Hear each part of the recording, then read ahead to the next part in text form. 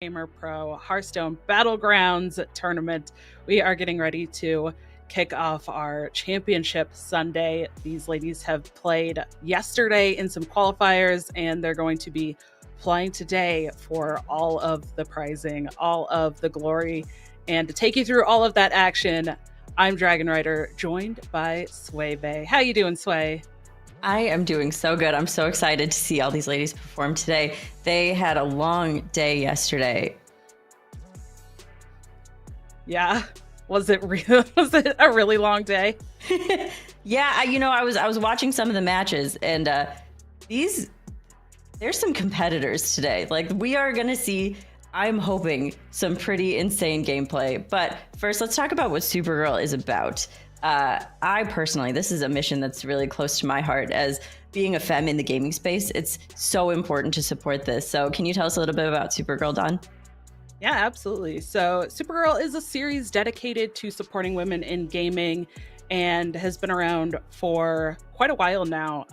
It started as women in sports and then has kind of branched. They started Supergirl Gamer Pro that branched from that. So, we've really gotten to see over the years these ladies shine, and I've loved watching over the years. I think this is my sixth maybe year involved with Supergirl myself. So getting to see these ladies compete in Hearthstone year over year and adding in Hearthstone Battlegrounds over that time as well has really been an amazing initiative. So we're super excited and very appreciative to Supergirl for including Hearthstone and Hearthstone Battlegrounds into the games that they do. Absolutely. I also love that we are super excited. Supergirl, super excited. I see what you did there. But we see a lot of different kinds of games in Supergirl. I think we have an upcoming Fortnite tournament as well. So if you play Fortnite, check that out.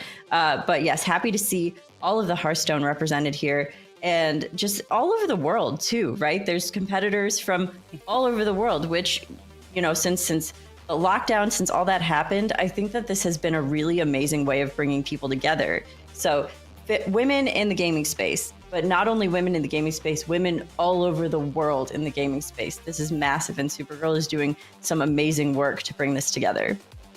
Yes, and it's amazing to have all of the support from everyone here as well. All of the people that watch the stream, cheer these players on. Many of them are streamers and do content of their own. So we have a lot of their audience members who are going to be here, cheering them on and hoping to see them take this tournament all the way. So very much appreciative of everyone that tunes in and supports these ladies along the way and supports this initiative as well. And not only that, but also, a huge thank you to Logitech for sponsoring Supergirl as well, because we want to have those partners to really make sure that we can do some amazing things. So let's talk about the formatting and stuff as well, Sway. Yes. So our format today, as we mentioned, we had an open qualifier yesterday. So these ladies, they battled it out through tons of lobbies, and now we are at our top 16. So we're going to be watching 3 separate lobbies today, our 2 semifinal lobbies, and then our grand finals lobby. So they worked their way through 3 levels of competition yesterday to get to this point. Now our top 16 and our top 8 go home with some prizing. So let's take a look at that prizing. Yeah, it's a total of $2,500. And you can see the breakdown on screen here. First place going to get 1,000 US dollars, second place 500, third 350, fourth place 250, and fifth through eighth get 100 each. So if they can make it out of the first lobby that they play in, make it into that top 8, they are guaranteed prizing, and it only goes up from there. Yeah, so those top 4 from those 2 semifinals lobbies are going to end up in that grand finals. And we are going to be starting in lobby 1 very shortly. But first, we are going to take a quick break, and we will be right back with you with lobby 1.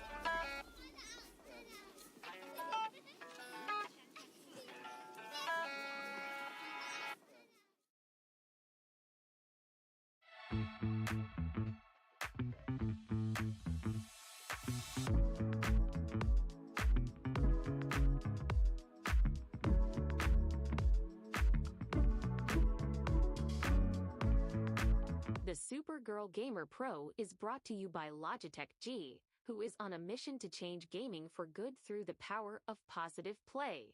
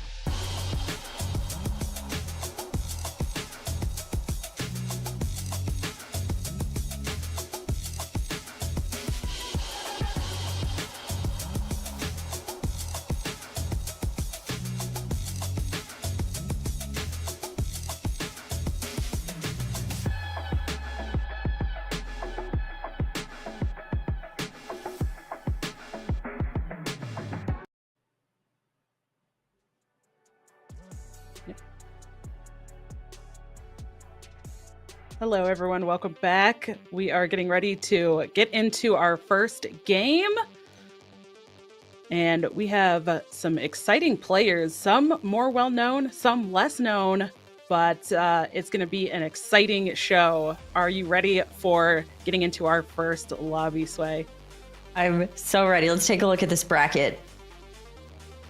All right. In our first lobby, we have Neflita, Paloma, Sun, Eve T, Witchy, Deborah, Anto, and Ashley. These are some pretty familiar names that compete pretty often, right, Dawn?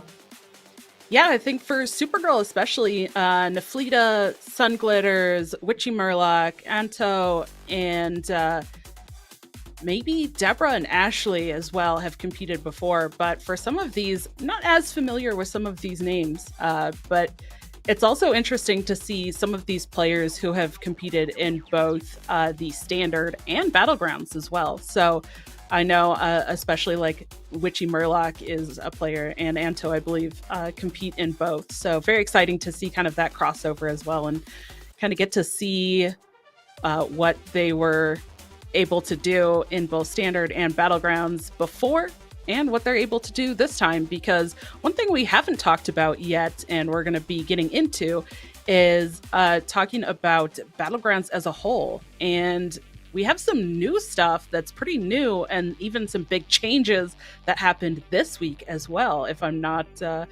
mistaken there. Can you talk about trinkets and how that's affected Battlegrounds? Yes. Oh my gosh. This is a pretty big deal. Honestly, actually, we had some, like you mentioned, some changes. A patch happened on Thursday.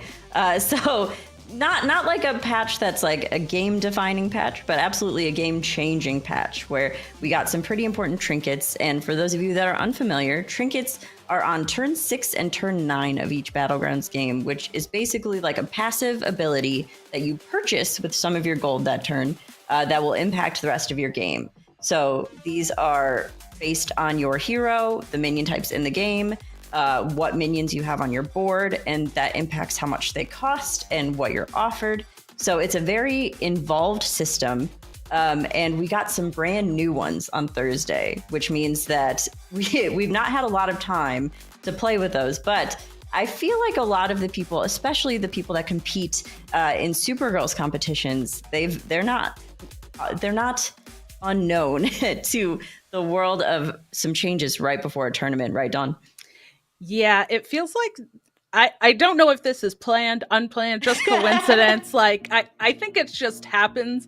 But it seems like every time we have one of these tournaments, like within the same week or maybe week and a half, like at the most, there is an expansion drop, a mini set drop, a huge Battlegrounds change, something that just shakes everything up, and the players have to kind of take that curveball and figure out what they're doing with things and prepare themselves. I know some of the players beforehand were even talking about like, okay, I've got to play and practice because this patch just came out Thursday, qualifiers are Saturday, so that's not a lot of time to play and practice with a lot of stuff, because as you said, like it was a pretty big sized patch too, so there was a lot of new stuff coming in, coming out, new things added. So maybe not an entirely new system of trinkets, but new trinkets themselves, new minions, some minions left, and that can change up how early compositions or even like mid-game compositions work. I think a lot of the late game compositions that I saw were a little bit similar, but for especially like some of the early minions that left, there's really no economy anymore. There's a lot of the specific like minion types that got affected. So I'm really excited to see what these ladies are going to be coming up with today in terms of what they're going to be building for their comps. Absolutely. And I think that as we've talked about this, I feel like almost every time, Dawn, that we broadcast together, we talk about tournament play and how different that is than playing on ladder, right? Competitive play for ladder versus tournament play, so different when it comes to the mentality, the approach that you take. And it looks like we're heading into a game right now. Okay. Paloma starting with AFK. And if there's any, we can't see the minion types in. As soon as we get into this game, we can mouse over that top deck part and see what minions are in and out. So we have Sun Glitters as Kurtrus, Witchy as Rokara. We have Anto as Togwaggle and Paloma as AFK. And Neflita is Alakir. Peeve T is Guff. Deb is Blackthorn. And Ash is Patches. This is a pretty interesting little group of heroes. And AFK, as we know, doesn't actually play for the first 2 turns. So AFK just hanging out, waiting. But we're getting on turn 3 those 2 discovers for 3 drops. Yeah, and if we could just get a hover over the top deck above the timer to see what minion types are in and out, that would be lovely. So in this game, we have Dragon, Elemental, Pirate, Quillbore, and Undead, and not in the game, Beast, Demon, Mech, Murloc, and Naga. So that's pretty interesting. There is one thing that I always say. Quillbore are so strong, Dawn. Like, they are very strong. And there's a greater trinket that allows you tier 7 minions. And when that's in, all bets are off. Yeah, well, we'll see if any of those players do get that trinket, because the trinkets are a little bit interesting. It's going to be on turn 6 and turn 9. They'll get a lesser trinket and a greater trinket, and it'll pop up as a discover option. They'll get to choose between one of 3. So they're not guaranteed to get a trinket that they necessarily want, but it might be good, and it might end up really causing some havoc in the game. Of course, right now, absolutely. AFK just not doing anything, right? Because those first turns, but now we're going to get to see AFK. Yes, these discovers are going to be very important. Let's see what we select here. Okay. The slimy Fellblood and fiery Fellblood, I imagine, but the Roaring Rally are also. Dragons have been a pretty good standout lately, but going the Fellblood route, just starting to buff those shops immediately. Now, if AFK here gets the Fellblood trinket in 3 turns, that would just be so fantastic. The Fellblood trinket allows both these Fellblood minions to buff our minion on the right with the death rattle only buffs attack, and on our left only buffs health. And if we get our Fellblood trinket, then both of them are able to buff both attack and health. And then the shops grow so exponentially. Even though there are no demons in, demons and mech are a best case situation with this, because demons allow you to consume the shop, so you get a lot of value from those stats. But still, just overall between elemental and, since this is the first game of the round, this getting some good tempo of stats is a great way to secure a place that's higher up, so that you don't have to work so hard to make it into the next round. Yeah, and talking about stats, so far, PVT on the other side got a couple of dragons there, getting some pretty big early stats, but that can change very quickly. I'm really curious to see dragons. I love dragons. I'm also kind of curious how you feel about pirates in this lobby in particular, because you mentioned quill boars. You said that dragons can be really strong, but what about pirates? And what's been kind of the big change that we've been seeing with pirates since the patch? So pirates have a pretty outstanding build that involves a lot of summoning of these little guys that get a lot of attack very quickly. And when you build a pretty massive board with hundreds of stats, not super easy to get through that. But most other boards, they can get through those boards. Pirates are in a very specific place right now where buffing your pirate board using those trinkets like Booty Bay Brew, and I just said Booty Bay Brew out loud. Yes, I did. Using those trinkets to buff your board as a whole, not so great. But using the trinkets that give your leftmost minion a certain amount of attack, really, really great here. And we'll see if anyone leans into a pirate route. I think a lot of these heroes are some. I'm not seeing any selection of hero that requires any crazy high roll. And another interesting thing to note is the distribution of armor that we have here. A lot of higher armor heroes. I think all of these are pretty strategic, safe choices for a game one. Especially like we're looking at Alec here. Alec here is great for dragon and also great just to have that divine shield. Do you have any thoughts? Yeah, I mean, Alakir is one of my favorites, but I'd have to say AFK is absolutely my favorite. So I'm glad we're getting to see AFK. But yeah, as you mentioned, just going for kind of some safe choices. I think starting in game one, each lobby that these ladies are playing in is going to have to be 3 games. So game number 1 feels very important in terms of getting early points on the board and trying to stabilize that points. But that doesn't necessarily mean that games 2 or 3 are going to be terrible, or that if they didn't do well in the first game that they're kind of out of it, because games 2 and 3 can go much better. But I think going for the safe route, just trying to at least secure a top 4 for game number 1 makes them, or puts them in a position where they feel really good about their points. They can say, okay, I had a solid, game number 1. I was at least in Right. top 4. It gives me a little bit more points. And so if I get a bad hero, or if things don't go my way in one of the other games, then at least right off the bat, I was able to secure. I think when we get into game number 3, we might see some really spicy picks for heroes, a little bit more than what we are seeing here. But on the other side, we do see a little bit of those pirates going on. But at this point, Paloma has been able to kind of stabilize. Picking up the Wind Fury and Divine Shield was kind of huge, being able to clear off a couple extra minions there, and moves up. But seems like a pretty steady board. And here we go. We are getting the lesser trinket choices. These are pretty interesting. That's it was a trip vouchers. I was going to say trip vouchers would have been my pick. However, this is like, in full disclosure, I play incredibly greedy, so this is not usually the correct pick. But I think trip vouchers in that case, between those other choices, was definitely the correct choice.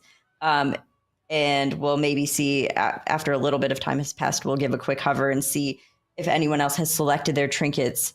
But I think that trip vouchers gives a nice opportunity for a greater trinket. And I personally prefer trip vouchers over souvenir stand, because if for some reason souvenir stand allows you to duplicate whatever greater trinket you get, which can be great, but that is a great way also to potentially low roll and get a very bad trinket that you then are stuck with 2 of. This allows you 2 greater trinkets, and we know obviously greater trinkets are better than lesser trinkets. So getting 2 of them, yes, you have to wait 2 turns. You don't get an effect right now, but I think it's a great play in the long run. And Paloma has clearly been able to stabilize here. Looks like starting to play into a Quillbore line, has taken enough tempo. Just picked up this dragon. This is one of the new minions on the board. You sell it and you get a battle cry. So this is an economy piece, not necessarily for the sake of playing dragons, but just for the sake of having this body. Yeah, it's really interesting because even though you say that you play a little bit greedy, I actually really like trip vouchers too. I think just going for, the greater trinkets feels really good. And especially if cuz I'm not convinced that Paloma necessarily has a set comp that she's going for yet. So I feel like that gives her a little bit more opportunity to actually kind of find something that she can maybe piece together with those greater trinkets instead of kind of just saying, okay, great, I already kind of have a game plan, or the shop has given me these certain things, so I can pick this lesser trinket and then go into hopefully a greater trinket that works with it. Instead, she's just saying, I don't think this is really the best that I can get, and I want two greater trinkets to find better stuff. Yeah, and I think at this point, I would be very surprised if Paloma were not leaning heavily into a Quillbore line here. We see this pickup of the Quillbore that takes damage and gives you blood gems. Blood gems are already, baseline buffed, and it looks like going ahead and grabbing the other Quillbore in the shop as well is the move, and I like it. Just going all in on Quillbore. As I mentioned, Quillbore forced to be reckoned with, absolutely. And it looks like this turn is played out, so maybe we can do a quick hover and see what trinkets everyone picked. I feel like also freezing for that gem spell is definitely something that I would consider. It's not necessary at this point, but it does give a little bit of leeway. All right. Getting quite the variety of trinkets there. Oh, did I miss the hover? You did. Oops. Quite the variety, though. There was some here we go. trinkets. Yeah, we have a model globe for Alec here, a smuggler portrait for Guff, which is great. We have our trip vouchers. Innkeeper Stein for the Togwaggle, that's nice. The artisanal urn for Rokara, that's some great tempo. Blackthorn has the token of the old gods, and we have get random pirates for patches. And then the Booty Bay brew for Kurtris. Okay, I'm a little bit concerned, but I've also seen Sun have not the best trinket, but make some really fantastic things out of it. Ooh, this pickup for Anto is huge. This matchup. Oh my gosh, this is fantastic. That minion at the end of the board there is going to be enough tempo to absolutely sustain. That was such a good turn for Anto. And we are also seeing this gem battle cry. Okay, we get our greater trinket now to purchase. Blood Golem sticker is not bad, and neither is Colorful Compass. In a case of being concerned about living, and chose Lorewalker Scroll. Yes, that was in case of being concerned about living, because you are indeed able to play all of those gems and get some good value and lots of stats here. This is the tempo play, absolutely, and it is a great one. Yeah, and this is one thing that is just so interesting about Battlegrounds is that these comps can change so quickly and things seem to not really be coming together. It was kind of just a little bit more kind of going for tempo, early buffing of the, tavern minions, and then finally came together as things progressed into this Quillbore board that we're seeing now, which, as you said, here come the stats with these blood gems, just making these minions very large for this early in the game, it feels like, but I know that they can be much, much larger. Yeah, this is a great pickup for Paloma, especially considering that massive damage turn just now from Togwaggle. So I think that this is just a fantastic stabilization. We saw the freeze, and I'm assuming that was potentially for the Jazzer up in the shop, but deciding not to freeze. The Lorewalker Scroll, it is so clear now that this is just getting as many blood gems to hand. There's so many different ways to play Quillbore. If for some reason this trinket that is offered is something like that tier 7 trinket, or something where you want to receive things to your hand space management gets a little hairy when you play this kind of comp. But for right now, this is so great. Look how much the board has scaled. Yeah, a lot of stats so far. I know that these can scale even more, and I wouldn't be surprised if Paloma has solidified her spot in the top four, just looking at what we're seeing after Yeah. that big swing turn here, which This looks again, like a lethal here. I think we are seeing our first player out of this lobby. it is under that damage cap, which does mean that Sun actually is the first player knocked out. One of the kind of most well-known players, very, very good at the game. But now we are seeing the greater trinkets choice. This is the actual greater trinket, not the first one that was just kind of a gimme from the lesser trinket that was chosen. But what do you think of calligraphy set, manipulator portrait, and the other two that were there? Yeah, it looked like the calligraphy set was the take, and I think that was actually a pretty interesting take. The Kodo leather pouch felt like if just going for a top 4 tempo line was the idea, but it looks like calligraphy is okay if you have things that are going to they're going to die, but a lot of Paloma's board is incredibly strong. So I don't know how much value calligraphy set will actually offer. Um, it might be better than I anticipate. And taking Kodo leather pouch also means you're cycling, and it doesn't look like that is happening too much either. So I don't dislike that. I think that I am concerned how much value calligraphy set is actually going to give. But at this point, I'm not sure that Paloma is necessarily worried about that. And Yeah. maybe if we could do a quick hover and see if everyone has selected their greater trinkets, and that will give us a lot more information. So Guff here has the smuggler's portrait with the bronze timepiece, fantastic for dragons. There's that fishing rod, the tier 7 with the innkeeper stein, also playing Quillbore. That is dangerous. We have the colorful compass with the Book of Medivh. Book of Medivh is one of my favorite neutral trinkets. We see this calligraphy set and the Lore Walker scroll, some great tempo here. Excuse me. And I think that we see Alec here with Model Globe and Redeemer Portrait. Redeemer Portrait's one of our new ones. I really like this one. Artisanal Urn with the Butcher's Sickle, heavy on the undead. Looks like took some big damage last turn. And then we have Blackthorn with the Token of the Old Gods Lorewalker Scroll, trying to play into that tempo. And we unfortunately saw Sun exit the game before being able to select the Greater Trinket. This is a heavy dragon board. You mentioned really liking dragons, Dawn. Yeah, and we're seeing the power of the divine shield there as well, I think. Getting to clear off some extra stuff, and now this is looking pretty good for Paloma, I think, in terms of the stats, though. Yes, Huge and actually swing. getting a good chunk of value from that calligraphy set. Yeah. Taking down Peeve T, who has been sitting at the top of the lobby as well. And we do see our second player go out as well. Was only sitting on 2 health before the fight. So if there was a loss at all, it surely meant that there was the inevitable loss. So down to 6 players here.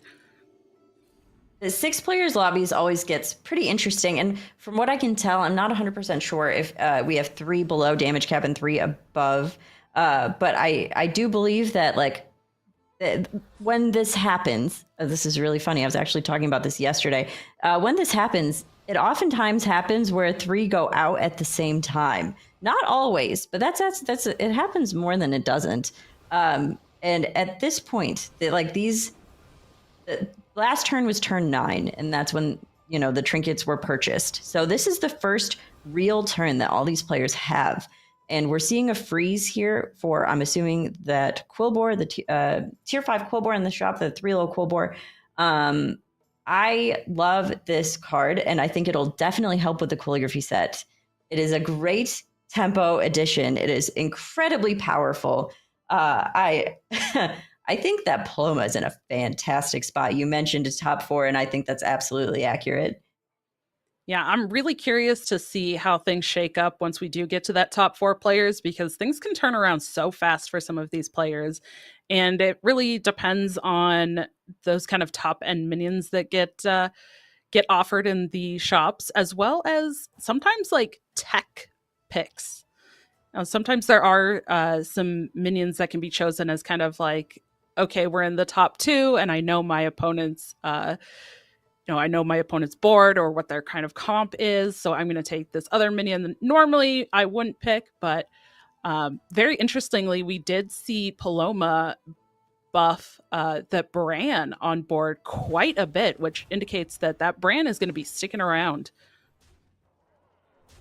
Yeah, that I mean, the Bran is a fantastic take for Quillbore, because we have that tier 4 Quillbore that allows you to play a gem on all your minions, and that is incredibly helpful. Excuse me, all your other minions. So that's incredibly helpful. Great with Bran. Fantastic tempo piece. So I think that Bran has great plans of sticking around. But this other Quillbore build is pretty strong. We're not seeing those key pieces yet from Anto. And is that death? It is not death yet. Yeah. We are seeing still a top 6 players, 2 of them incredibly low health totals. And we've seen the strength and the stability of Paloma's board here, but we're gonna see if we can switch over and potentially start spectating. There it is, Ashley, who has some pirates and didn't get the knockout either, as we see the delay there. So one health for the Alec here. So this is exactly that pirate build that I was talking about earlier with this. This is massive, right? These pirates all stack. These 2 main pirates to the left, the 9/6 here is the one that gives all of the pirates that are summoned additional attack. And then the flag bearers, the 2 ones, the second and third position, give the death rattle to all of the other pirates on the board. So it just stacks so heavily, and it just, we also see the primate here, which gains additional gold. Yeah, Ash is in a great spot here. The discovered passive hero power as well, which I believe was Lead the Werewolves. This was massive. We saw Ash buy out a whole shop to specifically target with the spell to golden a minion, and now a second golden Rivendare. That is going to be huge. I don't know how she's doing it, because I can't even sometimes find one Rivendare when I need it, let alone a golden one, and she's gotten 2. This is honestly, this is a very lethal board. There's at this point in the game, there's not a lot of ways to counter this. Might I also mention, Ash, after my own heart here, this is an incredibly greedy board, because you are leaving the primate on the board, selecting the primate over the Eliza, which Eliza at least gives some buffs to your Rivendare to make it a little bit less snipeable. That being said, as soon as one thing gets attacked, we only need 1 attack on this board to just snowball, and then it's done. One person attacks this board, and then this board goes and clears most of another board. We are about to see this in play. It's going to be insane. Yeah, I'm very excited to see this fight now, and also get to see, look at the increased stats there as well that Paloma was able to add that last turn, and some taunts. Yeah, this is unfortunately, the wrong minion got attacked first there for Ash, but this is fantastic. I do not think that Ashley has a single thing to worry about, which is crazy, because you look at this board from Paloma and you're like, hundreds. These are over 100. But each of these minions that Ashley is spawning has 26 health, or sorry, 26 attack. 4 of those takes down one of those 100 minions. And look at the effect of that hero power as well, with the Avenge just triggering every other minion. And this is amazing, watching this in action. All of these little pirates getting spawned. This is exactly what you were talking about earlier as well, with the pirates just having kind of that synergy of spawning a lot of little stuff, but having the power that they need to be able to have that high attack, be able to attack repetitively, even though they seem small. That the stats that they have with the attack adds up very, very quickly as we see what looks like a very definitive win. And this is a huge hit. It is still at damage cap, so only going to be 15 damage over to Paloma, but that was a very, very big hit that Paloma took. And we do see another player knocked out as well. So top 5, not quite to that top 4 here. We see Ashley at the top, Peeve T on that Guff at 13 health, Paloma getting knocked down to 12 health, Witchy hanging in there on Rakara with 4 health, and that Alakir Naflita still hanging in there with 1 health as well. And the point distribution as well here, I think, kind of breaks off at that top 4. So one of these players that gets knocked out in 5th, if they're knocked out by themselves, that's a little bit more devastating point-wise. If they can get knocked out at the same time, they'll share the points. Yes, that was about a pretty crazy last combat that we saw, and I think that if I remember correctly, 2nd and 3rd place are still able to find armor and keep themselves within damage cap, but our Rokara and our Alakir are looking a little dire here. They're going to need to definitely find something to do, and I'm curious. Ash paused for a second. Ashley was just waiting on that shop, and I was wondering, with that golden touch in hand, if we were going to see another golden Rivendare. And that pause really had me wondering. I'm sad, glad that it didn't happen. Both sad and glad, because that's crazy, but also amazing. Yeah, I think we're getting to the point in the game for some of these comps where it starts to get really interesting to talk about at this point. Like, we saw Ashley just roll quite a few times, spend a lot of gold just re-rolling the shop. What at this point is she looking for, and what does she want to replace in this comp? Because we just saw it be so dominant in that last fight. At this point, like, this comp is very specific. It's not one of the ones you want to play with Millhouse, for instance, because you have to roll so much.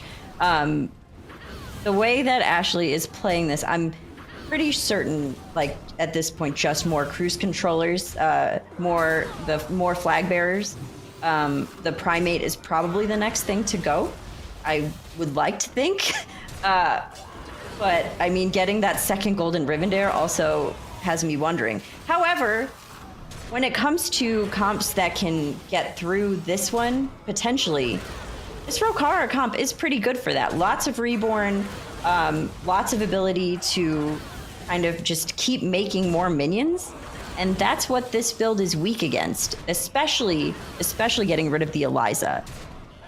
That Eliza would have kept the board buff going with the health, and we see one of the Rivendares get sniped. So far, Ashley's gotten very lucky with Rivendares not getting immediately sniped after the taunts are gone. But this is a board that can stand up to it. Unfortunately, though, that recruiter is still hanging in there, so that will be the end for Witchy as Rokara.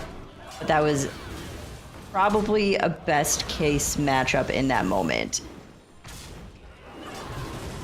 Yeah, it was a lot of reborn.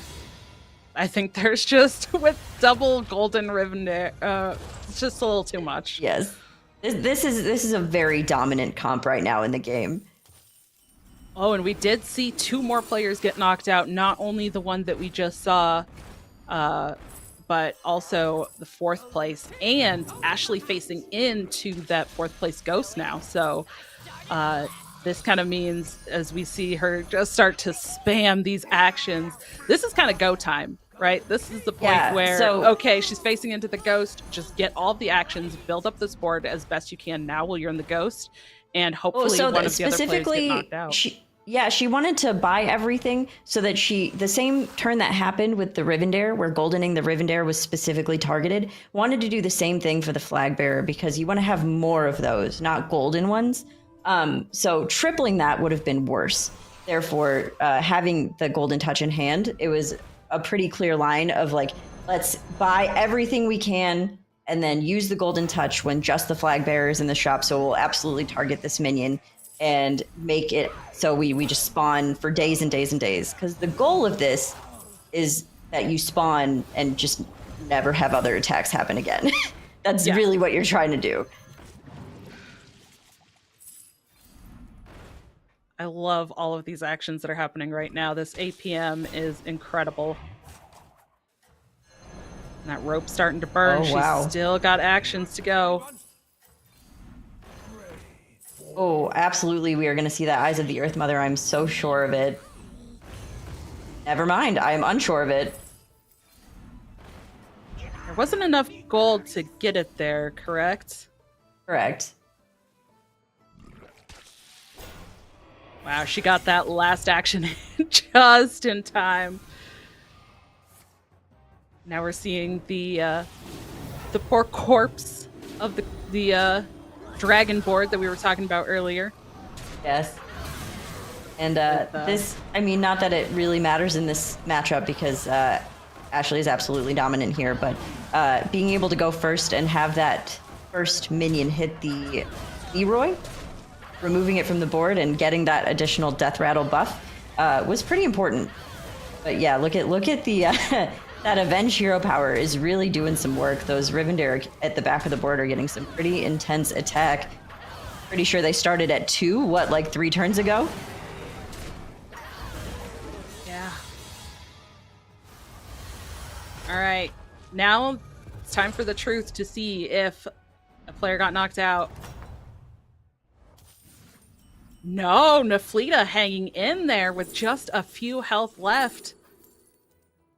Was it a tie? I love to see this, that Alakir is playing with the Nala portrait, which is one of those new ones. And I really enjoy it as a fan of menagerie comps. I am pretty concerned on the ability to get through this board. One way to counter it potentially would be a white main. But finding a white main is and having the white main hit correctly, right? Because that first minion is a tier 5. White main targets tier 5 or above tier 4 minions. There is a white main. Of course, opponents are going to be looking for that, not Ashley. But having a white main could potentially disrupt this, but it's not guaranteed. This is maybe having an appropriate cleave could help, which there is cleave in this game available, so that could potentially. But at this point, I would be very surprised if Ashley did not take first. Yeah, this is seeming like such a strong composition here that we're seeing, and it's only been able to stabilize. There wasn't really anything this turn. It was really just re-rolling this turn, but the huge APM swing turn last turn was just, I think, massive, that it made it so that she didn't really need it this turn. But Theatar picked up as her discover. Yeah, at this point the pickups are very specific. Like the only thing that you would replace something in this comp with is none of this stuff. So it's very, very specific. And there's a big cleave. And it's got Wind Fury. And it did not take out the controller. That's huge. None of these are going to have any attack. So we're now just going to watch all these little 1/1s go in. Is it enough? And this is nightmare fuel for Ashley. This is exactly what you were talking about that she didn't want to see. Exactly. Also, we are going to be watching little 1/1s for like a hot second. So maybe buckle up here, Dawn. It's just going to be just the little pew pew pews. I'm buckled, but I'm glad I'm buckled in, because I would have jumped out of my seat as soon as that cleave hit. I was ready. I don't know the odds of that happening in that exact way, but that was definitely Ashley's worst case. Well, and now we see why Naflita has stuck in there for so long. I think that cleave is absolutely crucial for what she's been doing, and we're seeing the power of the effects here. Okay, a little bit more attack on these ones now, but is it enough at this point? Okay, I'm not gonna sugarcoat it. It actually might be enough. There is still, depending on how future hits go and how long those Rivendare last, it is actually very possible that this is still enough. We didn't get to see much of Neflita's fights or boards at all, but I have got to give her props for putting that comp together because, wow. Oh yes, I love a menagerie board, and this is just that. Absolutely beautiful. We also see the new, the returning Agam on this board as well, which is great for a menagerie comp. This is a really, really nice board. Well done to Neflita. Losing that Rivendare a second ago was actually pretty detrimental. So this is not going to take Ashley out by any means, but it is going to be damage, which will keep us in a top 3. Yeah. And even more crucially, not just it keeps Ashley in, but it also keeps Neflita in. Yes. As you said, still seeing that top 3. And now we're going to get to see Ashley versus Paloma again and see that Quillbore versus this Pirates board yet again. We're going to see Ashley lots of hard rerolls. rolling here, looking very specifically. Can't really get anything outside of this. Like the, we've said this a few times. This is a specific comp. Looking to potentially change hero power again, and Scabs is not it because no one else is playing what Ashley is playing. Okay, does go for the hero power. That's tough. I mean, there's the Rat King hero power that allows you this turn to discover a pirate. However, at 0 gold, and it's not going to be a pirate next turn. Is that what you take? Snicker Snack really does not do a lot of things. It is a discounted minion. Theoretically could sell the recruiter, but like that was the thing that kept Ashley alive. So I don't think that's going to happen. Yeah, those did not seem like the greatest hero power options.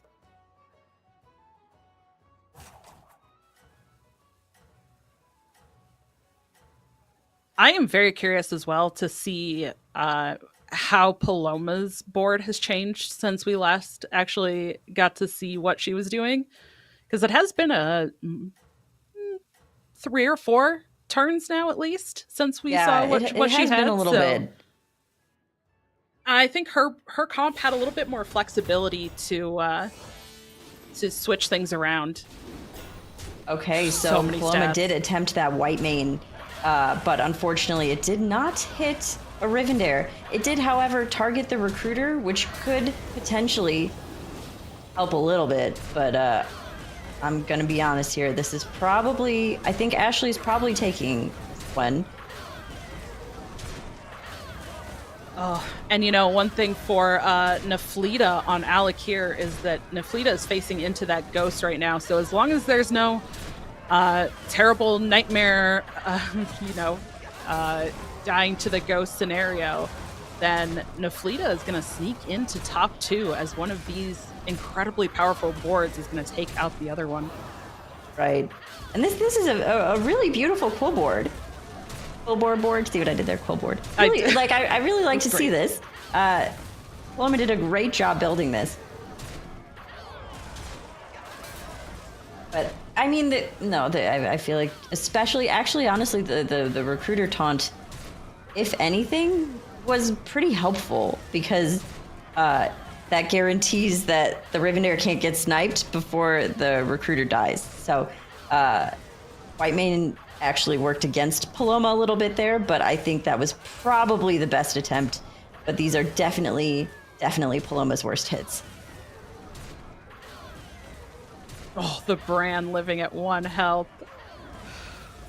Takes an extra hit. Yeah, all this being said, there is a chance that a Rivendare can get sniped at this point because Ashley has the next attack, which we're going to see right here. And because of the Rivendares, there is no... Oh, never mind. Nope. There was a chance. There was a chance, but even with one of the Rivendare sniped, I'm not sure it would have been enough. Yeah. That was a very much like, so you're telling me there's a chance. Yes. That's the kind of situation we're in here. Right, exactly. As we just see these minions getting whittled down. I do think it's really funny that we were legitimately just talking about this comp at the beginning of this game, and we are seeing Ashley dominate with it, but it was not lethal. It was not a lethal. We're still in the top 3. Okay.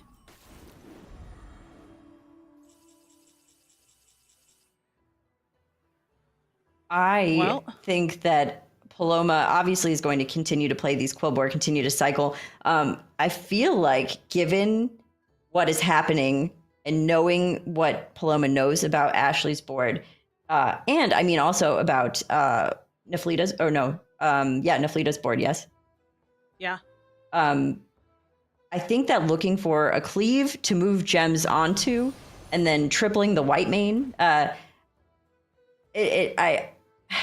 feel like that would be, I would take that gem mover. Yes, there's another white main. I would maybe take that as well. Yeah, does have Just to getting play, luckier with the white main hit is almost necessary. Yeah. But there's a chance that we see that cleave actually destroy the same way.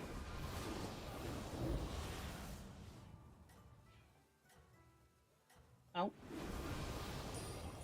I think we're seeing Paloma switch her the ordering of her board around. I think that's exactly, she's setting up for that cleave. Yes. Very, very heads up.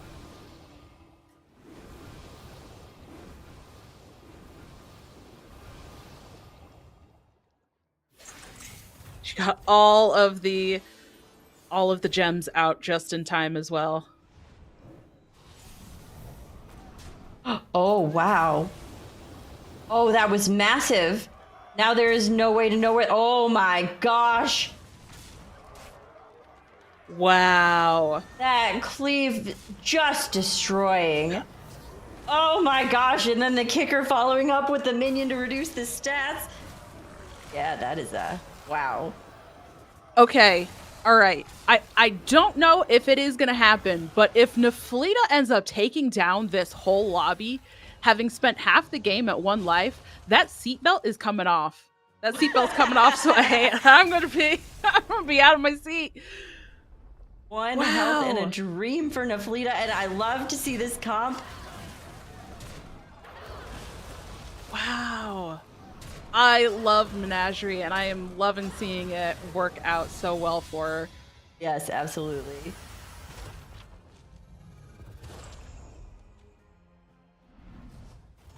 All right, now it is down to the top two. It is indeed. Now I'm curious how Ashley is going to counterplay this this massive cleave that she knows exists. Finding some trousers to remove a taunt is a great idea. Being able to target that cleave to make sure, well, hopefully make sure, it could still corner cleave and take out the same 3 minions. Finding another trousers would be the most helpful.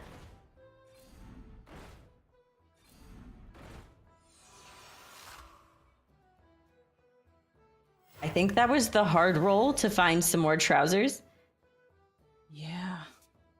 Also, what a weird sentence out of context. That's Just gotta find some trousers.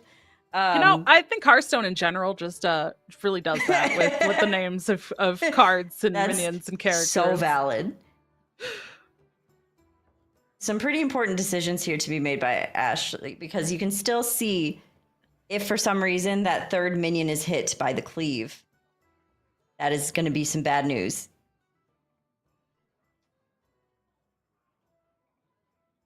I'm curious if Ashley's just going to leave it as it is or going to make any changes. It is a toss-up. This comp, while very powerful once it starts going, very, very vulnerable.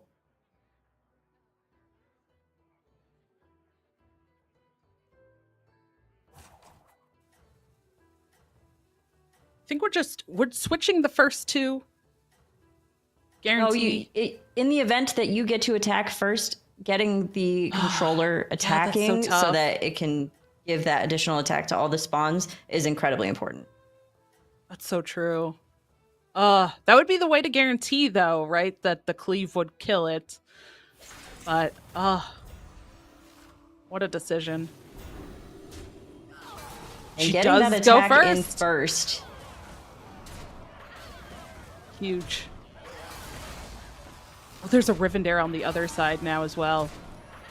Yeah, I feel like this was a really smart counterplay because in the event of, things happening this way, I think that Naflita did a great job of preparing for that, because the recruiter on the other side, like we said, that it'll absorb those hits. So all these little, like how the undead board was great against this comp, that recruiter and that Rivendare are like here's my worst case. And it's really, really smart.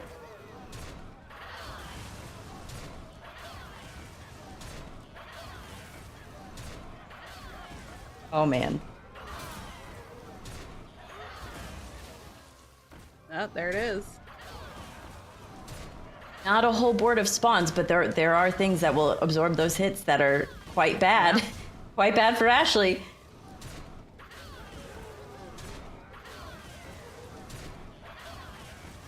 This next hit is going to be incredibly important.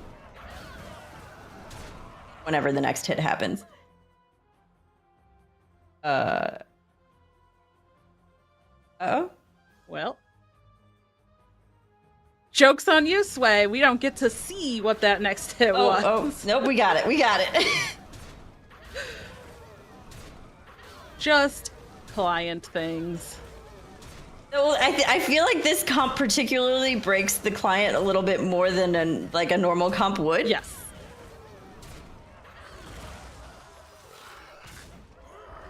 And that would be the end of it.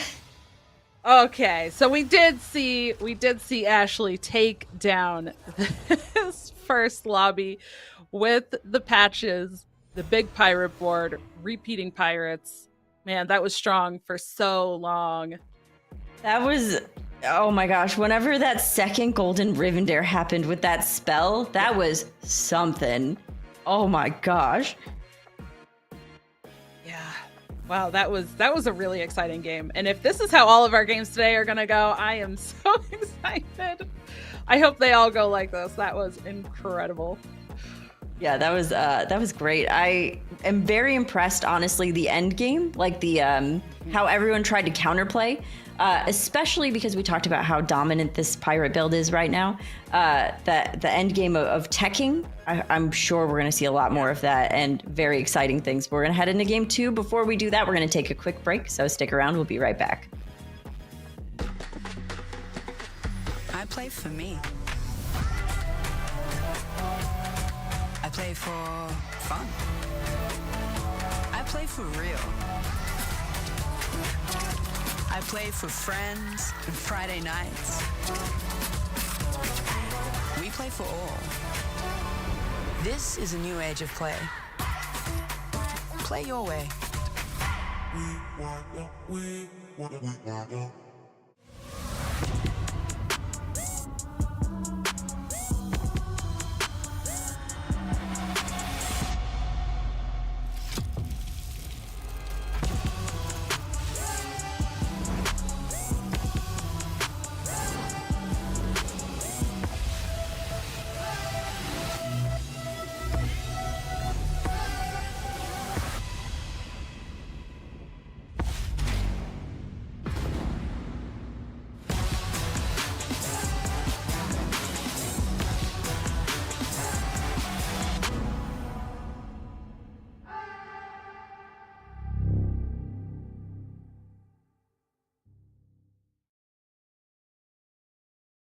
And welcome back. We are now heading into game 2 of Lobby 1. I am very hopeful that we see a little bit of a shakeup. Just the anti-hero in me, the underdog lover in me. I love to see people go from 8th place to 1st place. And I think we're going to see a little bit more risky hero picks. What do you think? Yeah, I think so. And we might see a little bit more, but I think in game 3, that's when we'll probably see the most risky picks from some of the players. So let's look at the score real quick just to see how we're doing after that first game. And we see here, as you said, maybe an underdog, but maybe one of the most well-known top players. Sun took 8th, unfortunately, in that first game. So not out of it by any means, still has game number 2 and game number 3. And if she can have some really strong performances in those, then she will be clear cut for top 4. But at this point, it's kind of still anyone's game. Absolutely. Game 1 is a great, like, I think it sets a bar. It sets a mental bar of like, here's where I started and here's what I'm going to potentially have to overcome or like stay with And I think that it'll definitely impact game choices, whether it's, demon. I mean, if demons are offered in this next game, I would be very surprised if about half the lobby did not play demons. So that would be something I would expect to see. We also have the potential of like Murloc being in. I think that more so than ever in Battlegrounds, minion types and the way that minion types kind of work against each other or for each other. This is going to be really interesting for tournament play, especially with the interaction with trinkets, because it can lead to like, oh, well, I know that Murloc are in, Demon are in. I know that this person on turn 6 has high rolled with Demon.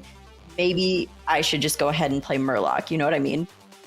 Yeah. And it's also really interesting too, because if these players know, I wonder how much there is of this.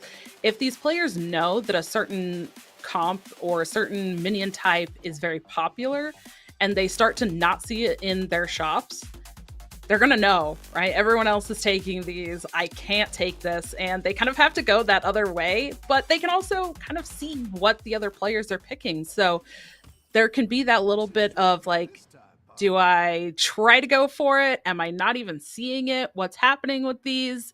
And that's something that can really like hinder players too if they really want to go for a certain comp, is just what gets offered in the shops. Absolutely. And we're coming in on Neflita, who has the Enhanso Mechano, and we see a Wind Fury Glim Guardian, which can, like that, I think that's actually a pretty good take, but instead goes for the front Drake for some potential economy, some tempo. But we'll go down the list here, and we're starting with Witchy as Varden. We have Deborah as Elise. We have Neflita as Enhanso. We have Anto as Curator. Peeve T is Gale Wing. Oh, and a little switch up here. Sun is Snake Eyes. Ash is Master Win. We have Peeve T as Gale Wing. And I think we got everyone. Barov. Barov is in there as well. In the game, we have Dragon, Naga, Pirate, Coolborn, Undead. Not in the game, Beast, Demon, Elemental, Mech, and Murloc. So I wonder, do you think we're going to see that Pirate build again? Yeah, I mean, this is feeling very similar to what we just had. A little bit different heroes, though, but I am so curious to see if we're going to see something like we did last game, where it was like two kind of piratey comps, where one pirate, one Quillbore, and one like half pirate and half menagerie. Because I feel like that I say half pirate just because of the cleave, because that thing carried so hard. Yeah, absolutely. A menagerie build with very strong pieces is what I would say. And it looks like Peeve T as Galewing has selected the first flight path, buffing this taunt, and is now on the flight path to discover a minion. So hypothetically, hoping to end up on tier 3, I imagine, to discover that. Here is a shop. A bit of an interesting situation because that front Drake is going to proc this turn, and not a great spell in the shop. A taunted Tough Tusk and an untaunted Tough Tusk. There's the world in which you cycle the gem creator, and there's the world in which you play that turn. Yeah. Well, just going for the Twilight Emissary and the Lantern. Refresh. It's a pretty interesting take to have. Like, I wonder if there's the potential thought of like a freeze for the Skyfin, but it looks like going ahead and playing out here. Yeah, this is still a good amount of tempo for the turn as well, though. Absolutely.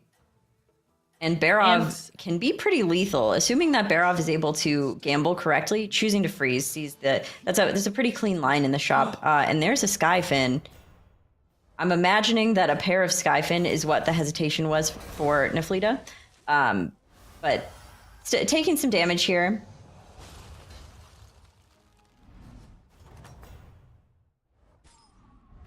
It's not too bad.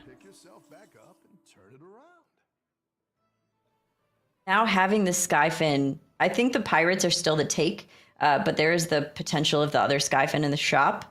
The pirates are just a good amount of tempo.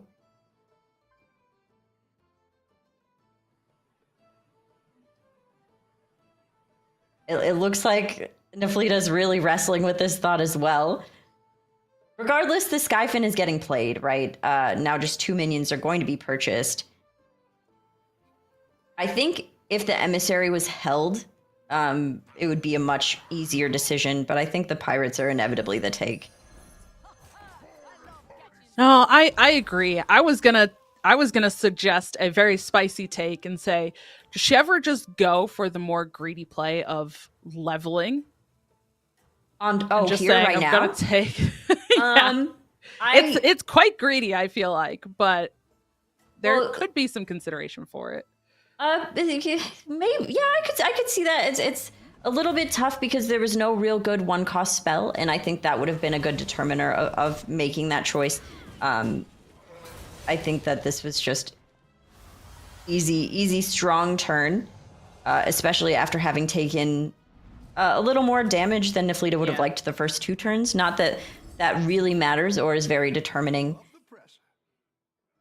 Oh, I mean, I completely agree. I liked the take of the Pirates, but I feel like I just had to bring it up. You know, I love talking about the potential options, but nope, getting to actually discount and level up here, not bad at all.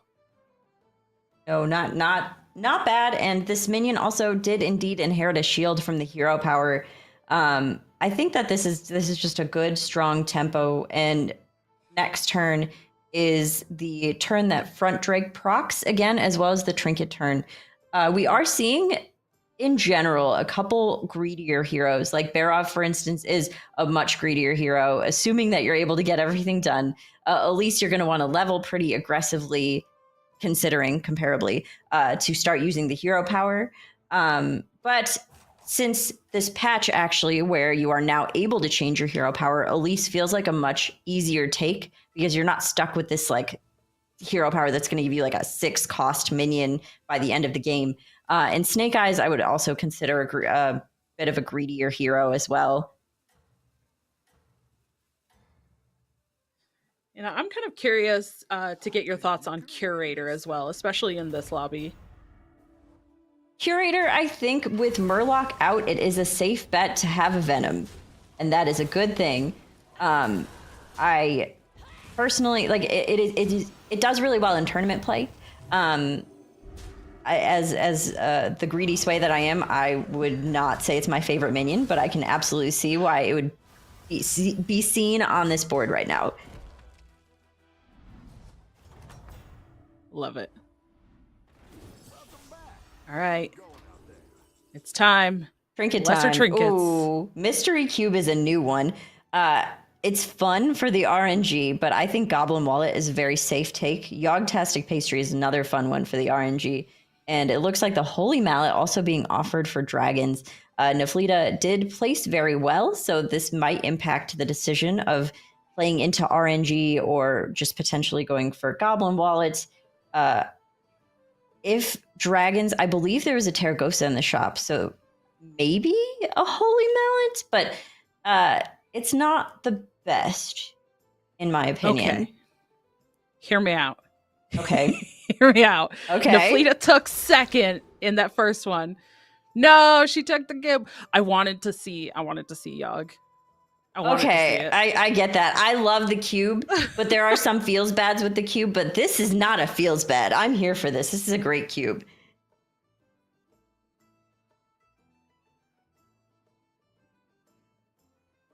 Cube can sometimes be like, oh, these are 2 trinkets that are going to do absolutely nothing for me this turn. Or like, oh, this is a progressive trinket that's not very helpful.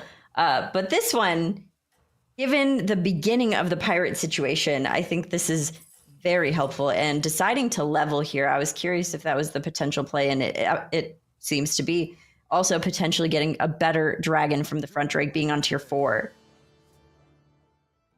Unfortunately, just another emissary, but hey, some tempo. Yeah.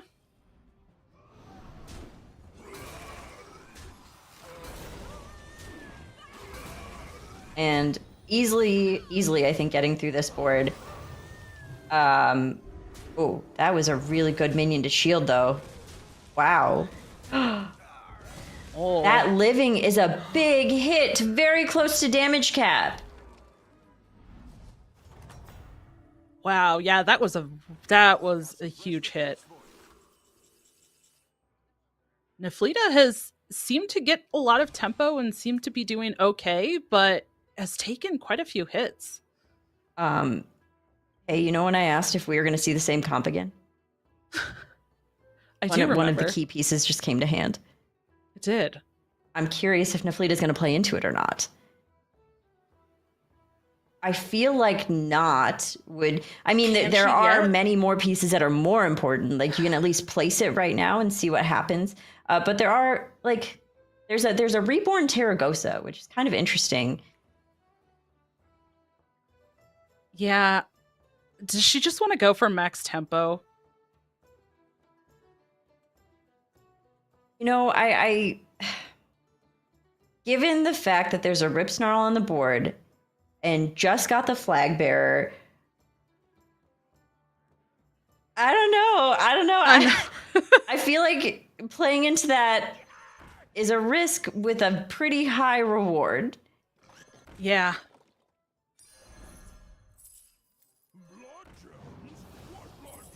And a level? Is it a level? It's a level! Oh. We have seen... Is that 2 turns in a row she's leveled now? It's turn 7 and being on tier 5, but like, I'm so here for this. I think it's like... Oh, it's so greedy. Oh my gosh, I love it. But... as we've talked about with like the tournament stuff, she did take second in the first game. So if this doesn't work out, she's still in a like fine spot, and then she can play more safe again in game 3. If this doesn't work out. But as you said, high risk, high reward, and if this works out, oh, there's pirates on the other side too. Yeah, this is a... Ooh. I think Naflita's gonna be going below damage cap here. I mean, thankfully It's looking like it. I was literally just about to say, thankfully Rip Snarl didn't get sniped yet. Oh my. Okay. Ugh. This next turn for Naflita is going to be unbelievably important. Irreparably below damage cap, meaning below 11 health, so no armor can save Naflita at this point. A ticket, a sticker. Making a random minion golden at least allows a discover for a 6-drop, and finding an Eliza is a great way to stay alive. Okay. Oh. The game says play pirates. But it doesn't say I'm going to help you entirely. Game says I'm going to mostly help you play pirates. Also, good luck. Yeah. It's good to get some minions in play. Oh my gosh, there's a Riven there, and there's a triple Rip Snarl. Oh my gosh, I'm so stressed out, Dawn. See, and this is one benefit, though, of being in the caster seat and not in the tournament player seat, because I am so glad that I am not in that position. I just get to watch it happen. Yes, but I am so stressed out right now. Okay, you only have 3 gold. You would have to run with 6 minions to potentially, like, is it trying to just hit the Rivendare? It did not hit the Rivendare. However, it hit the Phalanx, and there is a world in which you play this comp and use a Phalanx and a Poet and just build all these little guys into it. Eliza! Am I yelling? I'm yelling. I'm so sorry. But we got Eliza. I did say, I made the pun. It's a great way to stay alive, and it's true. Okay, you know what? She took the risk, and it's starting to pay off. As long as she can stay alive this turn, I think she's stabilized. This is massive. And obviously a freeze, right? Every time. Yeah. This is huge. All right, Quillbore is on the other side here. Right, but just small potatoes here for this board that's going to grow so fast. Yeah. Is this the end of Anto?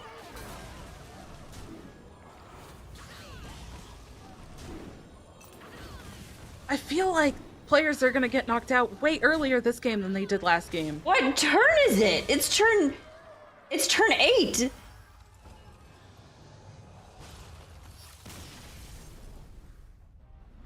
That power leveling My Helped her goodness. so much. Oh, with the payoffs. Oh.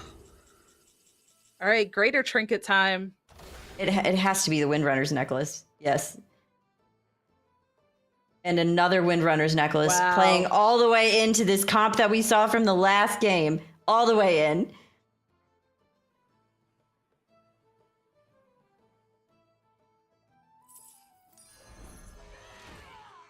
And there's that phalanx. I'm curious if there's any consideration to keep the phalanx to try to build this comp where you just fill this phalanx with little 1/1 guys. And I mean, at this point, no reason to sell, but okay, but the Salty Looter is back. This is another minion that has returned, and it does benefit from this comp. But selling the phalanx and now just playing out a little bit here, I imagine the hope from the Orgozoa was to discover the glow scale to give a shield to a minion to just kind of guarantee a little bit more safety in this very unsafe comp. Yeah. Oh my gosh, why is the Rivendare taunted? No. Okay. You know, I was wondering if she'd wanted to take that earlier to replace the hero power, but she opted not to. It's you know, kind of not really necessary, but in this case, it's like, that is why did it have heartbreaking. to? Why did it have to do it? Naflita just hit the minion. She got This there. is, oh my gosh.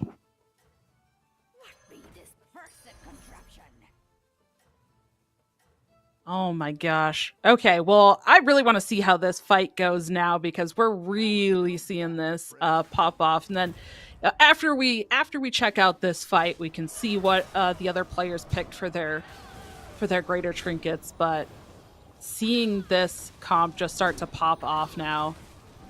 Okay, we are seeing from Witchy, who's playing Varden right now, being below damage cap and definitely, unfortunately, leaving the game at this point. One of my favorite lesser trinkets, it's a new one, that gives you a copy of a minion that you already have. It's a plain copy, but it's really, really fantastic. And Wow. out goes Witchy now. My goodness, Naflita just hit. Yeah, so 2 players down. And there's another Rivendare. Oh my gosh, Naflita, what are you doing? Oh my gosh, in like a very positive way. Popping off. Literally, yes. All right. Sun at the top of the lobby went with the Spite Scale Sushi Roll. Galewing has the Manipulator Portraits, PFT. Paloma has the Conductor Portraits. Naflita, as we saw, has that Windrunner necklace. Ashley has the Artisanal Urn, going in for some undead with those Eternal Knights.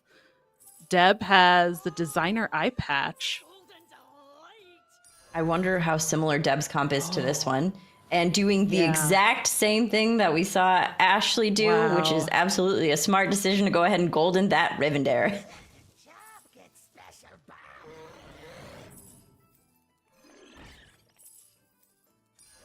This is so good.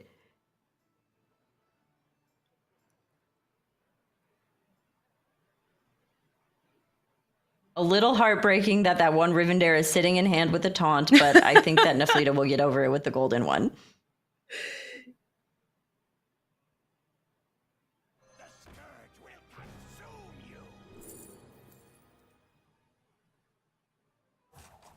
Wow. A Tethys, and now, oh goodness.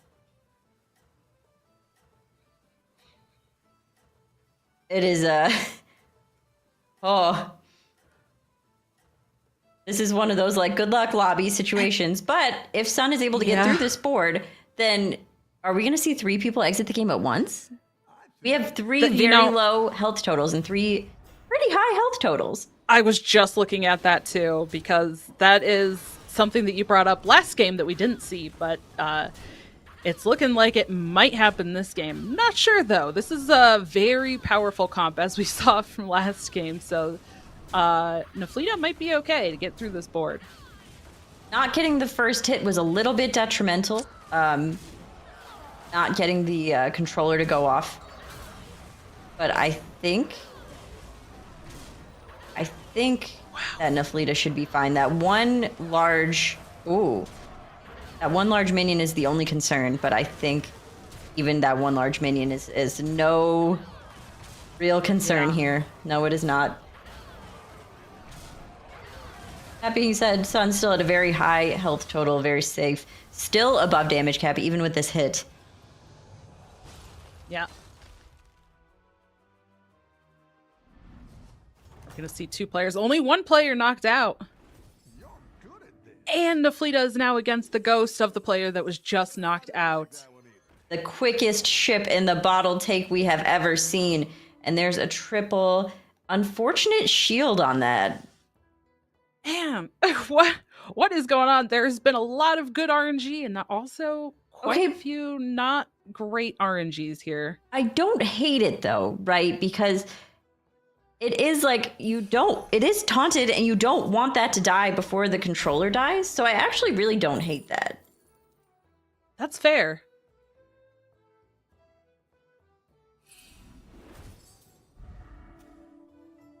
Is it the armor take? I almost feel like the armor take is a little bit of a waste of money, but also Okay. That's not a very useful pirate there, Tethys.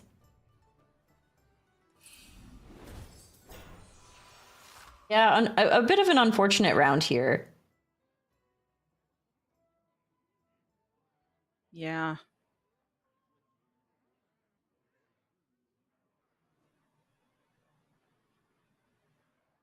Playing out the armor and then, like, the balladist. Yeah, just needing to trash the balladist feels correct. Using it on... Because you eventually want to get more flag bearers and taunt the flag bearers and let them impact each other, as we saw Ashley do. So giving them more health is pretty detrimental. Getting trousers for that Rivendare is of very high importance, though.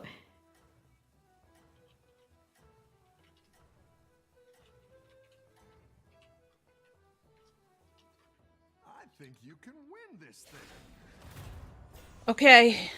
Here we go.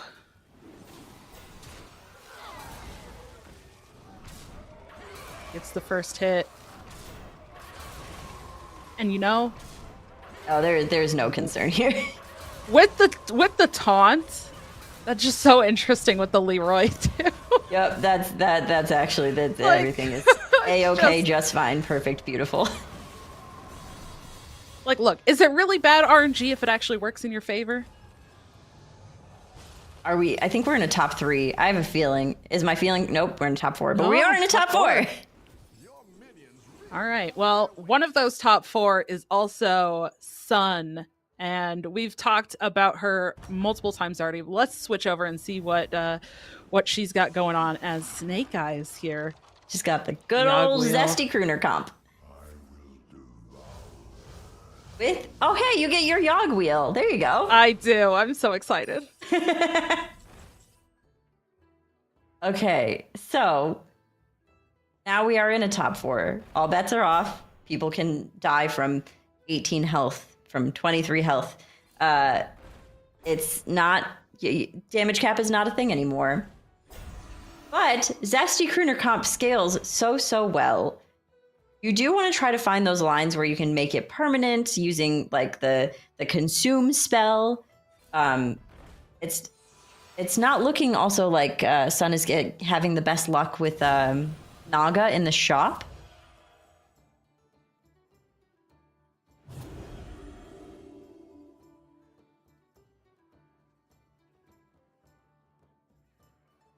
Well, can you explain, Sway, for anyone that may not know, if they're maybe new to Battlegrounds, trying to understand these comps that we're talking about a little bit, what is the Zesty Crooner comp? What is it all about? Because we've seen the pirates a lot, but what does this one focus on? Yeah, so our little blue friend here in positions 5 and 6 has a spellcraft that gains +1/+1 or golden version +2/+2 every time you play it. And the Zesty, I don't actually know the whole name of the Zesty, I should, but the Zesty is the taunted minion here on the right-hand side that gives you a spellcraft back once a turn. So it basically allows you to really, really get those crooners like very high value very quickly. So we saw this board had like no stats on it, and then you played those spellcrafts, got one back, played the two, and now all of a sudden this minion that was not the largest minion is now a 241 statted minion, and now it's about to double. Yeah, that's kind of the big caveat, is at the beginning of the fight, those stats double. So they get very large, very fast. This is a very tried and true Naga build. And you know, Naga are not in the best spot right now, not gonna lie. I'm just all puns today. I'm a little bit sorry, but I'm not sorry. But sorry. This is enough to take out Paloma here. Exact lethal too. 2 players knocked out at the same time there, so all of a sudden we are in a top 2. This is so fast. This is what, turn 12, I believe? And a mystery box from Yogg giving a discover. Not too many things on 6 that are helpful. There's the Orgozoa that allows you to discover other Naga, which maybe would allow another Zesty or another Crooner. But you want more Zesties, really. That's what really builds this comp quickly is, oh, that consume spell is fantastic because it makes the stats permanent. And I'm pretty sure we're seeing Sun's hesitation there. However, it is a little bit tough because you are going against, and we did see the roll, you are going against this pirate build, and Sun is well aware of that. And there's not a lot that you can do. I feel like this might be a hot take, right? This is one of the minions that is not played very often because it is so specific. The Sunscreener is this tier 6 tech card that gives both players first 3 minions Divine Shield. I think it's really great against Rivendare comps. That being said, if the minions are taunted anyway, it doesn't really help too much. It is a little bit helpful to just like land those first couple hits. But I feel like maybe trying to get the Gladiator on board to see if the Discover is Sunscreener. I might play the Sunscreener. Yeah, but I don't know. Is such an interesting card. Right? Like, I feel like there's not really been anything quite like it that we've had before. The Sunscreener, yeah, it's a really interesting. It's probably the most specific tech that has ever been added to this game. It is helpful against mech builds because they already have their specific mech builds when they already have their shields, and maybe you can get some shields too. Helpful for like some swing turns with dragons, so you can give some permanent shields there. So it's helpful very specifically. I countered a leaper board with it a couple times. I feel like I don't know if Sun exactly knows what's going on the pirate board here, on Neflita's board.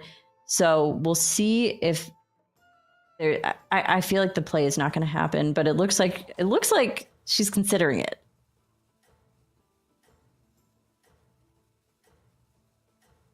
And even then, if it's taunted, it doesn't help that much.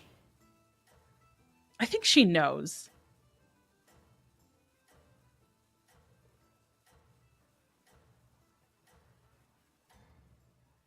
We'll see how this goes down.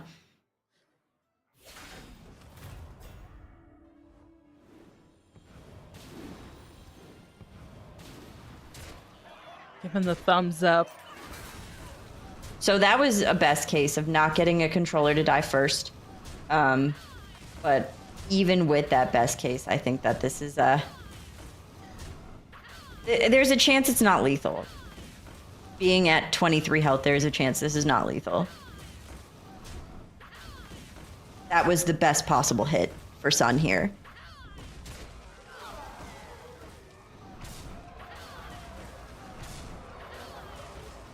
But just bringing it back to the Sunscreener, in the case of having played a Sunscreener, assuming that, the risk reward of playing the Gladiator and not getting something beneficial, I totally understand the line of play here. But having a Sunscreener would not have allowed that first controller to go off. And with that Windrunner's necklace, that extra buff would have just stayed there in that first position and not actually given any benefit to Naflida.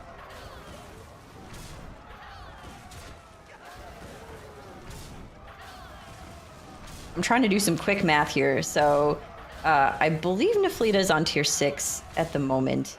Oh. This is not enough for lethal, I believe. On tier 5, not enough to lethal. No. Sun has an opportunity to counter.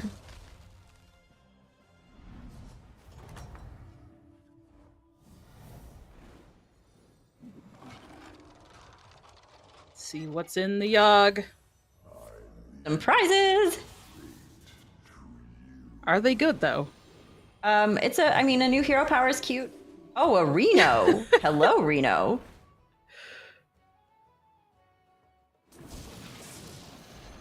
And love this decision to steal the shop right now because it guarantees having some open board space to be able to sell through what you don't want. Yeah.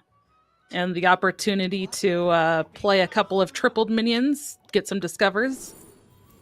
There's that sunscreener. Sunscreener. But choosing the Warp Wing is a great choice as well because it attacks and it is immune. There's another Zesty in the shop. Look at that Zesty. This comp is zesty. It is indeed. I'm such a stan for sunscreener. I really like it too. It's just so specific. And like I said, I just love an underdog. Like it's got there's no reason to play it. It's usually not very good. But like, I don't know. I just like it. For literally no reason. The same reason why I like the free travel winner. It's cursed and it never works. But when it does work, then it works 100% of the time that it does work. You know what I mean? It's just like Yogg. Like, do you really trust in the Yogg wheel? I don't know. But we when do it talk works, about loving it works. RNG. Oh, that's heartbreaking to have the Eyes of the Earth Mother and not be able to use it. But also having that Reno hero power, probably just using it on the... I mean, some big things have to happen right now. Oh my gosh. There's no time. There's no time. Go, Sun, go! No. The 8 p.m. Did she get him? Did it happen? No. No! It almost all the way. I think there's two of them got left behind, Yes. I think. That's what it looked like, yeah.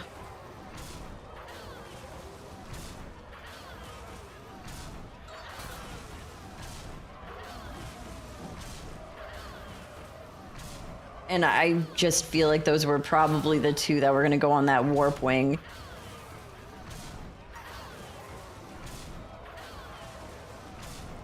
Man, this pirate build is just so strong. We have seen it game after game. 2 games in a row now that this pirate build has dominated.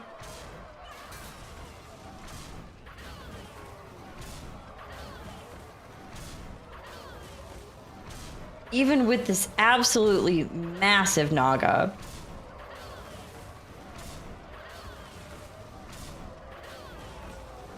Yeah, I think even if the additional 2 buffs had gone on, even onto the Naga, it still wouldn't have been enough. That was so heartbreaking to watch those last 2 spellcraft fly away.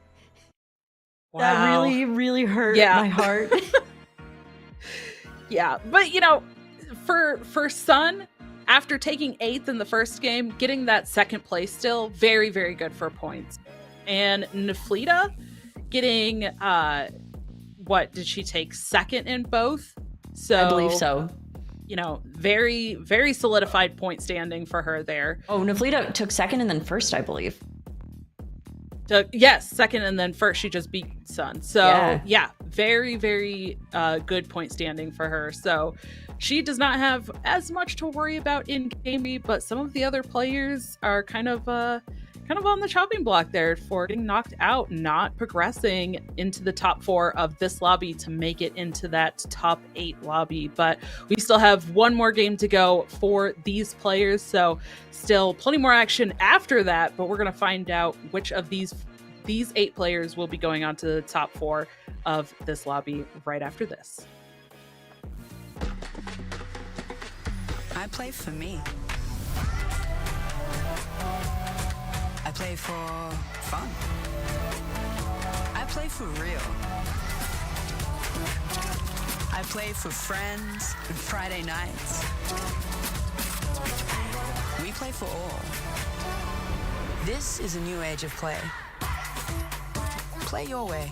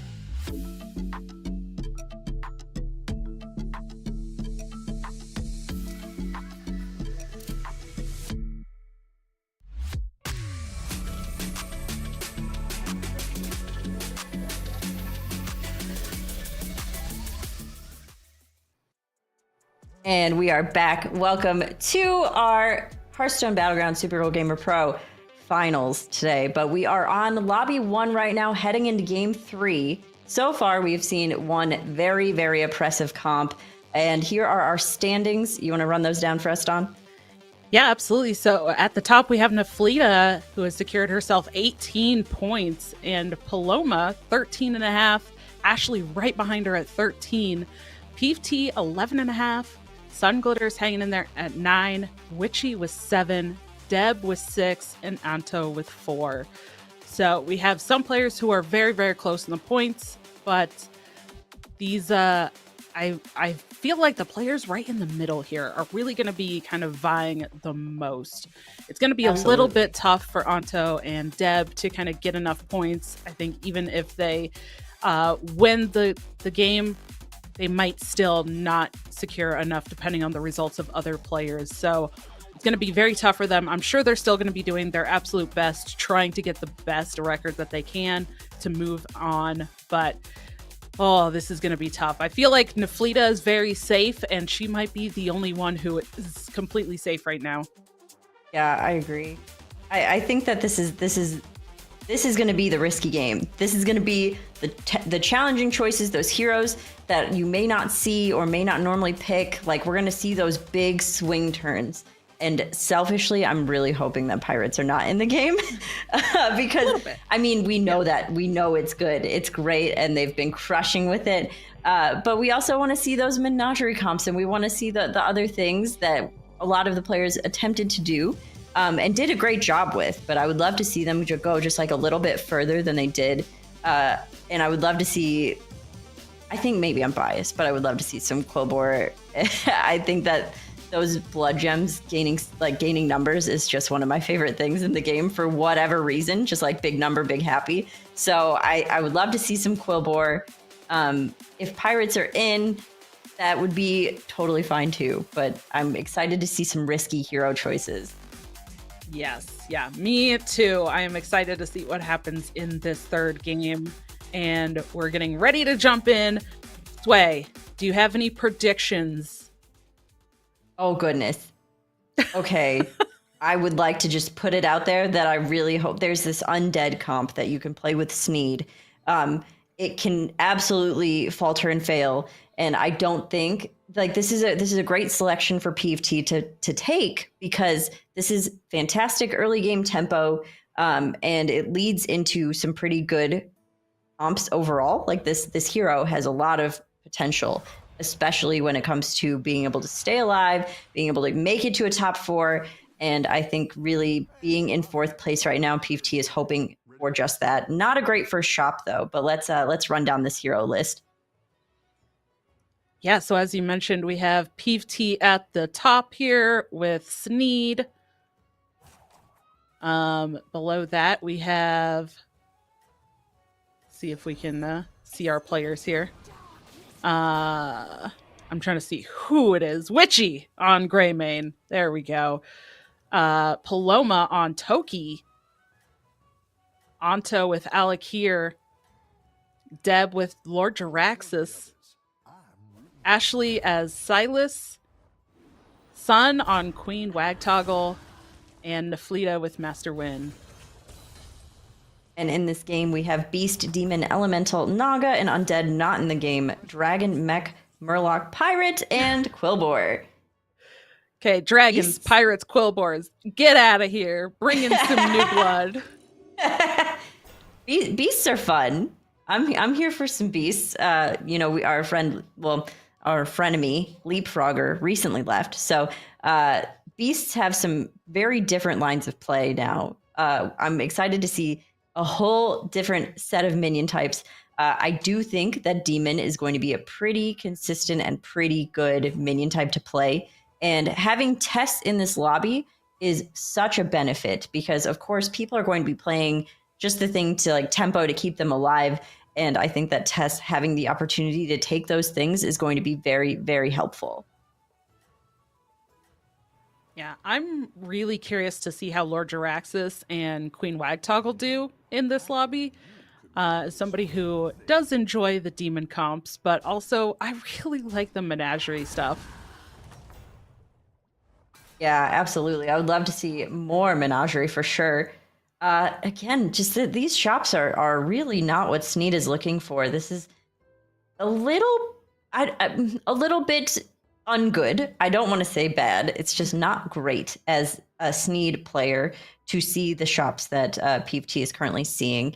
And facing a Jaraxxus who just tripled. We just saw a triple next to Jaraxxus. I imagine that is either due to a high roll of a lasso potentially, or a 2-cost spell that gives you a minion, or potentially staying down last turn. That is also how that could have happened. I am curious if this is what triple we're about to see from Jaraxxus, but Jaraxxus has some lines of play. Okay, all right.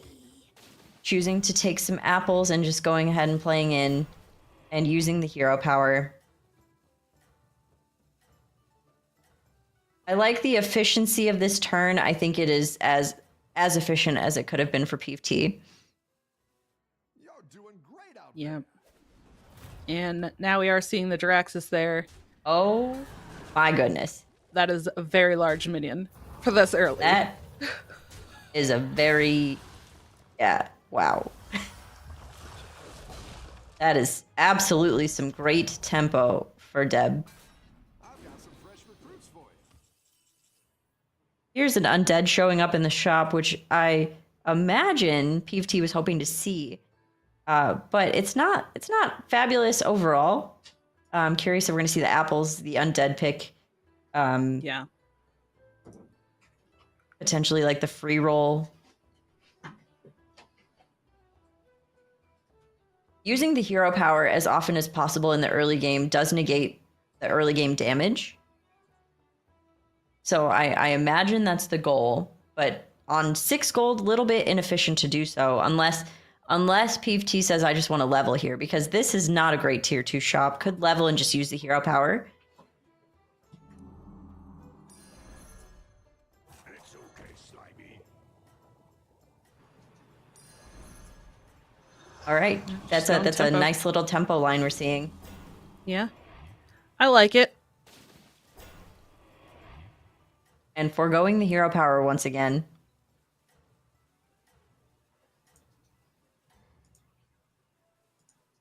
I think you can win this thing. Okay, Silas going for some beast stuff here. Lots of summoning. Yeah, this is a really nice beast board. And we did see the change to the hummingbird to now be a start of combat effect, so it doesn't need to stay alive to get the value. So taunting it was some fantastic tempo for Ashley. The battle is really raging out there. And is it just me, or does these shops really just not want to give PvT anything? Yeah, I mean, I'm not loving these shops.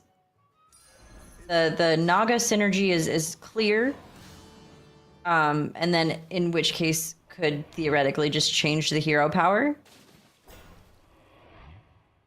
Electing to keep the free roll and heading into the trinket turn next turn. We'll see how that's going. It looks like only one person now is below like 30 health. Everyone else still has a little bit of armor. And playing, I haven't seen any crazy aggressive leveling curves. No one is leveling, well, we'll call it like the standard curve, right? Where you level on turn 2, and then you level on turn 5, and you level on turn 7. That's the expected time to level and purchase minions efficiently. So I think that we haven't seen too much deviation from that. And I think that's very important to note, especially being game 3 here. And whoever wins the top 4 for this lobby moves on to the finals. Yeah, so far I'm feeling like this lobby is a little tame. I think we got the really kind of crazy nutty game out of the way last game in game 2. That one felt a little bit more off the cuff than this one has so far.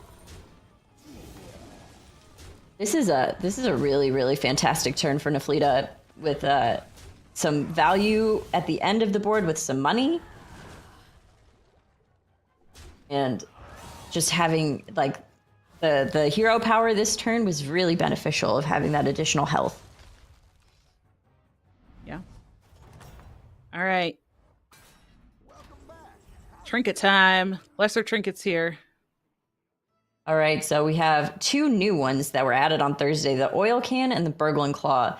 The oil can does feel like it could be okay for tournament play, but I do feel like it falls off.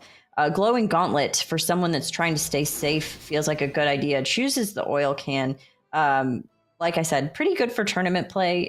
It's a lot better in the duos mode of Battlegrounds than it is the solos mode because of like the value of how much it costs to level in duos.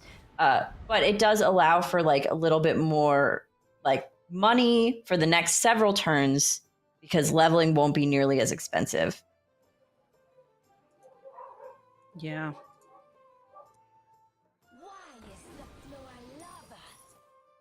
And maybe after this turn, we can go ahead and hover down the list of people and see if we can check out what trinkets we chose. All right, Anto, as Alec here has the Ticketus sticker. This is a very swingy one. Deborah as Jiraxis has the oil can, another oil can. Ashley as Silas has Lucky Tabby. We saw already a fantastic beast synergy. This is a great pick. And Witchy as Tess has the Fellblood portrait. And so we're seeing some pretty heavy demons coming from Tess, which I was kind of expecting. PvT with Sneed has the oil can as well. Tell the others, I'm you. Aflita as Master Win has the token of the old gods, allowing to find better minions faster. Sun Glitters as Wagtoggle has Yogg-tastic Pastry going in on the RNG. We love to see it, Sun. And Paloma as Toki has the Bleeding Heart with some undead synergy of summon and get a random undead. That's another new one. And really nice to just get a little bit of extra stuff and things in my very professional speak. Deb coming in hot again with that very large buffed up minion. Early game demon. It's getting some stats.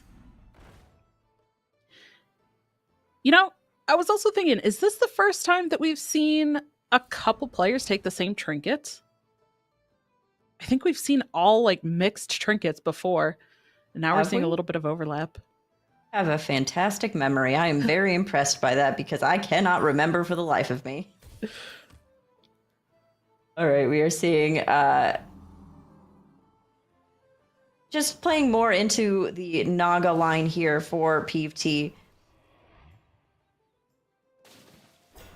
Just trying to, honestly, it looks like stabilize enough that staying above damage cap is of high priority here.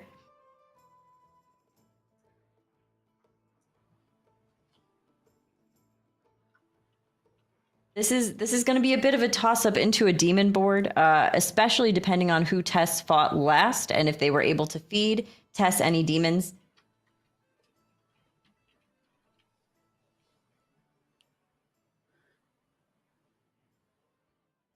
All right. Well, we're going to see if we can switch over here and check out what Sun is doing. Oh, Deborah, excuse me. We spectated Sun last game.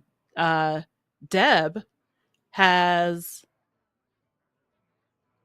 some beasts, some demons. Yeah, well, so one the beast. macaw, I feel like the macaw, we won't call the macaw beast. We'll call the macaw a tech that's not a tech. I mean, it's just a useful minion and really great to proc the trickster here. I like that it is in second position so that the phalanx can go away first and not have to worry about the trickster hitting the phalanx. Oh, but this is a really, really great line from Sun. Heavy tempo. Yeah. Very heavy. It's a lot of damage. Still in damage cap though, so it's only going to be 15 damage going to Deb.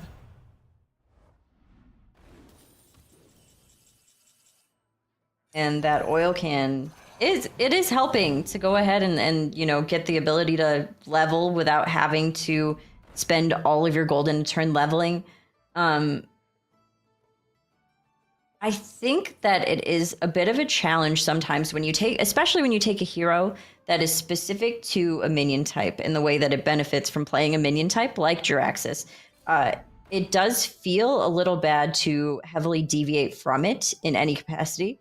I think that these shops also aren't very optimal for Deborah, unfortunately, but buffing the shops in the way that Deborah has been able to so far it has been pretty good.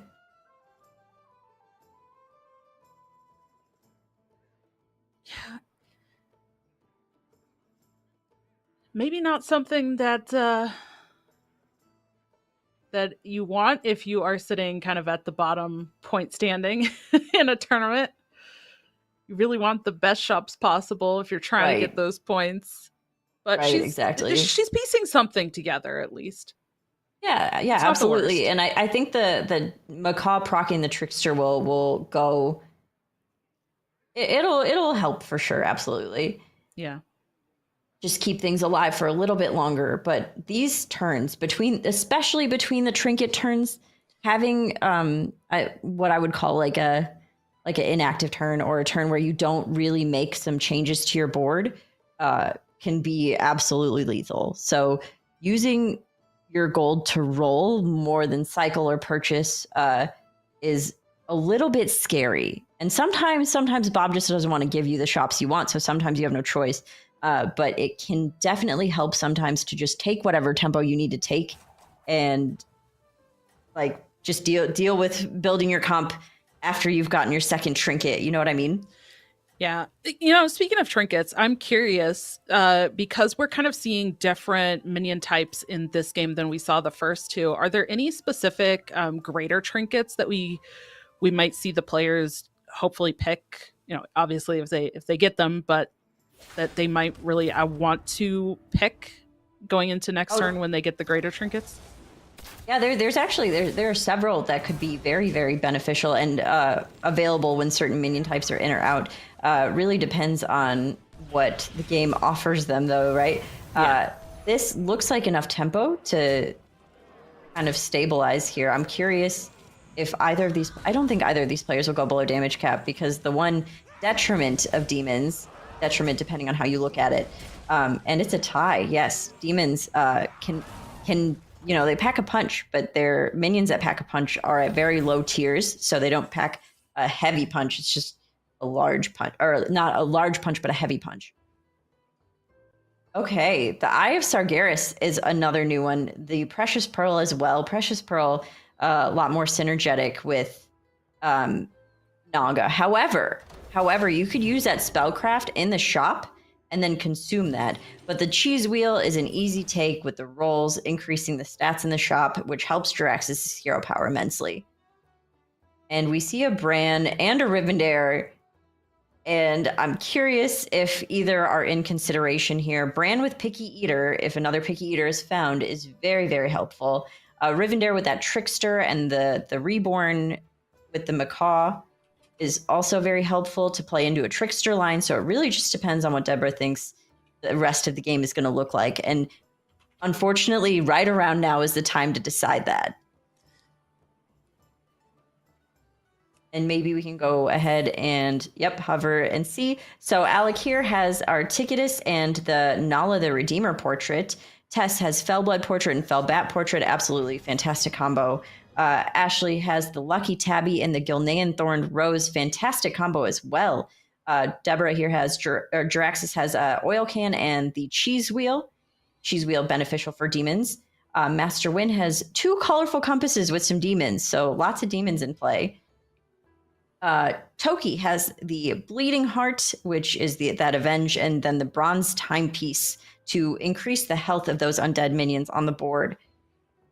For Wag Toggle, we have the Yogtastic Pastry with the Glowing Gauntlet. Just a bit of tempo. Let's stay alive. Oh, and our Sneed has left the game. We have our first 8th place. Oh, no.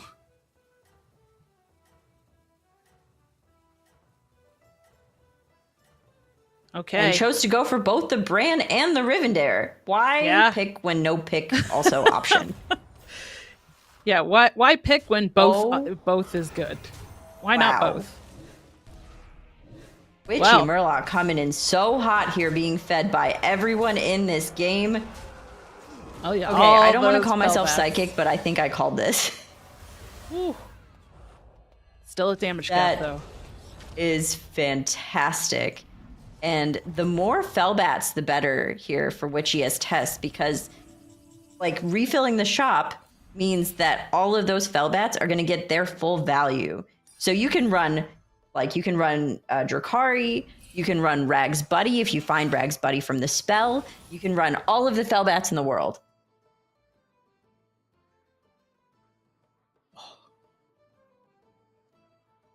We're getting up there in Tavern tier as well.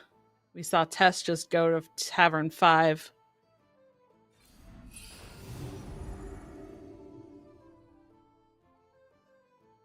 Yeah, having played out all of these minions against Tess here, it was that was like offering up, hey, would you like a Rivendare or a Bran?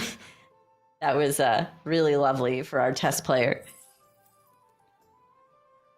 Yeah, going demons with all the Fellbat combos with the trinkets as well, just so good. I love seeing this Mirage Conjurer, though. It could be a pretty big deal. I imagine we're going to see that cycled, and then using the Eyes of the Earth Mother on the Trickster, and then using the hero power on the Trickster as well, just to lean all the way in to this Trickster and hope for the best.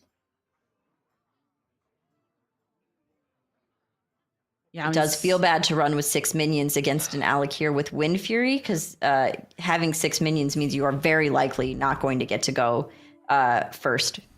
And that would be potentially... Oh, that is a great pickup, the Percussionist. More mind Unfortunately, not great minions, though. But it could, with the Mirage Conjurer, could get a lot of value from the Mind Muck here. I'm assuming, yep, doubled that health. And gonna consume.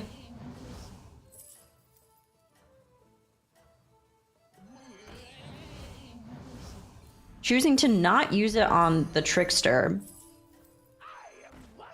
Oh, that was also another fantastic pickup. The Bramble Witch able to disrupt a comp a little bit by bringing stats down to 3/3. Is it enough? And we are seeing a menagerie comp with to Nala. not get to go first.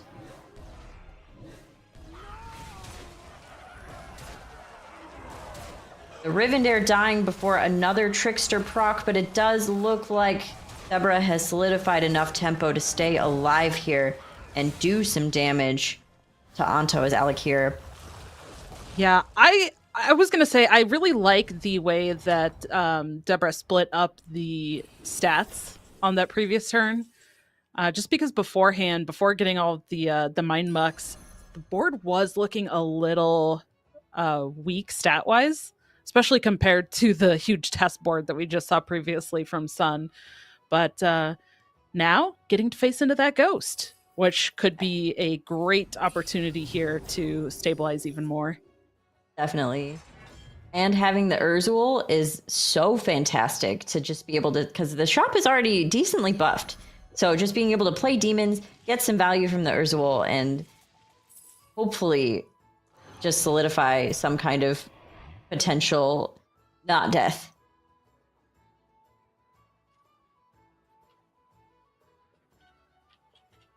I'm curious if we're going to see a level, and instead it's going to be a consume.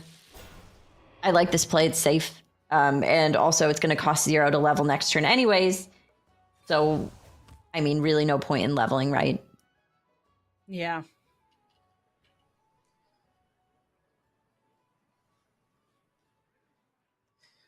Well, this board definitely has gotten quite a bit bigger. So yes, this feels pretty safe. I think that Tess is in such a prime place, prime game right now. Yeah. I'm kind of curious what else is going on in the lobby. So let's switch on over and check out Neflida here, who is at the top of the point standings, also has some demon stuff.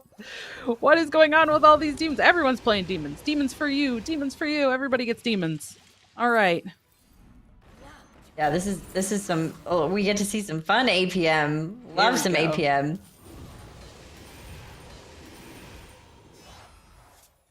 This APM is a little bit challenging because, also for those of you that don't know, APM means actions per minute.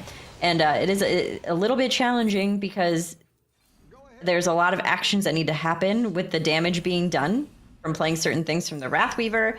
But this new minion, this tier 4 minion, Archmond, I believe is the name of this, is very, very helpful to just discount spells so heavily. We just saw Eyes of the Earth Mother bought for practically nothing. Look at all of the stats flying massive around. Facing into Anto, who's got some menagerie comp going on here. Ooh, maybe not the hit that she wanted with the poison. Yeah, this is I mean, getting the reborn on the macaw for the trickster is nice. Not getting great hits in with these divine shields. I don't know that it is in fact not enough to live here, and out goes Anto. Question is if she's going alone or if anybody else is going with her. No, Anto knocked out in 7th. Traveling solo, and oh, I didn't even realize. So actually, Naflita, as for the lesser trinket, has the cube. So is selecting new lesser trinkets, and then as Master Wind, selecting a new hero power. Lots of decisions to be made, but found Jiraxis, so not challenging decisions. We are going to see a lot of actions happen this turn, a lot of decisions to make, because demons have so many key pieces. So at what point do you sacrifice certain pieces? And I think choosing to sacrifice the Felbat at that point made a lot of sense, considering the Felbat portrait is not in play. But it was really nice for a couple turns to have that. But now, being above damage cap and seeing Tess is fantastic for our Master Win here, because Tess playing the demons and seeing other demon players means that Tess has had a fantastic opportunity to grow. And we're just seeing so much cycling here, which is absolutely the way to play this iteration of this demon comp. Those Urzul are scaling out of control. Just play all the demons. And Archimond is a fantastic new addition to this team. A good tactical choice. Lots of value. Absolutely huge turn. These APM turns have been incredible for Naflita. And she has done this consistently all 3 games. Not this specific comp, but has had very strong performances all 3 games. And that's exactly why we're seeing her at the top. I did want to mention, unfortunately for Anto getting knocked out in 7th, she was already at the bottom of the point standing. So unfortunately, that is the end of the tournament for Anto. But we're very glad that we got to see her play while she was here. Absolutely. Very well done to Anto. Consistent Supergirl competitor, fantastic competitor.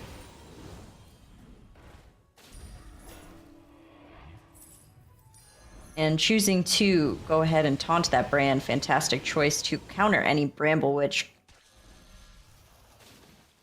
I think you can. And just leaning into the shields, I think, is key. Look at these demons. Look at them go. The Fellblood portrait getting the macaw value, absolutely massive. Yeah, huge demon stats on both sides of the board.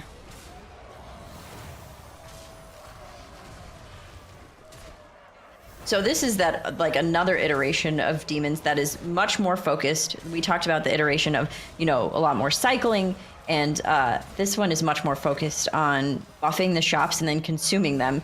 And it appears that Naflita was able to do some damage to Witchy. We have a top 4. Wow. Oh my goodness. And just like that.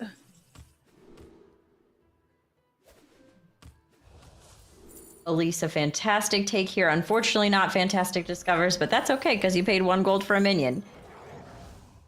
And there are so many things I want to see in this in this lobby right now. There's so many things going on. Like, I want to see who the top 4 players are, but also it's so captivating just watching these APM turns. It's like, I don't want to look away. I don't want to look at the other things going on in the lobby. I want to watch this. Oh, this is fantastic. This is easily just the best case for Naflita, and actually not even too risky going against our Tess player, because that wasn't really beneficial to Tess's demon comp. Another mind muck. Oh my gosh. I love the election to not take the triple here, because you actually really lose value in the way that this comp scales by taking the triple. Yeah, completely agreed. So we are getting an update just so we don't have to look away and hover. We have Naflita, Witchy, Paloma, and Ashley are the top 4. Which this could be a big deal for Witchy being in 7th right now. Yeah. I mean, if she can squeeze herself into the top 3 or even top 2, it might be enough to squeeze into that top 4 in the point standings. It's very good for Ashley, sitting in 3rd right now.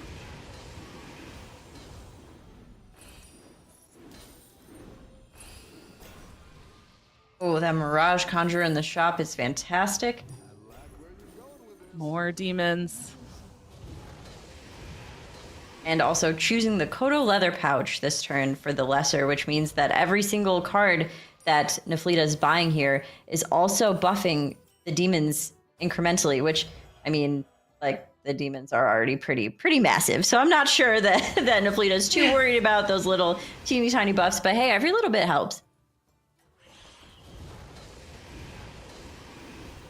I mean, essentially every single action or anything that Naflita does is buffing the demons. Getting a card, playing a card. Yeah, these are great. And I love the decision, that stat buff, to go ahead and play it in the shop to make it a permanent buff. Every little bit of stats helps. Absolutely. And we are seeing, I think, Ashley for the first time here with the Beast build after a very long time. That is a really lovely Beast build.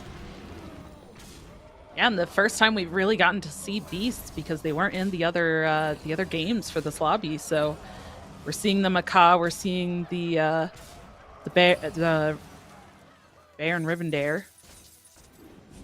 If I can form words, that Goldrin, the Goldrin combo with the Mecha Horse, which has recently come back this Thursday, is a absolutely just fantastic combo. Those little guys, those are normally 1/1s, and it's right now a 65-65. So that just exemplifies how great they are together. And Lasher just living with so much health back there. Is it enough to get through this board?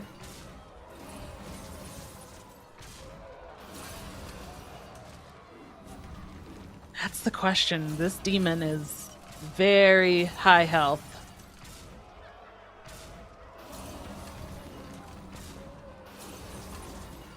Yeah, I think that one minion just lives, and that was a really well fought game by Ashley, absolutely.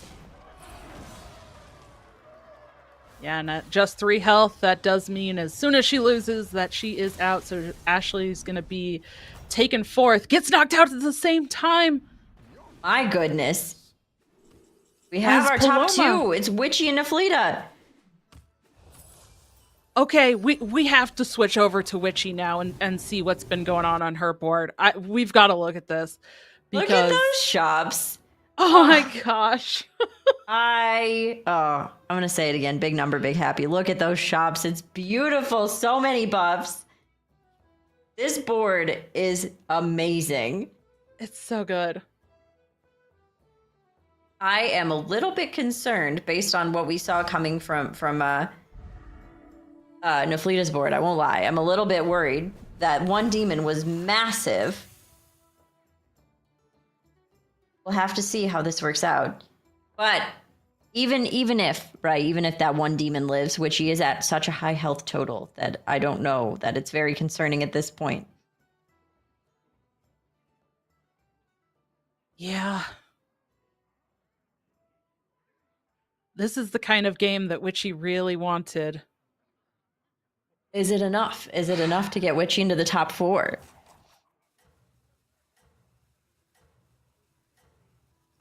I think it might be. You think so? Because the top 3 are... Yes, I think it is. Because everybody else is already knocked out except for the people that are ahead of her in points anyways. Well, Naflita is the only one left in the game, but...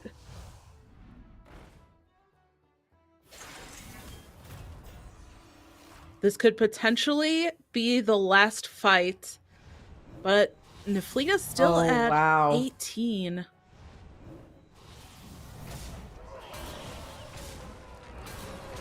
And that Trickster, that's a healthy Trickster. Yeah. I don't think this is going to be the last turn. No.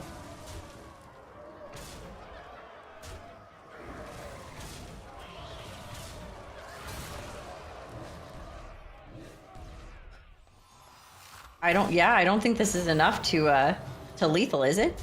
I don't No, think it's so. not. No, It only is not. 13. That armor. That armor, it is not.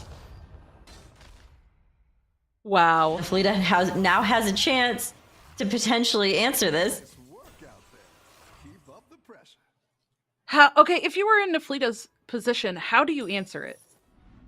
Bramble Witch. I would Bramble Witch, and I would Leroy, and I would Spore, and I would get the little spell with the counter. venom. Go all in. I think that's the only way. The Cultist Sithara is sick, but also I imagine that Witchy is expecting a Bramble Witch. But it's not guaranteed that Naflita is going to be able to find it. Yeah, there is always that. That being said, though, Naflita is playing Panda, Master Win, with the cube. So if anyone has an opportunity, it would be Naflita. Naflita might have the best opportunity to find the things needed to potentially counter this board. And this is what we were talking about, I think, even at the beginning of this lobby, of saying, like, okay, I know that this person is playing Insane Demons. Here's where I play Murloc. However, Murloc aren't in this game. So how do I answer, right?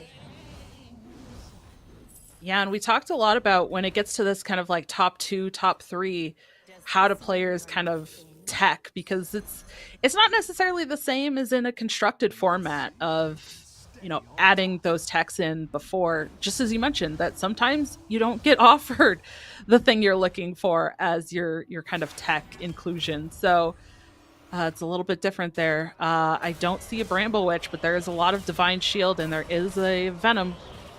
Yep, there's that Spore. I think the Bramble was incredibly important, but that the Spore just hit the best possible minion.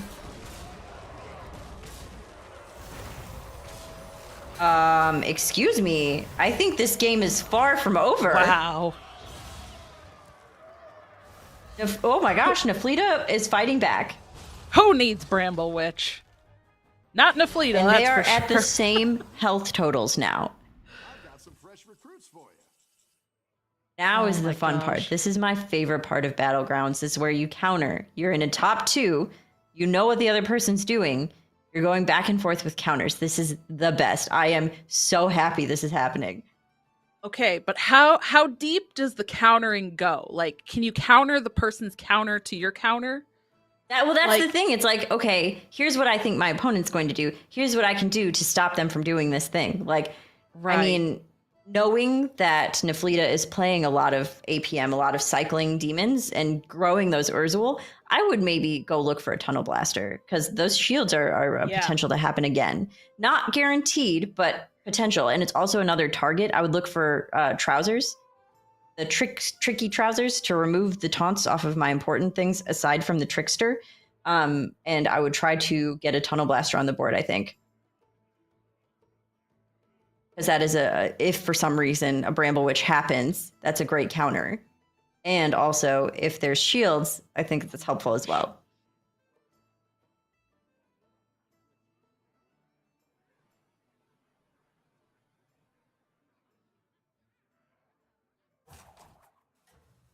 Uh-oh. Was this an accidental disconnect? I don't know. There's no way she was still in the fight watching animations, right? No way. No, I mean, she might have accidentally gotten kicked from the game.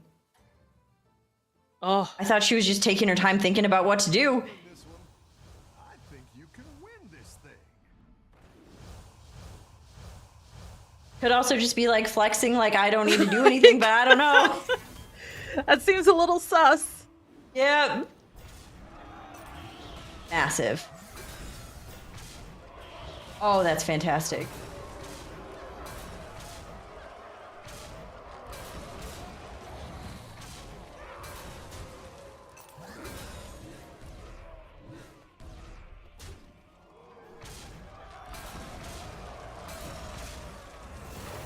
Wow.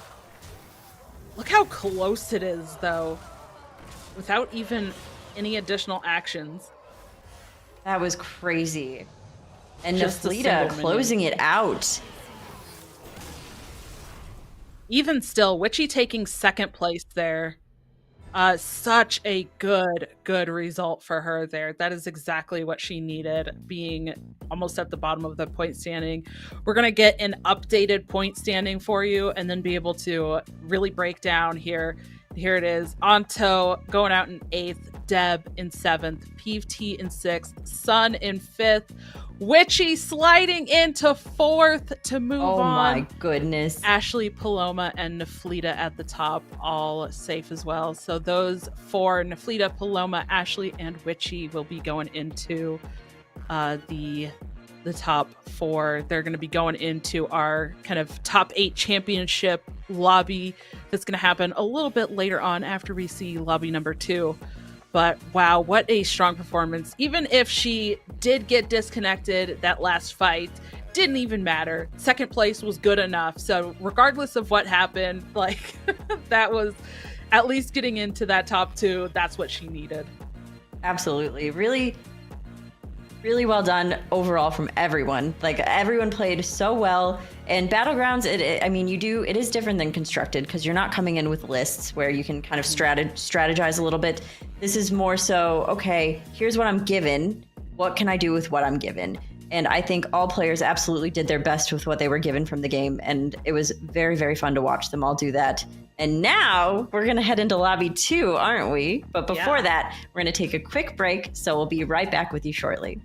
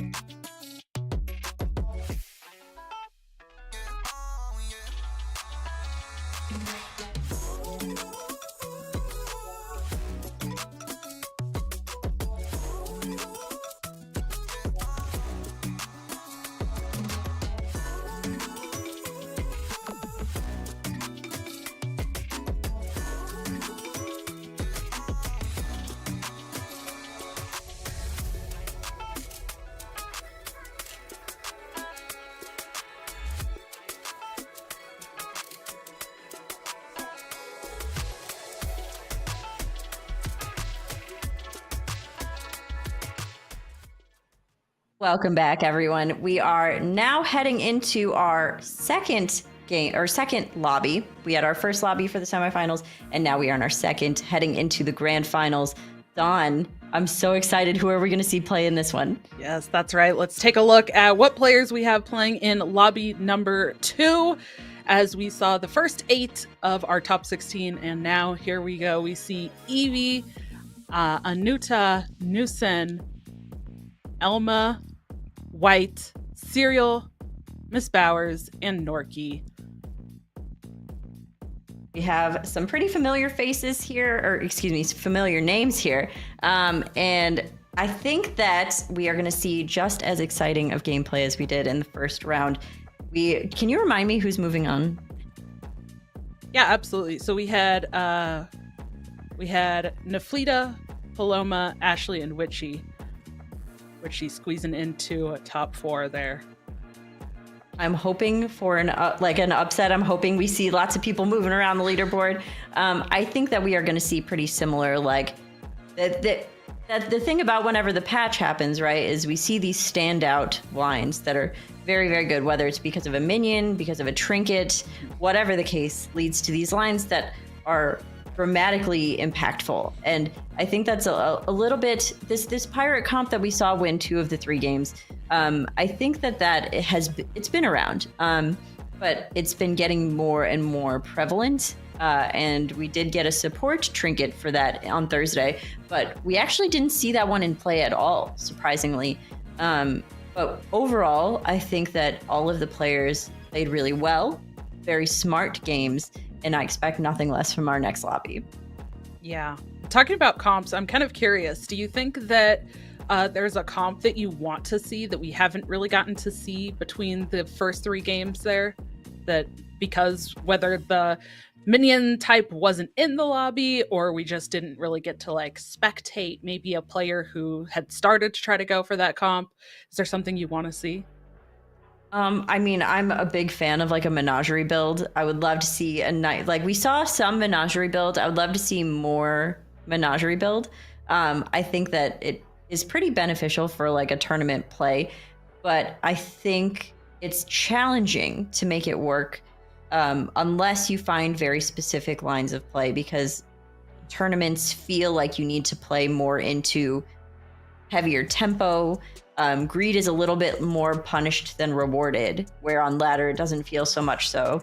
Having a menagerie comp would be lovely. I'd love to see that. I think also seeing a tier 7 build would be cool. That Quillbore tier 7 build, I think, would absolutely demolish if people are able to find the right minions for it. Really would love just some deviation from what we've already seen. We saw how good demons are. We saw how good pirates are. And those are 2 comps that got a little bit of, well, pirates didn't get support on Thursday, but demons did, absolutely. Pirates are just good in general. What about you, Dawn? Is there anything you want to see? Is there anything that you love to play? Any hero or any comp you love to play that you want to see? I want to see more dragons. Okay, we're seeing a dragon right on board. I was going to say, it's a dragon. Yeah, I want to see more dragons. I think the dragons are really cool.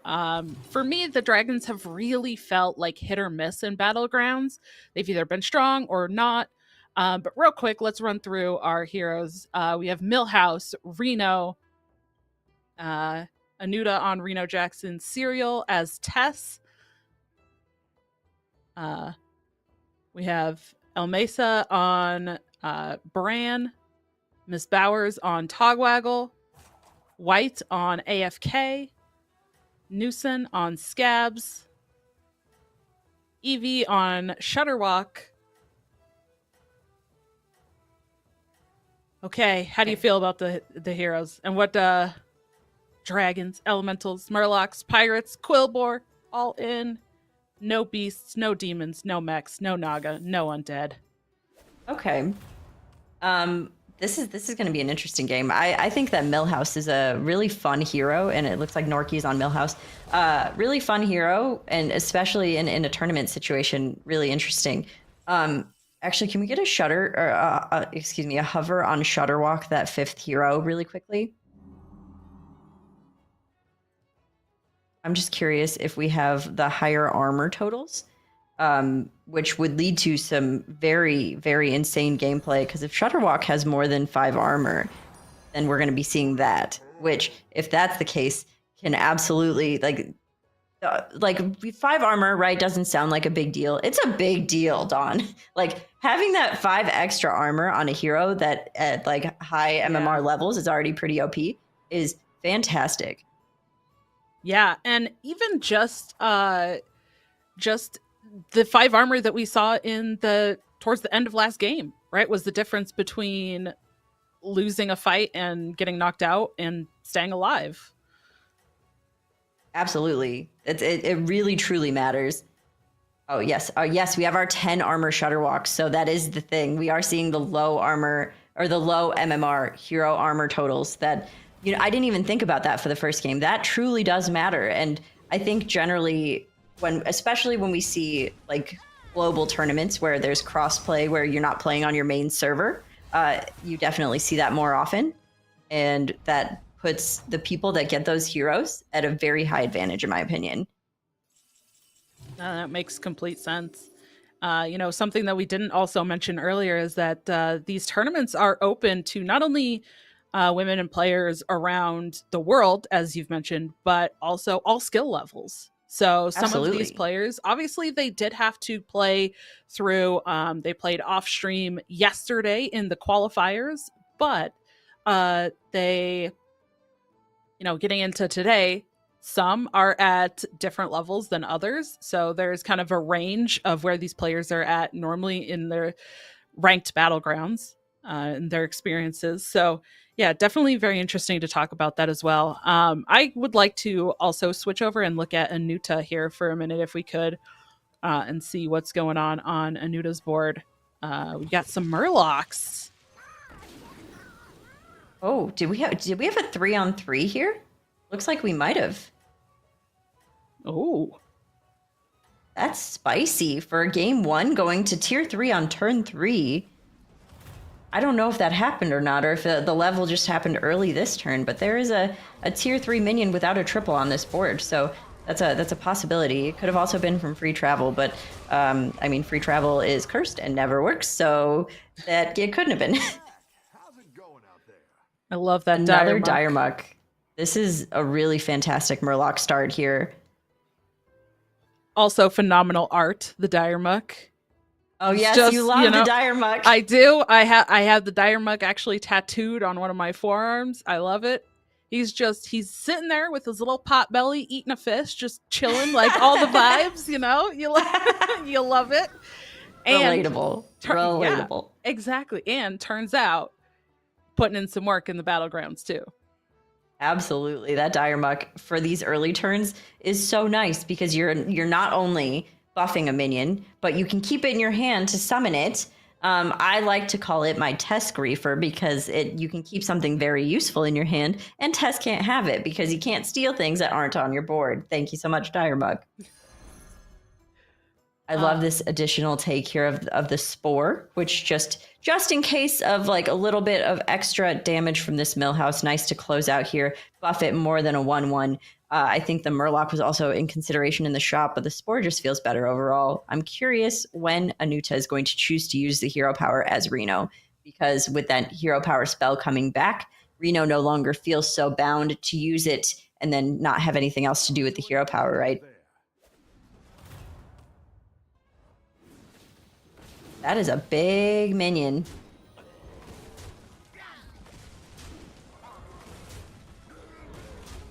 Hits right into the spore. Right into it. Right into the spore. Wow. But it's still a tie. It is indeed. And here's our trinket turn. I think a reflective pendant is a great choice. It is easily one of my favorite trinkets in the game right now, and I feel like it's probably a little bit broken, but we don't need to talk about it. But also, as Reno, Model Globe is a great take as well, because you get a tier 6, which you could use your hero power on. So it's a toss-up. Could even go for Compass, but I feel like it might be more likely to be one of the other two. You know, something that we didn't talk about in the first games as well is not only do these players get the choices of the trinkets themselves, but also the costs vary. And sometimes I feel like I've seen players maybe take, and this could be just lower level lobbies, maybe you just take it regardless of the cost. But is there ever a case where players might want to take a different trinket than maybe what they would feel is the best one because of the cost? Oh yeah, absolutely. I mean, with I think it was the most recent patch or the patch before, a lot of costs were kind of exorbitant, but a lot of trinkets were tuned after that to then be like, okay, well, let's have it be slightly less strong and cost a little bit less, which I think made overall the gameplay felt a lot better at that point. And did choose to go for that new trinket, the reflective pendant, I believe it's called. I think that's a fantastic choice. And it most of the costs are not like out of this world anymore. Like some of them would take all of your gold in a turn, and that doesn't really happen anymore. So I think that used to happen a lot more than it does now. And we're seeing our Bran player here, which unfortunately does not yet have Bran, but does have a Goldenizer trinket. Oh yeah, I forgot. We need to go down the trinket list after this turn. But does have a Goldenizer, which will allow potentially a Golden Bran or whatever line they choose to play.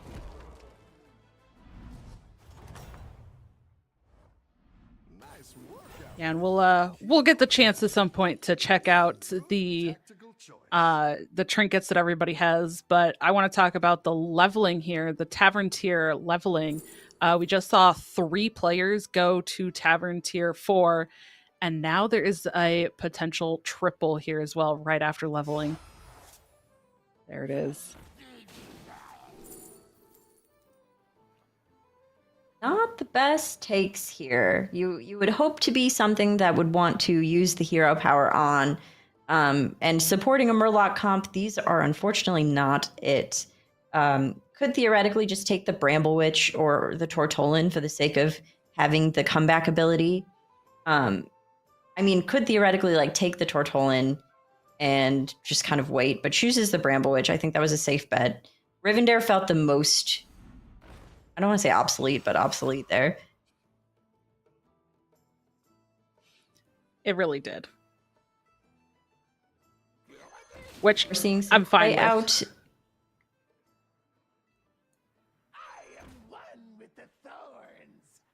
Okay, so playing out a little bit. The Dire Muck, one of the Dire Muck get to summon unless potentially maybe selling the Honcho, but then still having to purchase something. It feels a little bit clunky. Could theoretically also play out one of the minions that the Honcho or that the Dire Muck was summoning. Easy freeze there. Yeah. Not leaving it up to chance. I like this. Let's see if you can stay on top.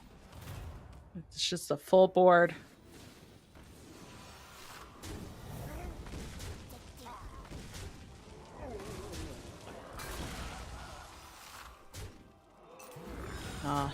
Not necessarily the greatest hit there for the Spore.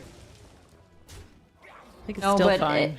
At this point, Tess is pretty weak here. So this is a sizable bit of damage. Also, you know, we didn't I don't think we really saw a Reno in any of the previous games as well. We saw the Reno hero power a little bit being like discovered off of the new, you know, discover a new hero power, but we didn't see Reno himself in the lobbies. So what kind of minion do you think Anuda is looking for here to actually use that hero power on? That's a tough one. It seems at this point that Anuda is looking for a tier 5 or tier 6 because because like we said, that hero power change is now a thing with the spell, but it feels a little bit, I mean, okay, it does look like potentially just Anuda might be choosing to just level here. Going for a 6-drop and then potentially hoping to hero power that. Yeah, she is. This is interesting. Yep, the Tethys. Is that a hero power on the Tethys? Or is it just like a temporary take? I mean, keeping it in hand for the Dire Muck to summon, we'd love to see that. And then potentially making a decision on it next turn. That would be a pretty big pivot, but I don't think it looks like potentially freezing for that Murloc on the board. So I don't think we're going to see that happen. Are we going to see a sell through to get that Murloc? Want a peanut, Nanas?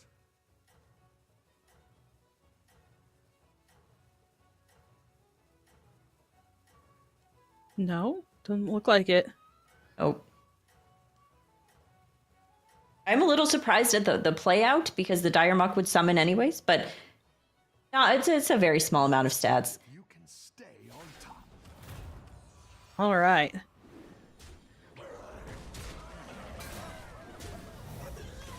Talk about stats. Look at the stats on the other side of the board.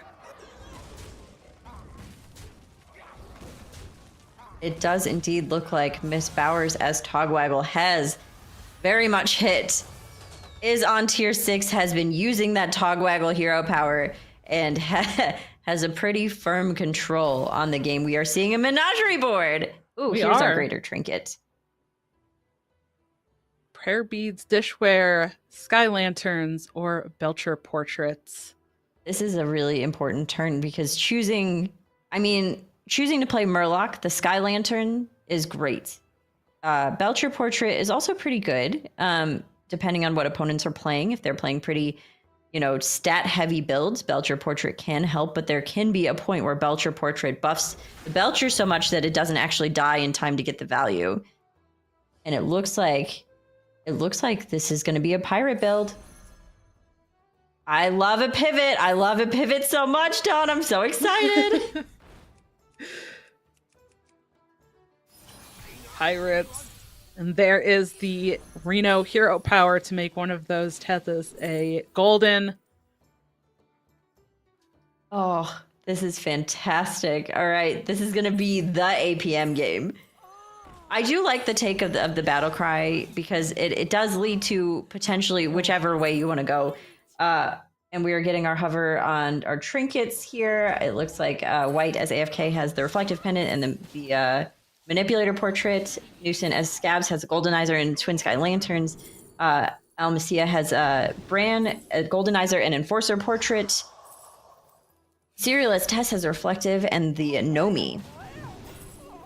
There's a lot of crossover as well, at least in the lesser trinkets. That's quite the army you're building. No, the greater trinkets. Yes, there is. Multiple pendants. This turn was massive. You're doing great out there. You know what? Only ends up with 6 minions, but that was such a big swing. Wow. Okay, and this just shows how very, very good that Manipulator portrait is because it looks like one of these Cleaves got buffed, but guess what? There's 2 now. Yeah.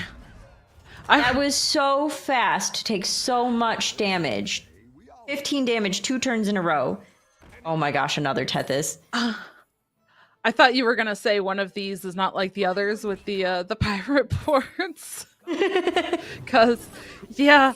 But to be fair, Anuda did just pivot into the pirates, so still kind of building that up, but yeah. Oh, absolutely. A nice hero power spell there. Great pick. Going to switch out that hero power. Oh, I love the the Glaive Ricochet. The Kurtrus is great. Pick up an Eliza here as well. Oh my gosh, hand space management is going to be massive, and also Anuda has to go fast here. My goodness. Yeah. I have not seen an APM pirate build in a very long time, and I'm very excited about this. We have our new Salty Looter, and I love the new Salty Looter. Much different design than the last one. And it is a wherever this is kind of situation, which we have seen that a couple times in the game. But I think that it is more instrumental now than it ever has been, because you find the Salty Looter and you don't need to scale it from nothing. Goodness me, there's so much going on. Anuta's got to go fast. I love the inclusion of keeping the Sky Fin, because that Primal Fin did in fact matter with getting those battle cries down. Yeah.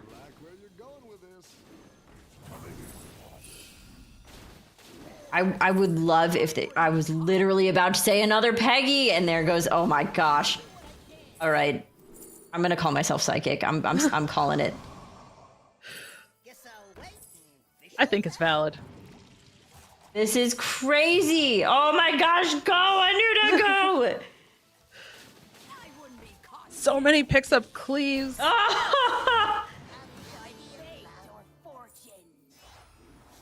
Another triple. It's down. It's down. Okay. That was stressful just watching that, making sure. I mean, there's nothing we could do, but just watching it. No, oh my gosh. But look at the increase in stats and the power of the board that was able to. So much. Yeah. Anuta was able to cobble that together so well last turn. I really also love, Eevee has a really fun trinket here. It's the surprise elemental trinket. Unfortunately, not enough, and Eevee is making an exit here. But the surprise elemental trinket gives you an elemental at random times. And we saw 3 people exit the game, actually.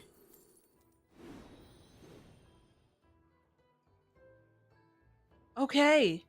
So, let's see if we can find out who got knocked out there, those bottom 3, as Anuta is getting ready to face into the ghosts there at the bottom. Wow, 3 players knocked out all at the same time. This is absolute insanity.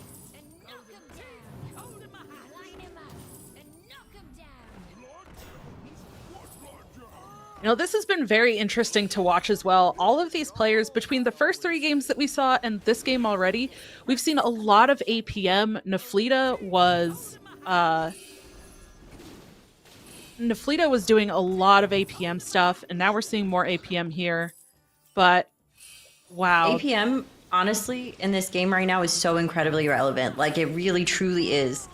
I am concerned in the long run right now for this comp. I would love to see a potential like swap to a George hero power or something, because while pirates can gain stats, they are the most at risk for damage by venom and things like that. So I would love to see like a potential collection of phalanx, or like a swap into, like I said, a George hero power or something that can safeguard, because I believe Naga are not in. So cycling glow scale is not really an option. I didn't like that one either. Here's a goal for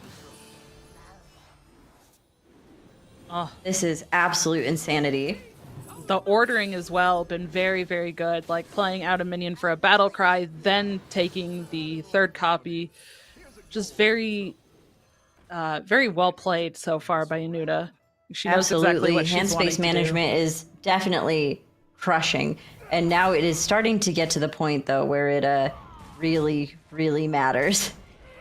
We are seeing some counter on this board. That Leroy could be a big deal, and thankfully did not go into the Salty Looter. That could have gone very, very badly there for Anuta against the Ghost. Yeah. All right. Well, we're seeing lots of this pirate build. Let's switch on over to Norky and see how she's been coming along in this game here, as we see some Murlocs and some elementals and some pirates. Look at this menagerie board from Millhouse. Okay, so this is actually so interesting, because this I would call this a Murloc board, but like Millhouse's biggest thing that Millhouse struggles with is, you know, costing 2 for rolls, but having that double recycling wraith makes all the rolls cost 0. very helpful there. And then, purchasing a lot of things so that pirate is very helpful. And then the Tiny Fin onesie is the greater trinket. So keeping that bream in hand, cycling everything to get the bream value is massive. This is a very, very interesting build for Norky. It feels so weird calling something a Murloc build when there's only one Murloc. It's really funny. I guess a Murloc build's not totally accurate, but it is. It feels like this. You know what this is? This is a Millhouse build. This is the best way Yes. to capitalize on Millhouse's strengths and weaknesses, or negate the weaknesses while capitalizing on the strengths. And I would also argue that this is an APM build.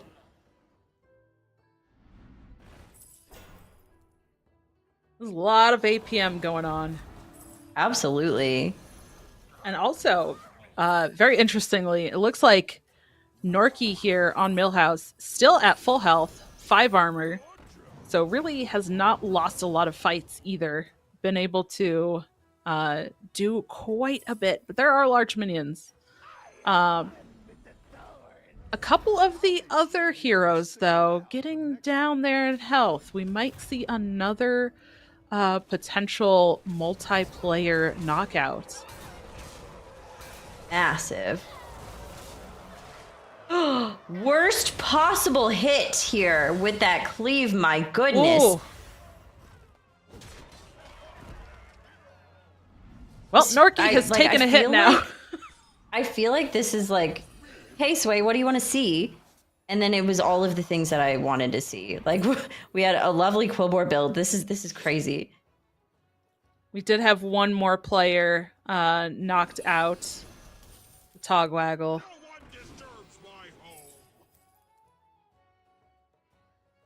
So we are in top 4. No more damage cap. I'm curious what turn it is, because this felt like it went so fast. Is that just me? Did it feel like that to you? No, this one has felt slower to me. Oh, true. Okay, it might be me then. No, you're thinking how fast they're playing stuff, Sway. They're That's playing where it is. fast. That's where my mind went.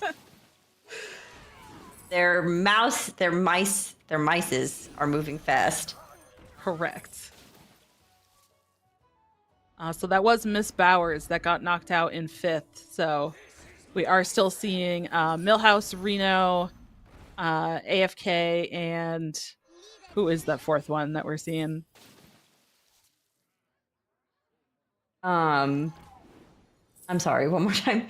The heroes. Oh yes, we have Millhouse, Reno, Scabs, and Scabs. AFK. Yes.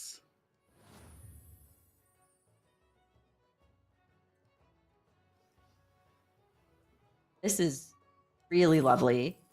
Murloc have a very nice ability to have this counter in hand. So, like, if for some reason, right, you have large minions, Murloc have this ability of like, okay, well, I have large minions up front, but I also have large minions in my hand too.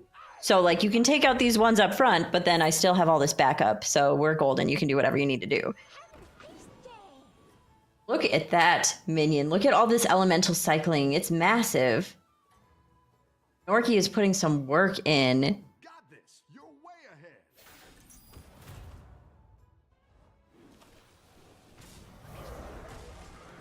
Okay, we've got a golden Bran and some base skills on the other side. Brambles. Very similar. We are comps. seeing exactly this kind of situation of like, okay, I've got this counter, and we're seeing the value of the Twin Sky Lanterns. So I've got all this stuff up front that's just countering your board, but in my hand, I have all this backup.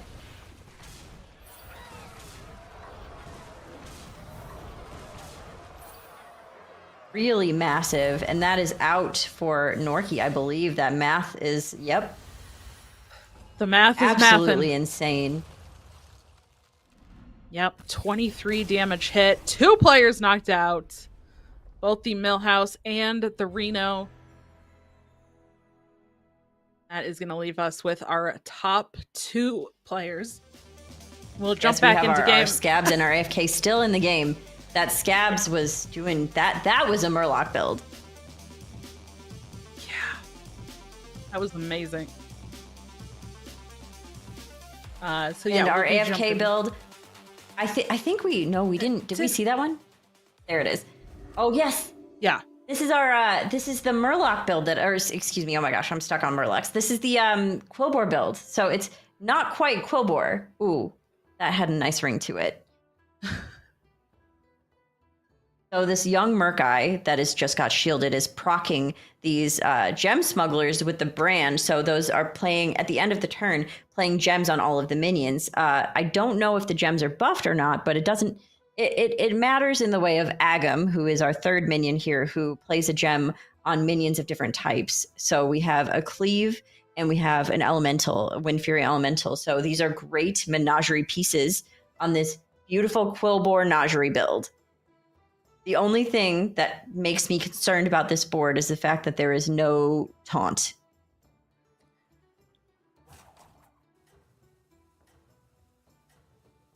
Yeah. Do we know what Scabs has? Yeah, Scabs is that Murloc build that we just saw with the Golden Bran and the Twin Sky Lanterns that summoned that 100 Bream from hand. Oh, that's right. Yes. Okay. Think you can win this thing. Amazing. Yeah, these end of turns are insane. You love to see it. But look at all of this counter. Doesn't matter how big the minions are if they just get Bramble Witched down to 3/3, right? Yeah.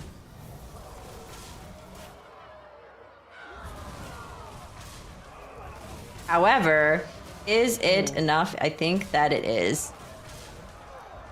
Yeah, that cleave was pretty massive, Yes. hitting both So, Bramble Witches white. and the Leroy. When we got to a top 4, that escalated so quickly. Yes. Wow. That Well, was quick turnaround, right? Like all of a sudden, we had our greater trinkets, and then a couple turns later, we were in a top 4, and all of a sudden, a winner. Like 2 turns later. Yep, it was 2 turns. 2 turns later. That's it. It went from 4 to 2 to that's it. It's over. If that is any indication of how the rest of the games are going to go for this lobby, I am ready, but I'm not, because we're going to take a quick break here, and then we're going to head into game 2 for lobby 2. Stick around. I play for me. I play for fun. I play for real. I play for friends and Friday nights. We play for all. This is a new age of play. Play your way.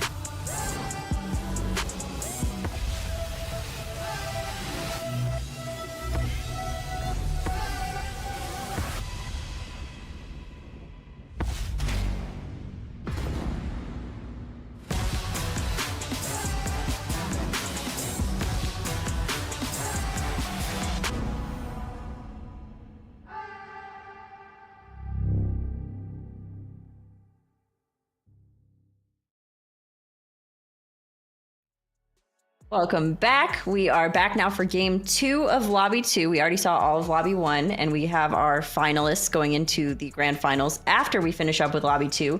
But let's take a quick look at those scores so far and see where we're standing heading into game 2. Yeah, so after that first game, we did have a 3-person tie, 3 players getting knocked out all at once, with Serial, Evie, and El Mesa all getting knocked out at the same time. So we did see Miss Bowers get knocked out in 5th, Then Norki and Anuto, as we mentioned, both getting knocked out at the same time. It went right from that top 4 to a top 2, and then White quickly taking it in that final fight there against Newson. So White and Newson kicking things off strong with that first and second place, but still nobody's game. It is a little bit unfortunate for the players, at least I think from their perspective, to have that 3-way tie and only get 2 points each. It's going to make things a little bit more difficult for them to get the points they need to secure a spot in that top 4, especially with players getting 8 and 10 points. But we'll see how things shake up because there's still 2 more games. So anything could happen in those 2 games. Absolutely. And it really does matter. Like having that 3-way tie makes it equally that much harder for all 3 of those players, like you said. So I am interested to see what hero selection we have, especially from those 3 going into game 2. I think that we saw a couple kind of swingy heroes the first time. Like we saw the Reno. We saw some pretty consistently strong heroes, but I think going into game 2, we're going to see a little bit of safer tempo picks. Not necessarily, yeah. I'm sure if they're offered a strong hero, we'll see that. But in general, something that is, I think we always see tests, we always see scabs if it's offered. But things that are fun in terms of like RNG, like our ETCs, our Denathrius, like the things that lead to other games, like the quest integration, the buddy integration, I think we're not going to see as much of that. Yeah, I am curious to see what minion types are in this next game, because we saw something what I feel like was kind of very different from the first lobbies, and we didn't really get to see the same kind of pirate stuff that we saw. We saw a little bit more Murlocs going on that time, so I'm really curious to see like if we get more Murlocs again, if we're gonna see demons, like what are we going to see here? As we jump into game number 2 here, we're going to start off with checking how things are going to go for Serial here. And we'll get our rundown as usual with the heroes. And also we have demons, dragons, elementals, Quillbore, and demons, I think. It looks like we have, for Lich Boshiel, we have Newson. Norki is Edwin. Serial is Brucon. Anuta is Nosdormu. White is Murloc Holmes. Evie is Zarella. Miss Bowers is Dr. Holiday. Almacia is Snake Eyes. All right. And Demon, Dragon, Elemental, Quillbore, Undead in, not in, Beast, Mech, Murloc, Naga, and Pirate. So a lot of those kind of Death Rattle heavy minion types outside of Undead are not in this game.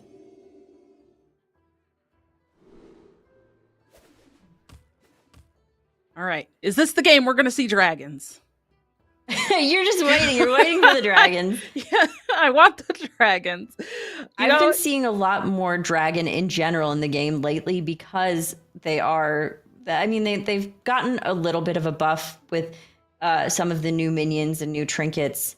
I think that they are deceivingly strong. Like, I think they are stronger than they are given credit for, but they also can fall flat pretty easily compared to other minion types, similar to like an APM pirate build. Yeah. Okay, any trinkets that you want to see this game? Let's talk about it now. Get it out of the way so that when we see it, we can still call you Psychic Sway. Okay. Oh man, you can't just put me on like the psychicness needs to just happen. Okay, hold on. Let me channel this. I feel like the mystery cube would be cool. If people are offered the reflective pendant, I would be very surprised if we didn't see people take it. At least like 2 people. There's my shot call. Yeah. 2 people take reflective pendant. I think it really, I say this all the time, it really depends on what they're offered. And I think for the players that were out in that 3-way tie, the Serial and Almacia and Evie, I think we'll see a lot more of those kind of like tempo heavy early lines. Like I really like this Brucon for Serial because it does offer some counterplay and some potential to just kind of solidify a top 4. There's a lot, the hero power. I didn't really like Brucon for a long time, but the hero power feels like a good way to find a way out of whatever you have to deal with from your opponents. Yeah. Yeah, Brucana is a really interesting hero. Yeah, Okay. absolutely. I think that the introduction of Brucon was during Buddy meta, and I feel like the Buddy made Brucon's hero power so much better that playing without the Buddy felt pretty bad. But there are moments, as with all heroes, where it feels a little bit better than not. And for instance, right now, using that elemental summon, maybe getting some value from the Corpse Refiner. Unfortunately, though, not enough minions to get the value, but still doing damage. Suffering from success here. Yeah. Yep. Oh no, too strong. Whoops. Darn it.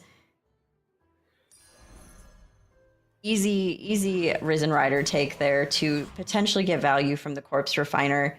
Yeah. And I'm wondering if maybe the free roll or if playing the dragon and using the double up on the attack on the leftmost minion. But I think once again, we're going to see the elemental take here, potentially for more value from the Corpse Refiner. And I like this, if the shop in the next turn is bad, can level, use the free roll, and potentially have a 3-drop as well. I think that's one of the most important parts of Battlegrounds is like having a scenario where you have like, okay, here's best case, here's worst case. How do I deal with worst case? You know what I mean? Yeah. Well, I think in this case, maybe worst case is not getting the value that she's going for, because spending the gold to try to get extra value off of some of these minions later might not pay off. Right.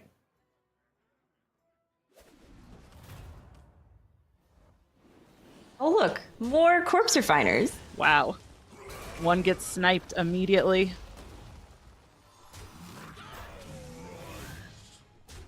That Risen Rider is a fantastic piece to help Corpse Refiners to guarantee at least that little bit of value of having that taunt that comes back so it can't get targeted so quickly. But both players did get a little value from one Corpse Refiner. Those were almost the best hits for both players, I feel like. Obviously, the Refiner getting sniped in the early part was not as great, but still worked out pretty decently. That is one benefit of having both out at the same time, is that even if one gets killed, you could still get the benefit on the other one. This is so beautiful. I love this turn for Serial. That Gravedigger is a minion that allows you to get a copy of something. So next turn, Serial is going to be able to triple that Risen Rider into a 5-drop and then get a very clear direction. Or potentially, if selecting a trinket that costs a little more gold, could freeze, could go for a 4-drop. This is the thought process of here's my best case, here's my other options. Yeah. Well, next turn, gonna be getting the first trinket, the lesser trinkets. Coming up quick, it feels like. These games, I think it's me, Dawn. I'm like, these games are going so fast. Part of me almost wanted to see a sell on the refreshing, the refreshing anomaly for the gold, the extra gold next turn. But totally understand why that was a little bit greedy and probably not the best idea in this moment. Oh, the I guess downside of a full board there, the chances that one of those little 1/1s gets put onto the onto that Corpse Refiner should be a little bit less, but unfortunately it hits. Very small amount of damage coming from EV2 Serial, though. Yeah, not too much damage so far. Interesting. I really love an Innkeeper Stein, or potentially the Staff of the Scourge, if choosing to go directly into an undead comp. Staff of the Scourge feels like a good take for Serial being in that 3-way tie last game. But Innkeeper Stein could be a nice high roll option, going for the Staff of the Scourge. Yeah, and already kind of working towards an Avenged style comp because of the Refiner anyways. So it kind of works with what she already has going too. That's true. A lot of this board feels like it could potentially like be thrown away, you know? Oh yeah. And I think now the decision of should I sell the corpse refiner and just go for this 5-drop? Should I just buy 2 things and just wait a turn and go for the 5-drop next turn? Should I go for a 6-drop? Yeah. We'll see That if we money can- spell is really, really useful. Going for the tavern. I think the Earth Invocation is the greedy but correct play. But we could be seeing, depending on what Edwin is showing, choosing the Earth Invocation. But on the plus side, now with the 2/1 Reborn, very likely getting all of the value from it. Yeah.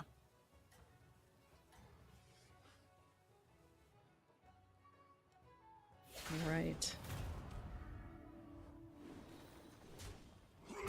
Hey, look, a reflective pendant. Oh, we need to do the trinkets again. Yes. Okay, so that's one. If there's another one, I'm going to go buy a lottery ticket on the next break.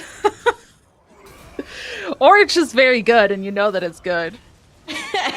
Yeah, but I called 2 though, Don. I'm gonna You did. take You did. the You were psychic specific. credit for calling 2 of them if it's real. You were specific. That is true.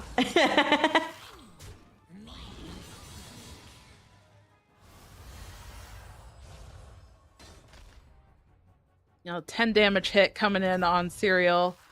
Let's check out the pendants. Or the... See, now you got me on pendant. The reflective pendant for Edwin. White also with the reflective pendant as Murloc Holmes. Lich Baziel Newson has the oil can. Elmacia as Snake Eyes has the bleeding heart playing undead. Serial as Brucon has the staff of the scourge. Evie as Zarella has the Fellblood portrait. Miss Bowers as Dr. Holiday also with the Fellblood portrait. Anuta as Nosdormu has the token of the old gods. Okay. That's exactly 2. 2 pendants. You did it. I did it! And it looked like from the background, Serial did get the shell, so was able to get a little bit extra gold from taking damage last turn, but not the 5-drop that I'm sure Serial was hoping to discover. In the shop, though, looks like Serial is hovering the Hero Power Change spell. I also really like the Primus over there on the tier 5. This is a really juicy shop.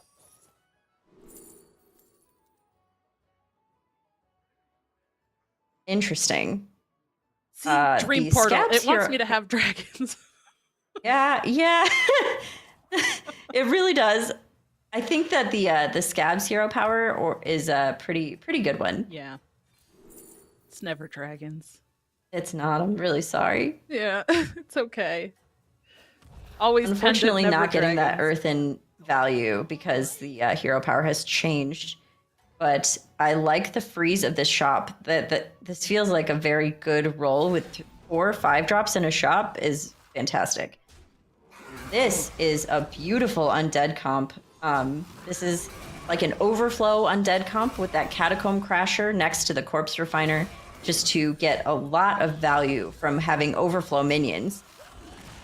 And with the reflective pendant, it is very likely that white is getting some beautiful minions to hand from this. Ooh, that is a couple of very large hits Serial has taken back to back. And you know what? Now that we've seen White's board, I think let's switch on over and actually check out what's going on from White's perspective here as the winner of the first game. But Murloc Holmes, not a hero that we've really seen at all yet in these games so far. Very true. I really like Murloc Holmes because not only, similar to Barov, it gives you information on what your opponents are doing, at least as of the last turn, but, you know, a little bit of extra gold, not as committal as Barov, but still a good minion, and 2 triples in the shop, or still a good hero, excuse me.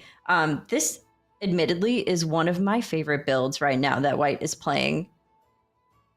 It is really fun to watch the build escalate so quickly with the Catacomb Crasher, and I'm hopeful that White can get some more of those with that pendant.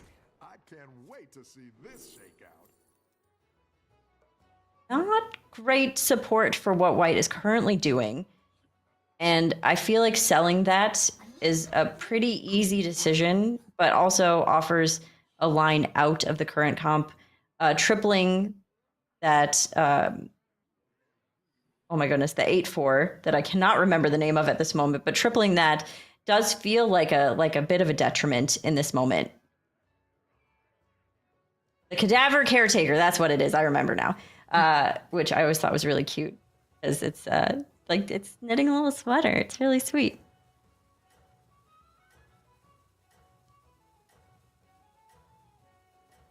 I'm wondering if there's a freeze for this or if not even worth the discover.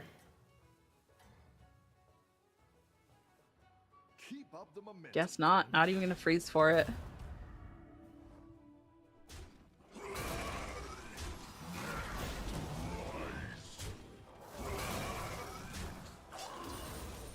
Some lovely stat scaling, value from Corpse Refiner.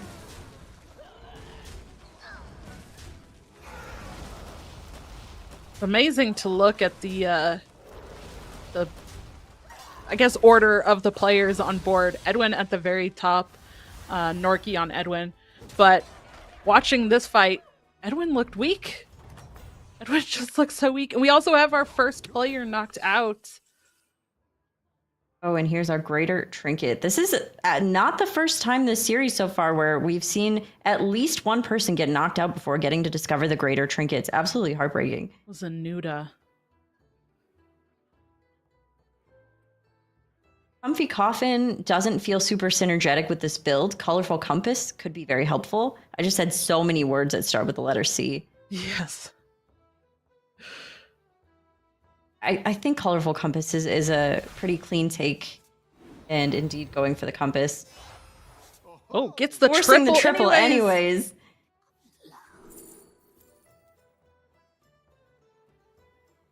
That Warp Wing can pretty easily sit close to the back of this comp and just scale. Oh, and that's a great pickup too, also supportive for the Overflow Undead comp.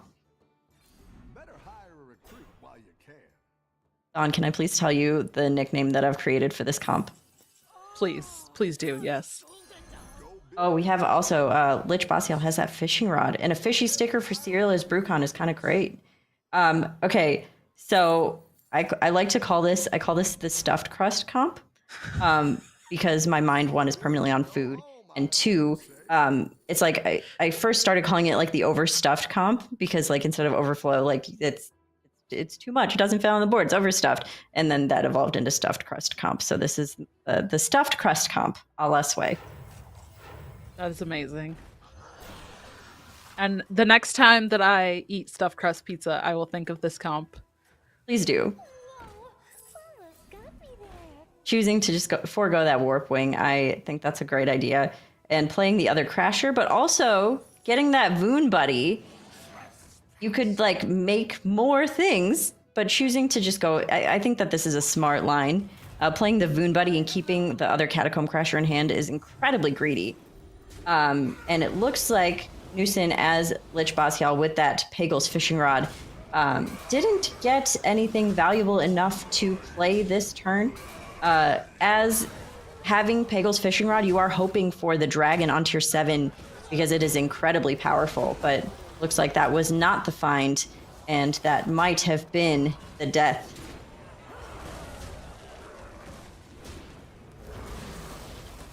Yeah. It is looking to be that way. Does look that way, yes. Oh, maybe not though. We spoke too soon. Tie. It was a tie. Well, those tokens coming in and putting in work. Keep Newsom But out in the goes. game. It looks like Serial has bowed out of this one as well. That's really unfortunate for Serial as well because she was one of those 3 players knocked out early in the first game. So to also get knocked out early this game, very unfortunate. The triple Crasher is massive.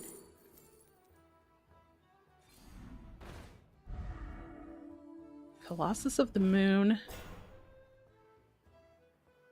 At this point, really, we're getting to those points that we see with some Death Rattle comps where you are hoping to find very specific units, and you end up rolling more than you do purchasing because other units are just not helpful for your board. Yeah, and you have to just kind of take something when you get those discover options. So sometimes you find something that's not really what you want, but you have to take something. So here it is, another discover. Is this one going to be better? Another warp wing, maybe? No. I think at this point, really, White is hoping for a Rivendare. Yes. I would imagine.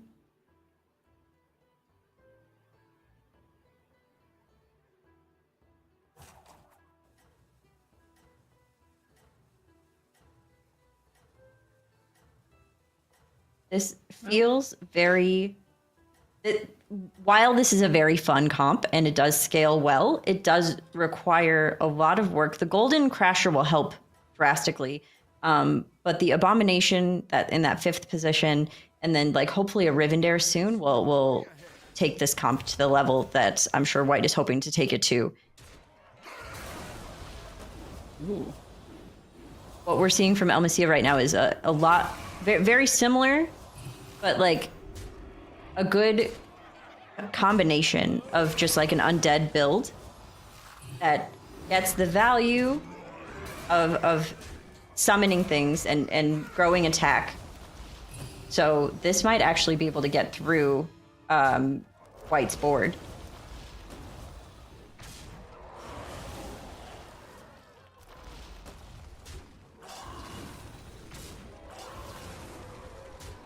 Especially with that lesser trinket of getting those extra undead minions. Yeah. That's massive. That being said, though, there is still damage cap active, so taking damage here is not the worst thing for White, but choosing to go with the overflow comp means that White needs to find those important minions, the Rivendare, the more Abominations, just more support for this very, very soon, or this will be the end. That sounded so ominous. Oh my goodness. Oh, we do have another player knocked out as well. So we are sitting at top 5 now, and White's going to face into Edwin sitting in that 5th spot. And now having the insight of a Bran and not a Golden Urzul is helpful. Yeah, are demons even in this game? Have I been selectively ignoring demons? Demons are in this game. Okay.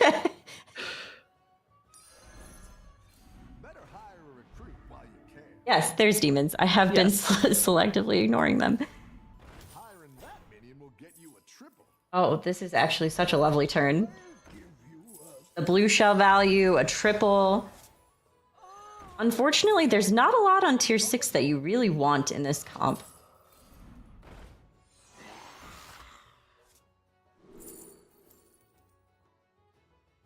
A Ghoul-Cabra is a good take.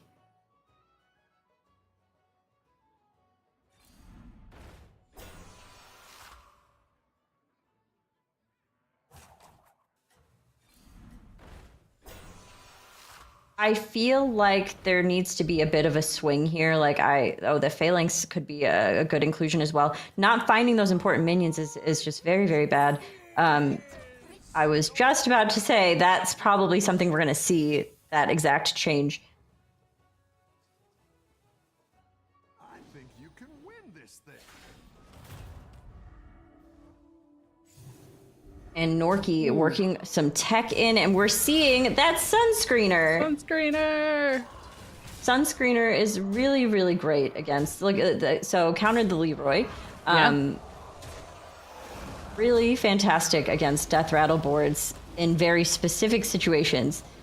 So when I say really fantastic, it's not really that fantastic, but it's really attempts to be fantastic. And that Leroy, with a little bit of a buff from the other things proccing on the board, has value traded. And right in and out goes Norky. Wow. We're in a top 4. Top 3, excuse me. Wow.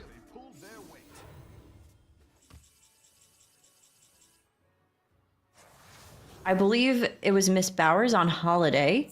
I cannot remember who is playing Snake Eyes currently. But this is pretty massive. Miss Bowers only with 4 points from the previous round. This is amazing. Yeah.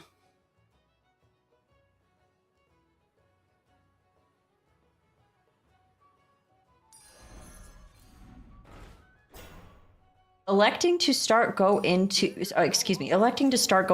tech here. White has taken another Leroy, and I think that is going to be the awareness of knowing that your comp is not where it needs to be and playing into this line is important.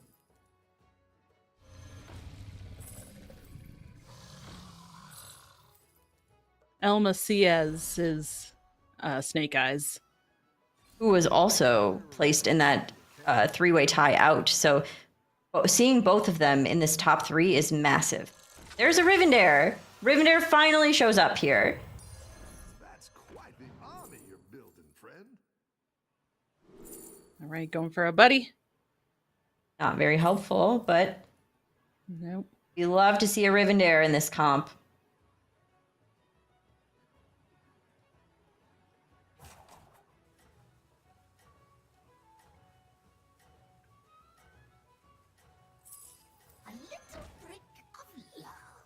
Going all in, knowing that this is potentially this is scary territory. Scaratory, if you will, because 23 health in the top three could mean death. So just going all the way in to this Catacomb Crasher build. And I think it Wow. is so important. Not landing on the best minion, however. Yeah, those are some big demon stats we're seeing on the other side. Yes, but this board does scale, so we'll see how that was not the best hit. But thankfully with the Reborn, it does come back and getting the value here from the second Cadaver Caretaker.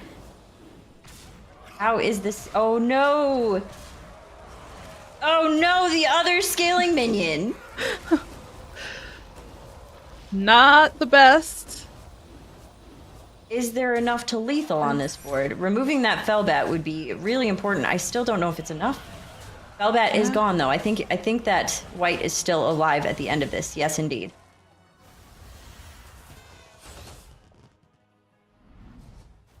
Still alive with 9. And now White up against a ghost, so a little bit of potential stabilizing here.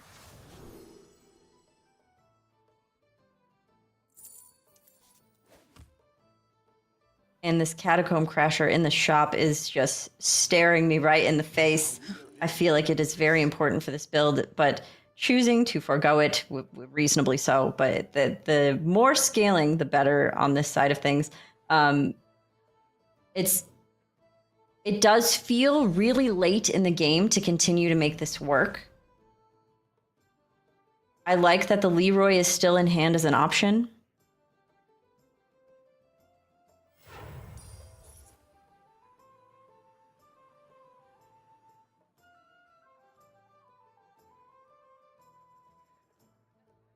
This is a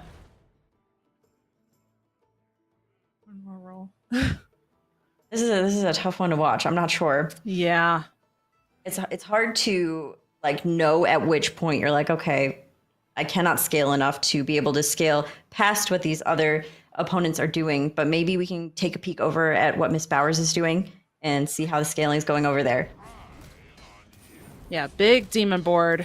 Scaling going pretty well so far for it seems like.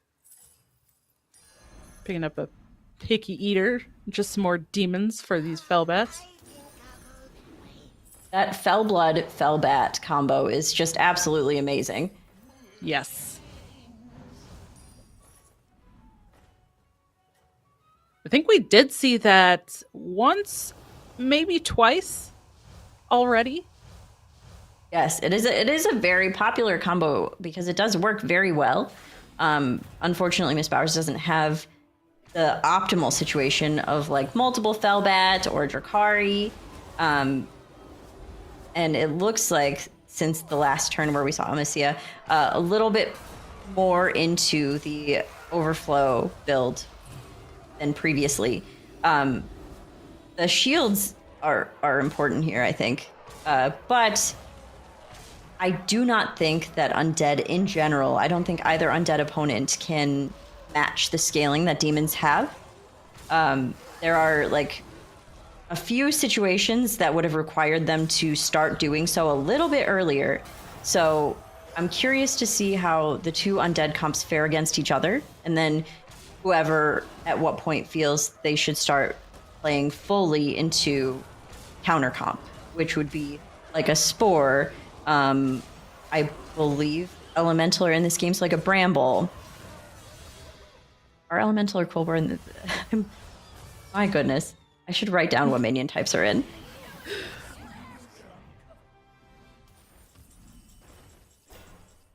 Okay, elemental are in. So yes. A bramble, which is an option for someone to counter this board with, which Miss Bowers did a great job of taunting the brand to potentially avoid that situation.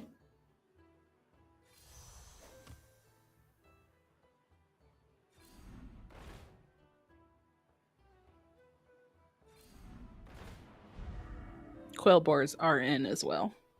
Yes.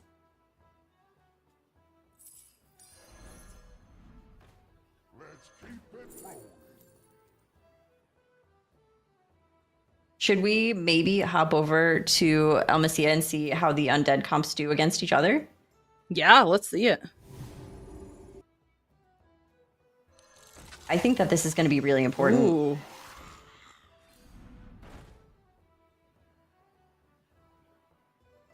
That's quite the army you're building. This is interesting. The reinforced shield against another undead board actually might be a little bit scary.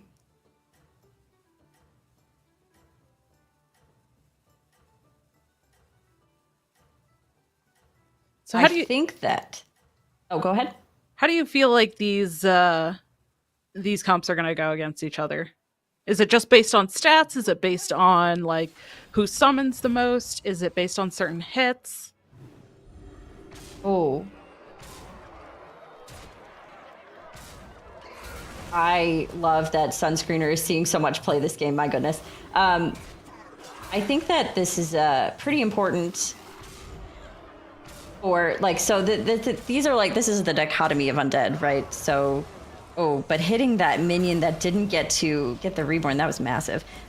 This is the dichotomy of undead where white has not spent a lot of time buffing the attack of the individual summons, which is has been the goal of undead, because you want to buff the attack and summon a lot of little guys. This comp is the first time we don't see that with undead. I think that from what I'm seeing here, Elmacia is at a pretty big advantage because all of the undeads have 31 attack. So as soon as white is done summoning everything, that's it. Like, that's the board, where Elmacia keeps summoning and keeps getting more minions from also the lesser trinket. And I feel like this is just easy through. And if Elmacia wins this fight, that does mean white will be eliminated. We're at that point in the game that essentially whoever wins knocks the other person out. Right. For these two. Miss Bowers still has so much help. Exactly what happened.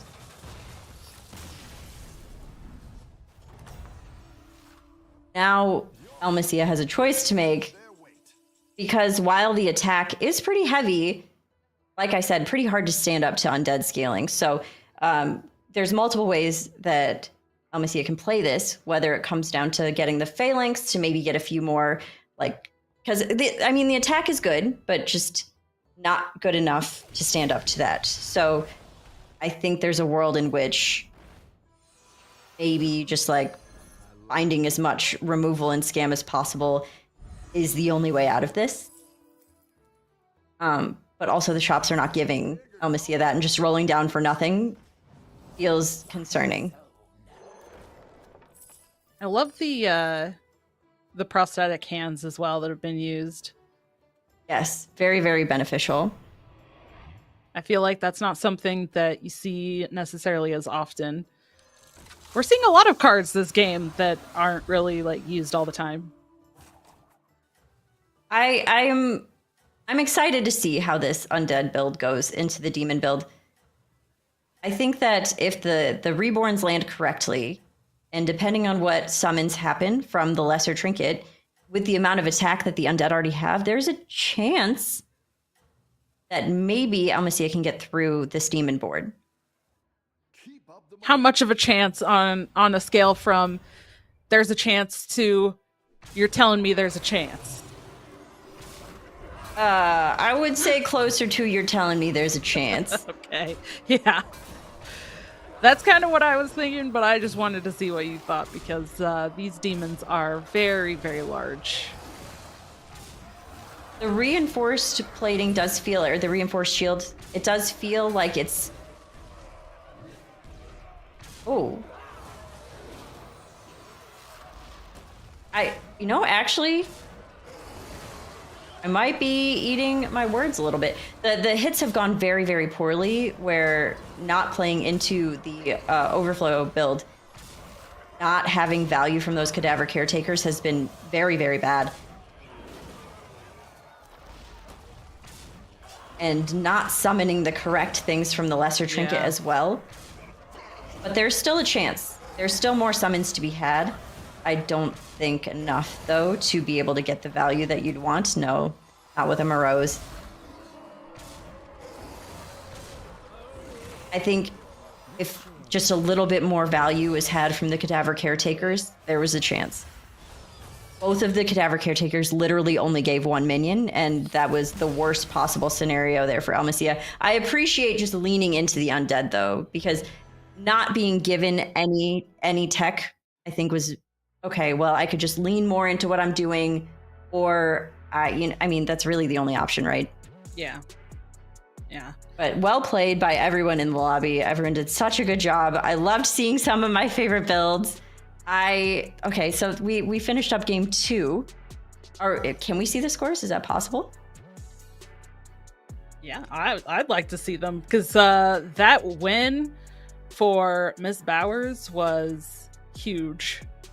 Starting at 4 points, she's gonna go up to 14. So there it is. Yeah, that was a massive win. Unfortunately for Serial and Evie, still kind of hovering at the bottom there. But as we saw in the first lobby, even being at the bottom, if they get a good win, they can still squeeze into that top 4 and make it into the finals top 8 bracket. So we'll see. It's anybody's game, but we're gonna see after. Yeah, absolutely. That was the detriment of those 3 people being out at the same time the first game, of like, I have to work this much harder. But the benefit that, okay, I'm down here, but 2 other people are down here too, which makes that competition a little bit less edgy going into these last 2 games. So we're coming into our final game for the semifinals here before we head into the grand finals right after this break. Stay tuned. I play for me. I play for fun. I play for real. I play for friends and Friday nights. We play for all. This is a new age of play. Play your way.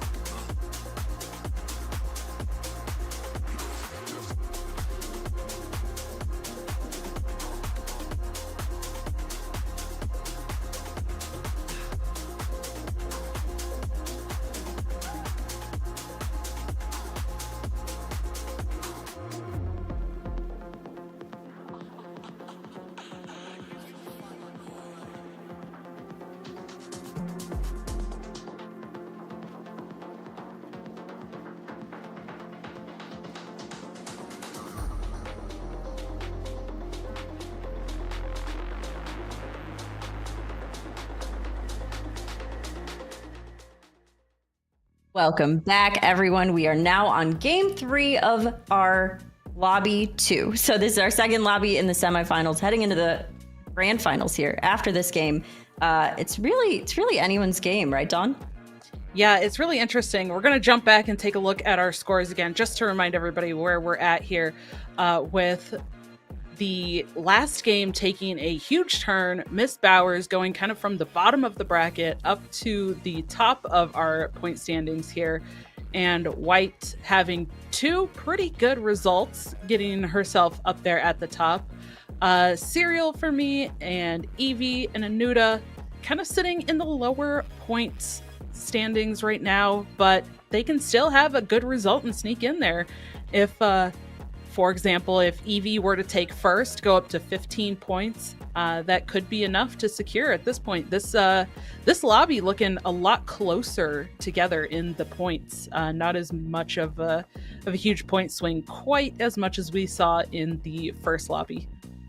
Absolutely. Yeah, I mean, if the first lobby showed us anything, that someone that's sitting kind of low, 7th place, I believe, is where our, who was it? Oh my gosh, do you remember? Someone Witchy. swung in that last game. Yeah, Witchy did that. So this can be that. You know, it can absolutely still happen.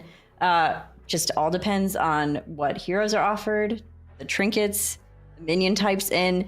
I'm really happy with the amount of variety we've seen in the board so far.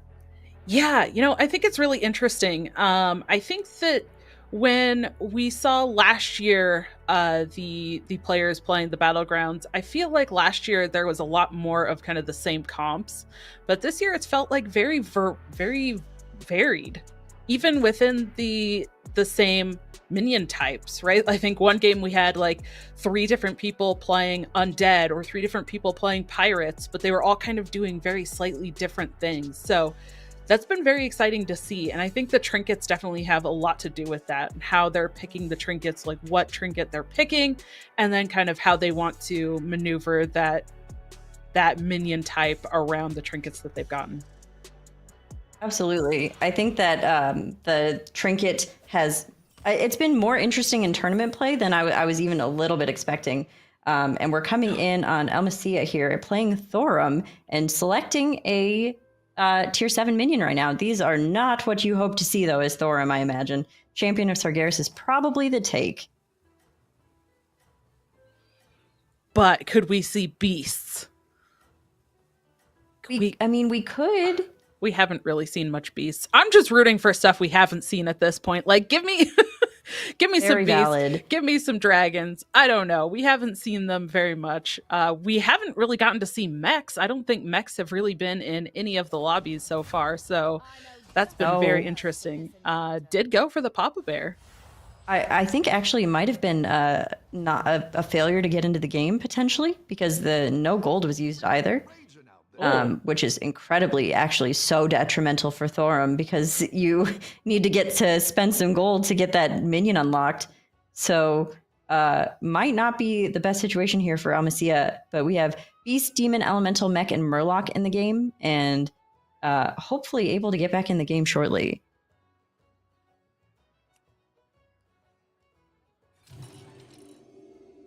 Okay. And indeed, in the game. I love the emotes that are getting thrown around as well. Absolutely. All right. Why don't we head over to Norky really quickly here and check out what Norky's doing? Yeah, going for some elementals a little bit here. Hard to say that at the beginning because it's just kind of what you're given at the start. We have Nusen as Yashraj. Norky here is Elise. Anuta is Bran. Almacia is Thorum. Serial is Eudora. Evie is AFK. Miss Bowers is Finley. Almacia is Thorum. And White is Marin. I think we got all of them. Marin is a fun one right now because we do have some new lesser trinkets that are incredibly powerful. There was a while where Marin was not feeling so great to take, especially as the lesser trinkets were getting nerfed. Fantastic at the start, then slowly got less good to take. But now, as of Thursday, really fantastic to take again. And I think that's a great choice. Can we just get a quick hover on hero number 6, Finley, just to see what Finley picked as the hero? Okay, so Finley looks like Galewing and chose the third flight path as the first flight. And in we have Beast, Demon, Elemental, Mech, and Murloc. Not in are Dragon, Naga, Pirate, Quillbore, and Undead. Okay, we got a game. This is a nice tempo line here for Norky. Some elementals to start, but absolutely not a guarantee if that's where this game's going to go. Yeah, I'm really curious how mechs are going to do in this lobby as well. We haven't really seen a lot of mechs. I feel like the mechs that we did see last game were really not mechs. It was prosthetic hand that was being used as a mech. Like, that was kind of it. So I'd love to see mechs do something this game. I know you talked about it in the first lobby as mechs kind of having some divine shields and some other things to work with. So are there any trinkets that work really well with mechs that people might want to kind of go for that route? Like, is there anything that stands out? Well, so the automaton is a pretty decent minion. At the beginning, it was very, very strong and an easy take, and now it's good. It's not bad. It's gotten better. We have automaton portraits. Especially with reflective pendants, you can build like a whole automaton build. So I'm not sure if we'll see much of that because it is a little bit slower growing. But there are a few, like in general, right? Stacking magnetics is a very viable strategy for mech because you golden a magnetic and then you attach it to a non-golden magnetic and then you golden that one. And you keep stacking until you get the beatboxer on tier 6. And then all of a sudden you've got this massive beatboxer because you've been building these magnetics the whole game. So again, a pretty interesting strategy. Not sure if we'll see it, but pretty good one. Yeah.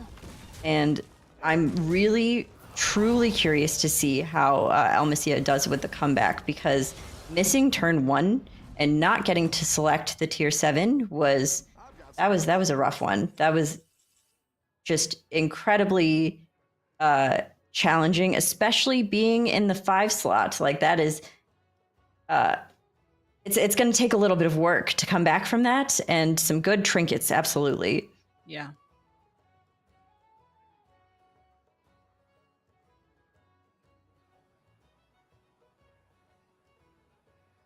Well, speaking of trinkets, they will get their lesser trinket next turn. That's going to be available. Would you like some fell blood?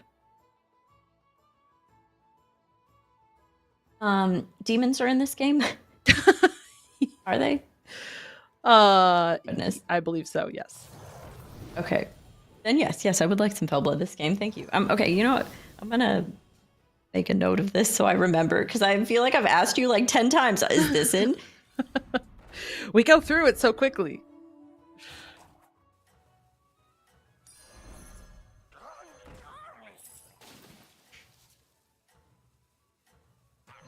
Okay.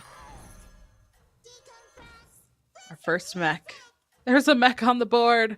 I'm so happy.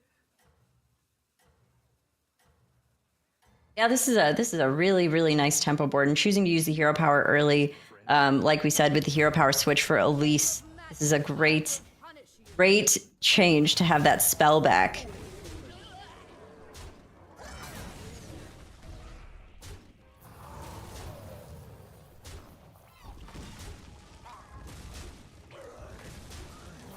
Hours here with a pretty tempo heavy board. Yeah. It's been a couple of early fights that Norky has lost now, just because of a lack of I don't want to say a lack of tempo, because she has some tempo, but just hasn't been quite as good as everybody else's tempo. Right.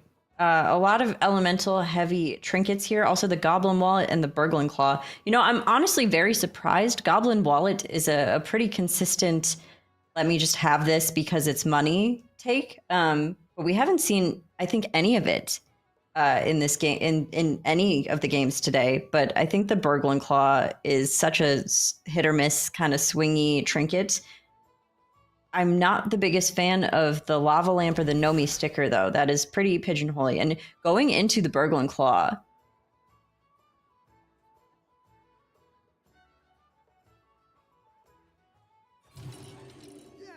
Oh, I like the level.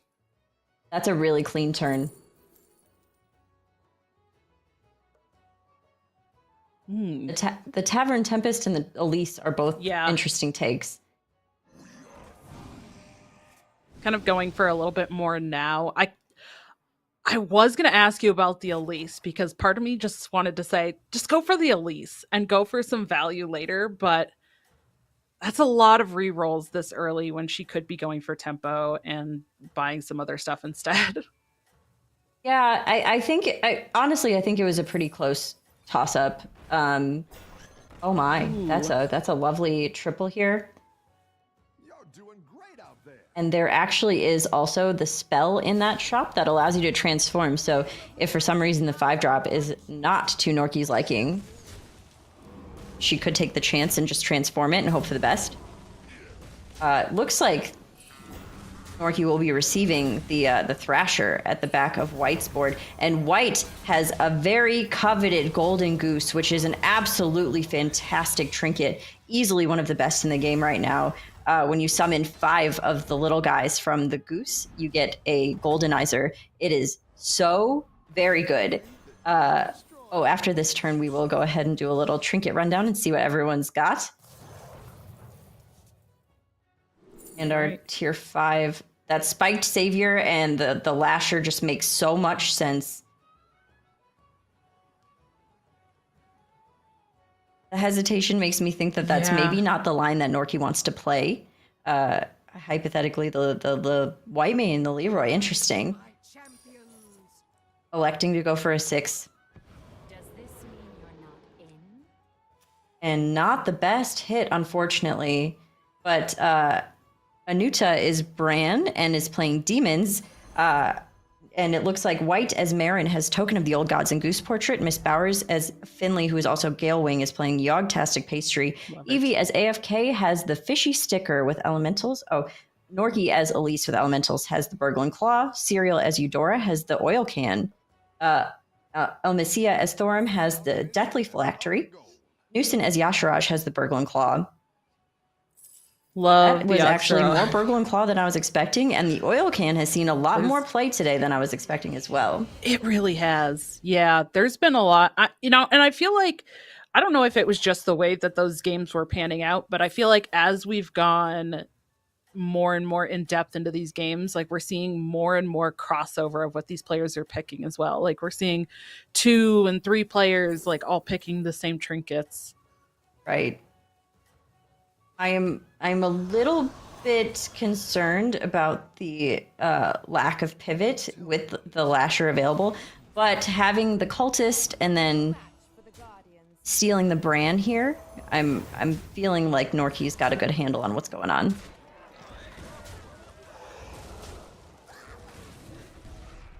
And with all of the points so incredibly close, I don't think it's a surprise that Norki knows that this game needs to be a high-performing game. Yeah. And unfortunately, she's just been taking hit after hit after hit with these fights.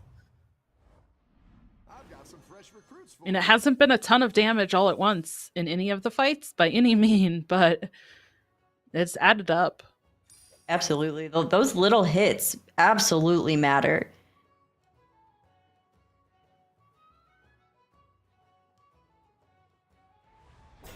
That hero power already at 4 gold, making it just not worth so much anymore.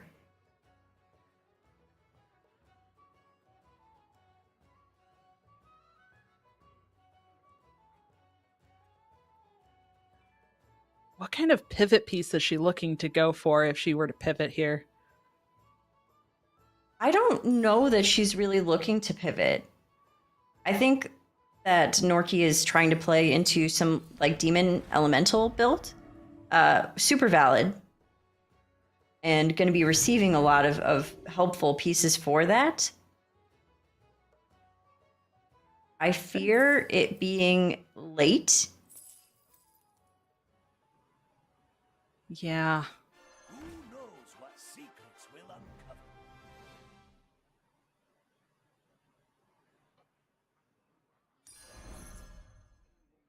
I'm curious if there was maybe a consideration for, with that 4 gold, using the hero power. I think also, just for the sake of the Golden Goose gaming, I would love to switch over to White, who's playing Marin with that Goose gaming. Yes. Because if you've never seen this before, this gets out of control so incredibly quickly. Now we're seeing some mechs in here too. I love it. A mech beast comp. Yeah, that mecha horse, just really, really, really great minion. Up against a Nuda with the demons on Bran.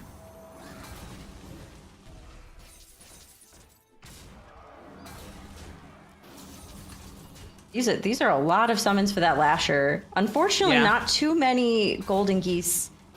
I don't think we're going to see a Goldenizer this turn. But already one in hand, saving it. I'm a little bit surprised that the Lasher didn't get goldened, but also I guess there's the consideration of having, being at 31 health. There's Eyes of the Earth Mother, so using the Goldenizer on something a little bit more incremental, like a tier 5, would be very helpful. Some bumps now and then. All right, it's time for the And greater. There's the greater. These are not the best choices for White here. Tiger Carving is probably the most conducive for White's comp currently, but Book of Medivh could just maybe provide some additional tempo. Spells are always good. Enforcer Portrait, I think, is a sleeper. Chose the Fridge Magnet. Leaning into that there's your mech comp. And tripled the goose. Go ahead and hire one of these recruits. Picks up a Bran. But the Token of the Old Gods can also, have a little bit more leniency on tripling into 5 and then discovering 6 if the 5 doesn't work out. I really like this. Goldenizing the Beatboxer? I think this is truly going to be a Mech Beast comp. Really thinking about it.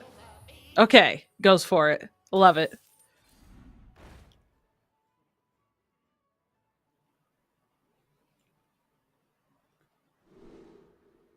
Absolutely. The Bramble Witch and a Yeah. freeze, and we see the utility drone drop, and then the Lullabot is getting played here. And we see the beginning of the mech comp, and this is actually going to scale out of control. I love it. I'm so ready to see this.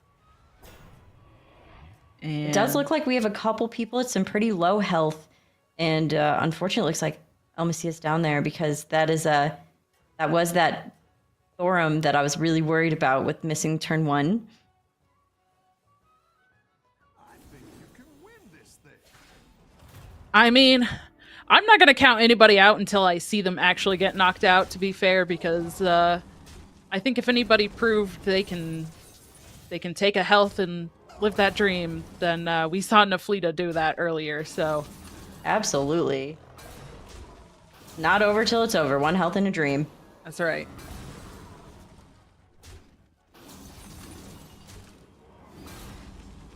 This is the second time, though, we've seen someone kind of err away from a beast build.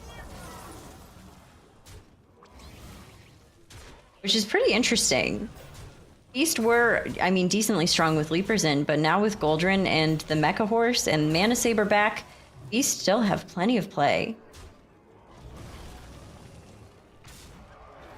And it looks like Serial is able to stay above damage, or stay in the game while being below damage cap. Oh, and we do see someone knocked out, but it is not El Macias, as we talked about on Thorum, is actually AFK. Okay, this young Murkai is a very interesting take because all you need to find is the tier 7 Clunker and Bran and young Murkai, and then you can just really... And we're seeing the magnetic stacking. Oh my gosh, Dawn. I love it. Having those 2 Anoyo modules in hand. It was Eevee knocked out. Well done, Eevee.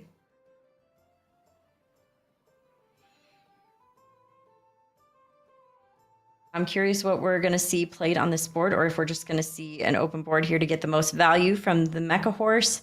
And a Goldenizer should be happening this turn, because as long as the Goose isn't griefed, which I imagine that it won't be, because of the double taunt.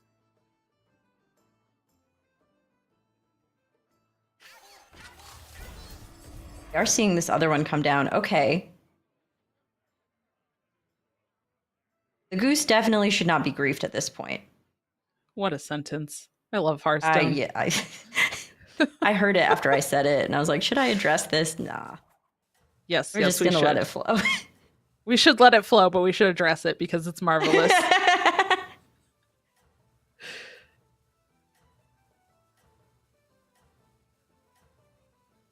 I wonder, I feel like the next thing we are going to see removed from this board is absolutely that Lasher. Yeah.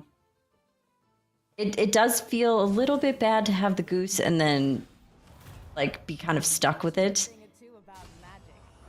Because it does, the payoff from the Goose is so nice. Like the Goldenizers are so useful.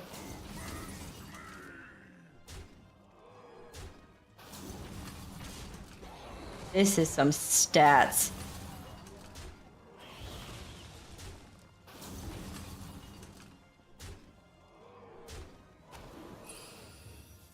And there's that Goldenizer.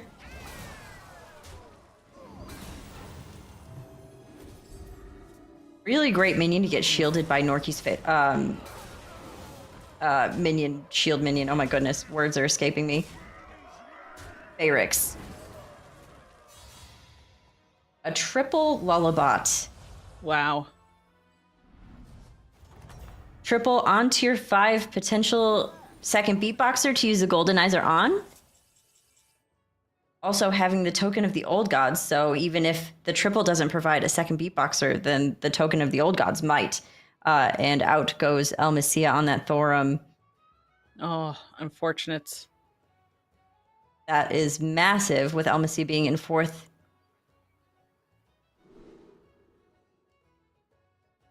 Yep, and still could stay in 4th, but very, very unlikely at this point, as Norky, Ananuta, and Serial all still in this game here. I didn't like that one either. Here's a gold for the trouble. And right. we continue to see some gem stacking. This is a very, very fun comp. I'm excited to see what else White does. But while we have spectated White for a second, why don't we head over and see what Anuta is doing there at the top of the leaderboard?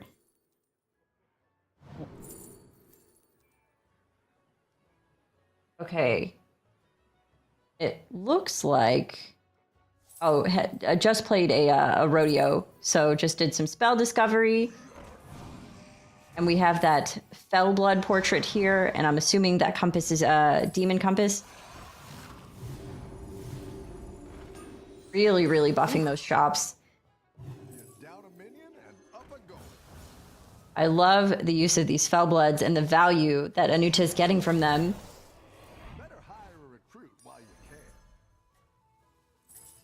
But what's funny, right, is like this comp is absolutely scaling. Absolutely. Yes. I'm curious how it'll stand up to this mech comp we just saw. Better hire a recruit while you can. A quick Mirage Conjurer to get the most value from the Fellbat. And that was a turn for Anuta. Okay, going against some beasts with a Baron Rivendare. Oh, And Rivendare sniped. that's so unfortunate.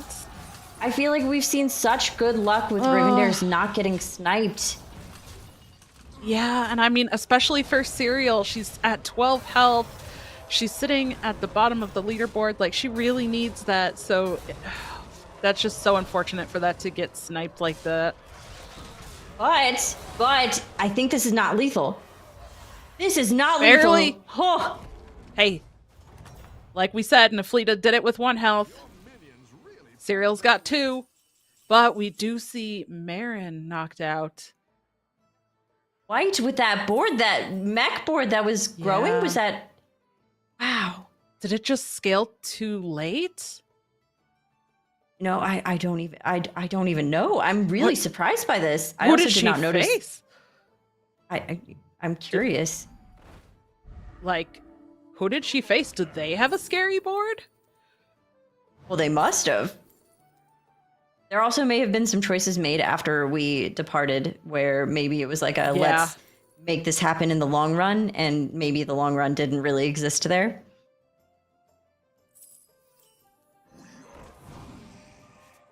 This is massive that Serial is living with 2 health. I didn't like that one either. Here's a gold for the trouble. Better hire a recruit while you can. Now we're in business. So much gold. Electing to level here.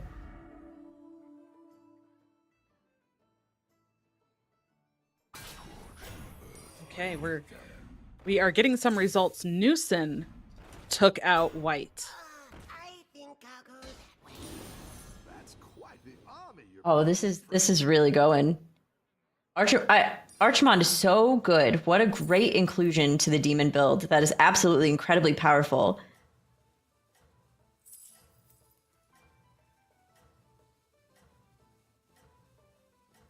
Wow, White was in first by a good margin, but went out in 5th. I wonder how that's going to impact.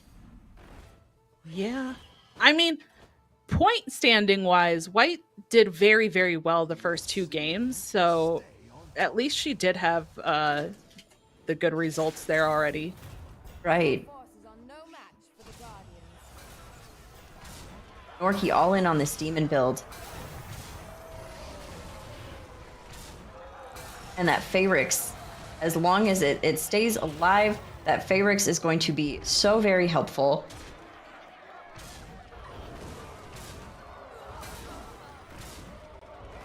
That does And not we are stay not alive. yet in a top 4. So even with the damage here, Norky is not looking at exiting the game, but is looking at benefiting from that Burglar Claw. And now we are in a top 4. That's right. 1 more player knocked out. And we have lots of players kind of getting low health here. Anuta on Brand still above full health. Everybody else getting pretty low. Go ahead and hire one of these recruits.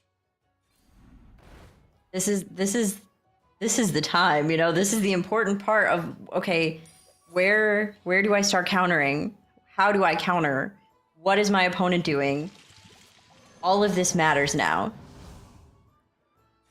Better hire a recruit while you can. we know that demon scaling is insane. We know that demons can absolutely get the job done. So it's up to all of the other players who are not playing demons to decide if their comp can stand up and how they're going to counter. Yeah. Some of these players have tried, but also depending on how the hits go, it hasn't worked in their favor either. Very true. Like that pretty early Rivendare snipe. That could have gone a lot differently. Absolutely. The Rivendare boards are always like slightly vulnerable because you are only as strong as your Rivendare is alive. Yeah. So as soon as that dies, then you are at the mercy of whatever your opponent's doing and whatever your board can scale without Rivendare.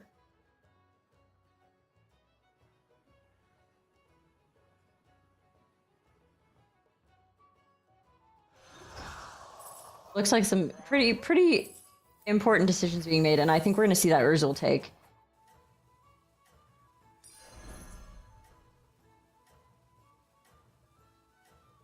But if it sees play here, I'm not sure. Okay. You know, just taking it to set up next turn. That's a really smart play. I like it as well. You got this. You're way ahead.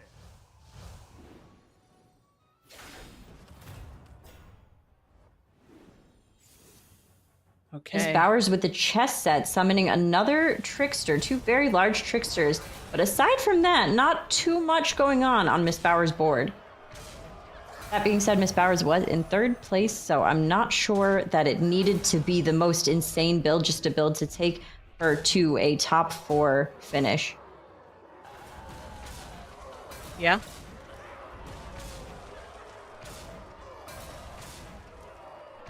And I'm feeling like this is the moment where we see Miss Bowers exit the game. It is. And we are very likely in a top 2. No, Top 3, hello? Did they tie? Keep up the pressure. Oh my goodness. I believe Eudora is Serial. I believe this is a very important matchup here. Yeah. I want to see this fight for sure. Yes. This Yes. is one This we've been is- waiting a this is- couple turns for. So important for Serial to find a line here. For any opportunity at staying in this tournament. Okay, so we have the 3 that are still in the lobby are Anuta that we're spectating, Norki, and Serial. If Serial gets first, it is possible to move on. I think. Maybe? Yes. No. No. Wait. Because we still have Norki and Anuta Right. in the lobby as well, who are already above her in points. Right. Yeah. So unfortunately for Serial, I think even if she were to take first, I think she still just barely misses out on the top 4. Heartbreaking.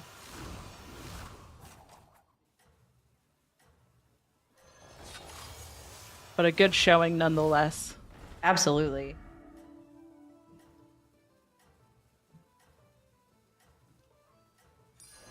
That's quite the army you're building. This board has scaled so insanely well. Everyone's gunning for you. Watch out.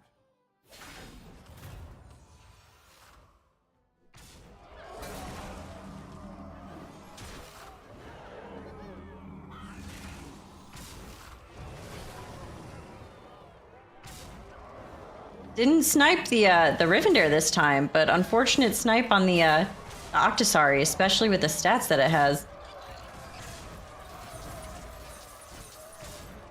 Wow. There's the Rivendare snipe. Even with all these stats, really well done for Serial. Yeah, absolutely.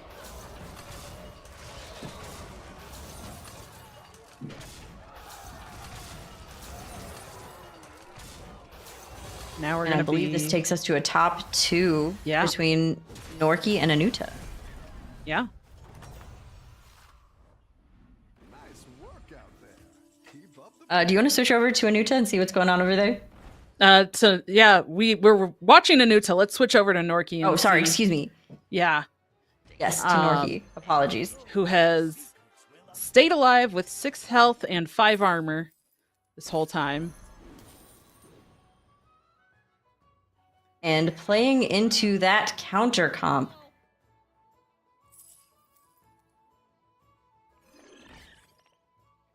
We've got lots of Venom coming in on this board.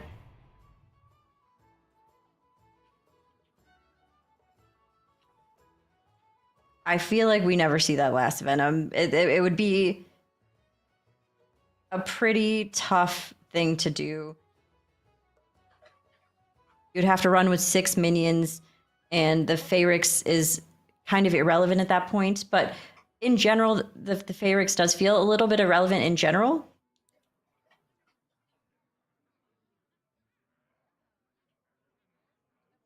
Yeah, I'm not sure that this could be enough to counter what Anuta's doing currently. Yeah.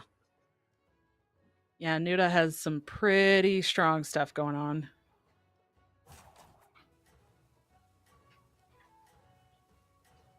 Too many large minions on the board, I think. Yep. And so much health still, too. Still more than full health. Yeah. This was a fantastic game for Anuta. So I feel like even if Norki were to get like really lucky and somehow pull it off with really great hits, she'd have to do it again. Probably a couple times. I'm just not sure that that's going to happen here. Oh, absolutely. This was the board.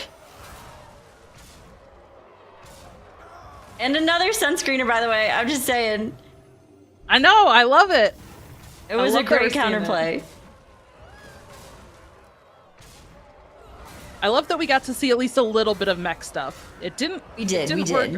Work great, but we saw it at least a little bit. So exactly. I'm happy with that. And that's the end of game 3 with Anuta taking it with 42 health remaining. Yeah. That was a very dominant game there for Anuta. Oh my gosh. Super strong board throughout the entire time. And, I mean, even though I think that she's not going to make it, but a serial shout out, girl. Shout out. Because staying in that game on 2 health and fighting through and getting to top 3 was impressive. So yeah, look at how close these points were. Wow. Miss Bowers and White both at the top with 20 points each. Norki 19.5. Anuta in 4th place, 17.5. Newson just barely missing out on top by half a point. Those tiebreakers and players getting knocked out at the same time and splitting points absolutely mattered and made a difference there. It really did. That was well played, everyone. That's so close. That half a point. Yeah. That's crazy. Really well done to everyone in that lobby. We saw some really fun comps. Demons are so dominant. I'm glad we did not see the Pirates wreck some more boards, but we saw some really awesome demons. We saw some really great varied comps here. And this means that we are heading into our grand finals. Are you ready, Dawn? Oh, I'm so ready. I hope that it's even more exciting than what we've seen so far because it's been very exciting. But we're going to get into that in just a moment. So don't go anywhere. We're going to take a quick break and we'll be right back.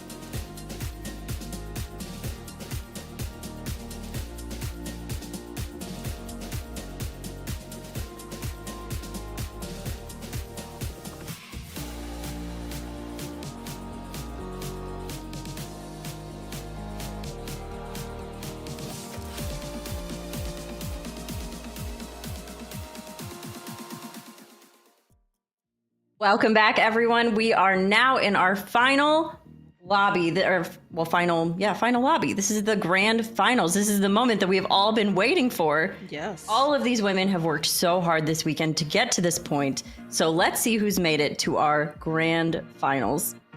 That's right. Our top 8 bracket is going to be Ashley, Paloma, Witchy, Neflita, Miss Bowers, White, Norky, and Anuta.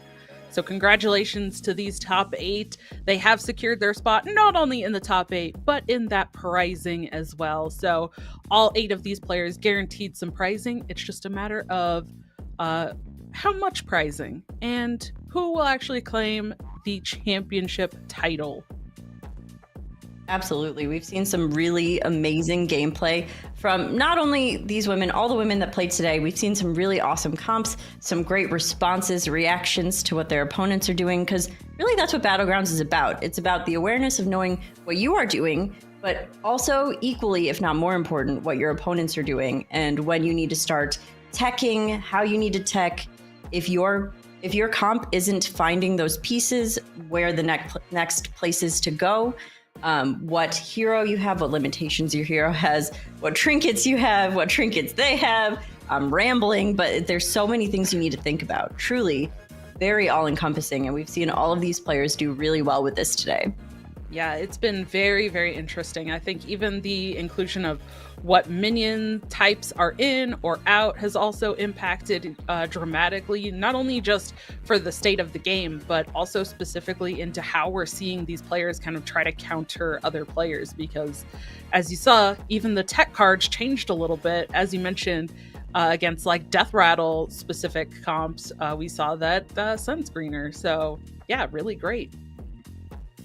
Yeah, no, that the sunscreener has legitimately seen more play than I was expecting, and I'm really, really happy about it. I think it's one of the most underrated tech cards because of how prevalent death rattles are right now.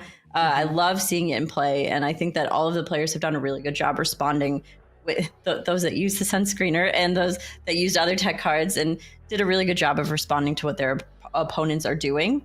I would love to see. Like, it is tough to make that decision of like, okay, I guess I start taking tech now.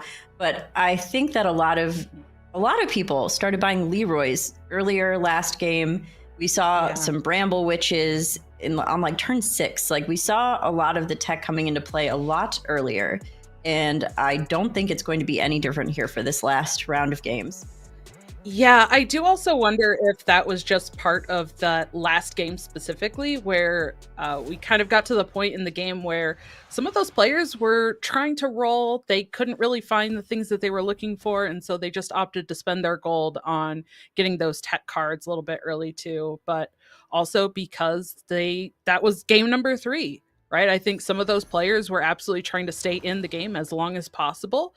So they were like, all right, we're just going to go for it and try to, get as many points as we can, try to squeeze into top 4 and make it to this game here that we are seeing. So let's run through what players are playing and what minions we have in this lobby.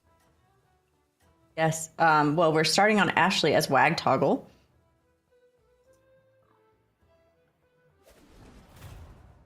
And it looks like we have Anuta as Zarella. We have Paloma as Teflon. Witchy is Reno. Miss Bowers is Eudora. White is Gallywix. Ashley is Wag Toggle. Neflita is Omu. And Anuta Zarella. And Norky is Master Win. We've seen Master Win quite a few times already. Absolutely. I mean, Master Win is one of my favorite heroes. The ability to react and respond with the different hero powers is so beneficial, especially in tournament play, right? Like, there is always an out. Not always. If Master Win is nice to you, there's always an out. Yes. And in the game for our minions, we have beasts, dragons, murlocs, pirates, and quillboars. And not in this game, demons, elementals, mechs, naga, and undead. All right. Interesting. No mechs, but dragons and beasts, All right, maybe the Quillborn Yeah, pirates won't be overbearing. right. There's no Fellbloods in this game, so we're not going to see any of that. And we saw a lot of that, I think, especially in the second round of games. Yes. This is not an ideal shop. There's a pretty clean Murloc line, but also, especially as Wagtoggle, it's kind of not the best. Wagtoggle is nice for the case of getting some like good early tempo, but this this shop makes me a little bit sad for Ashley right now. Yeah. It looks like the rooster is a potential thought process, and also we saw a little hover on the Murloc, and it okay. Whoa. 3-on-3. Love this. Oh, did we see oh my gosh. Okay, so the wave means you go 3-on-3, and did we see our Reno player do the same? Was there an agreement? An agreement or a recognition? It looks like my indeed there gosh. was. A 3-on-3 in game 1 of the grand finals. I am a very happy Sway right now. The ladies' agreement. All right. Love this. Not the best shop, but not the worst shop. We have 2 more turns before our trinket time.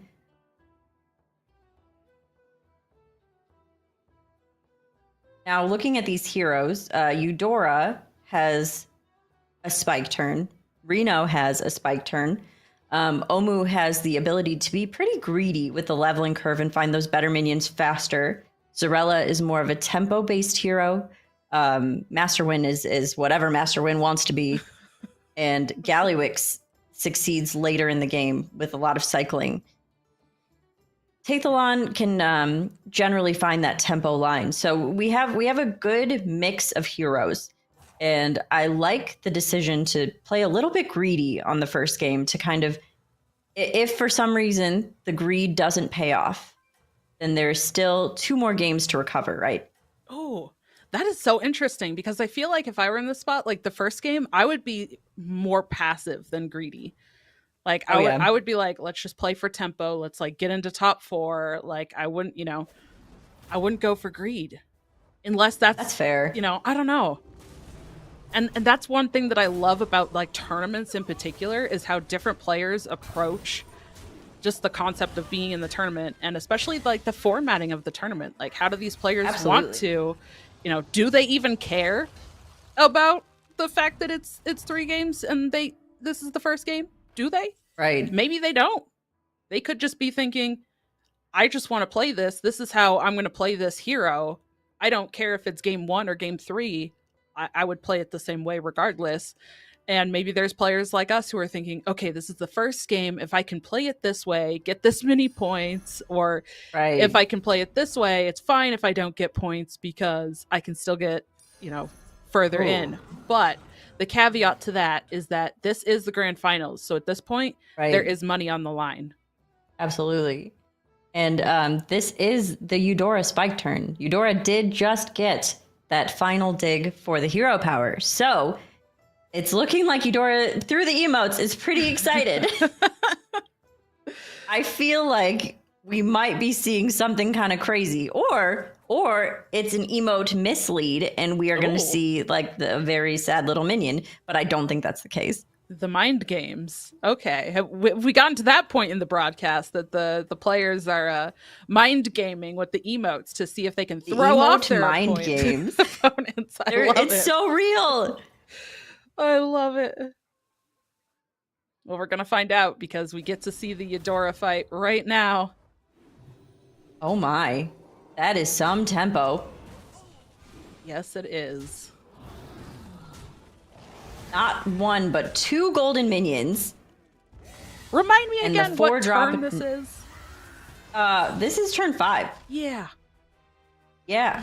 That's very, very, very bad for Ashley to take this much damage this early. And here is the discovers, or the trinkets. Oh, no. Ooh. So, like, the Kodo leather pouch could be an option to try to tempo out the rest of this game. The Goblin Wallet, we're finally seeing a Goblin Wallet. I was just talking about how we haven't seen much of that. And there's some dragons in the shop. Not great ones, but could be a choice here. Omu, Naflita as Omu. We have Miss Bowers as Eudora, who took Book of Medivh. We have White as Gallywix with the Ticketus sticker, which is a great trinket. Norky as Master Win has the Innkeeper Stein. Witchy as Reno has the Great Boar sticker. Paloma as Tathalon has the Nurglish phrase book, which is great for Murloc. Ashley as Wagtoggle has Goblin Wallet. Anuta as Zarella has not yet picked, or it's not displaying yet. So we have some pretty diverse different trinkets here. Yeah. And we're seeing a pretty greedy turn here from Ashley, which is a little bit scary considering being at 22 health. But we'll see. We'll see how this plays out. This is a nice little shop for a comeback. There's a couple different options. I'm assuming the Dragon line is one that Ashley's considering, but there's also the Quilboar line, or like at least like a temporary Quilboar situation. Anuta on Zyrella picked the Burgling Claw. Oh, okay, perfect.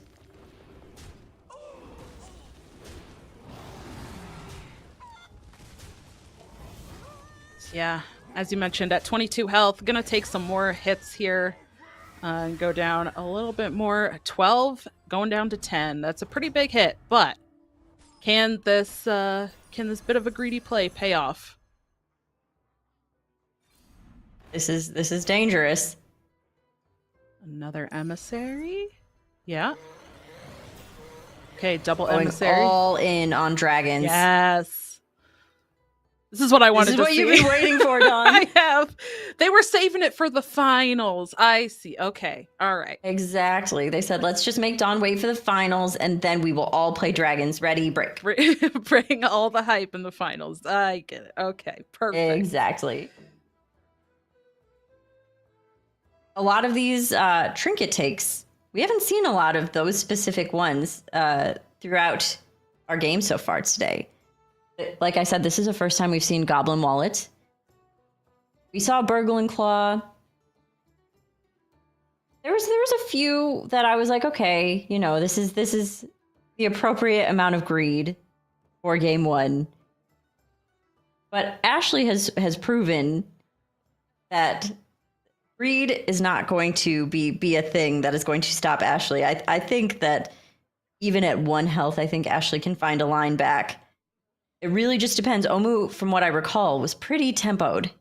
So depends on if 1 health can remain at the end of this. And this, unfortunately, also does not play well into Wagtoggle's hero power, as there are only 2 minion types on the board. So not much assistance from that either. Pretty much what you see is what you get here. But the Roaring Rallier is pretty healthy. So hopefully at least a couple valuable attacks can come from it.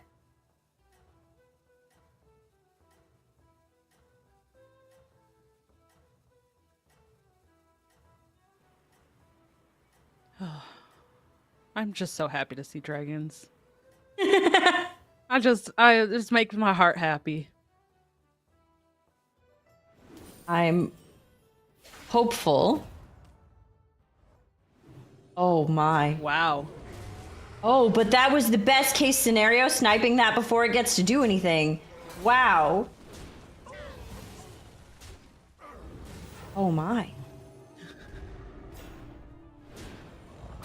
Okay, I actually think this might be fine for Ashley. I know it's crazy, but like, ooh, that makes it not fine. That makes it not fine. Yeah. Oh no. I was gonna say, depending on where it it hits, it could have been okay, but that was 15 the damage. raptor summoning that. Oh my gosh. What turn is it? 2 people died? Yeah, 2 people out. This game feels like it's gone fast. I don't know if now it's that just was a me, fast but- game.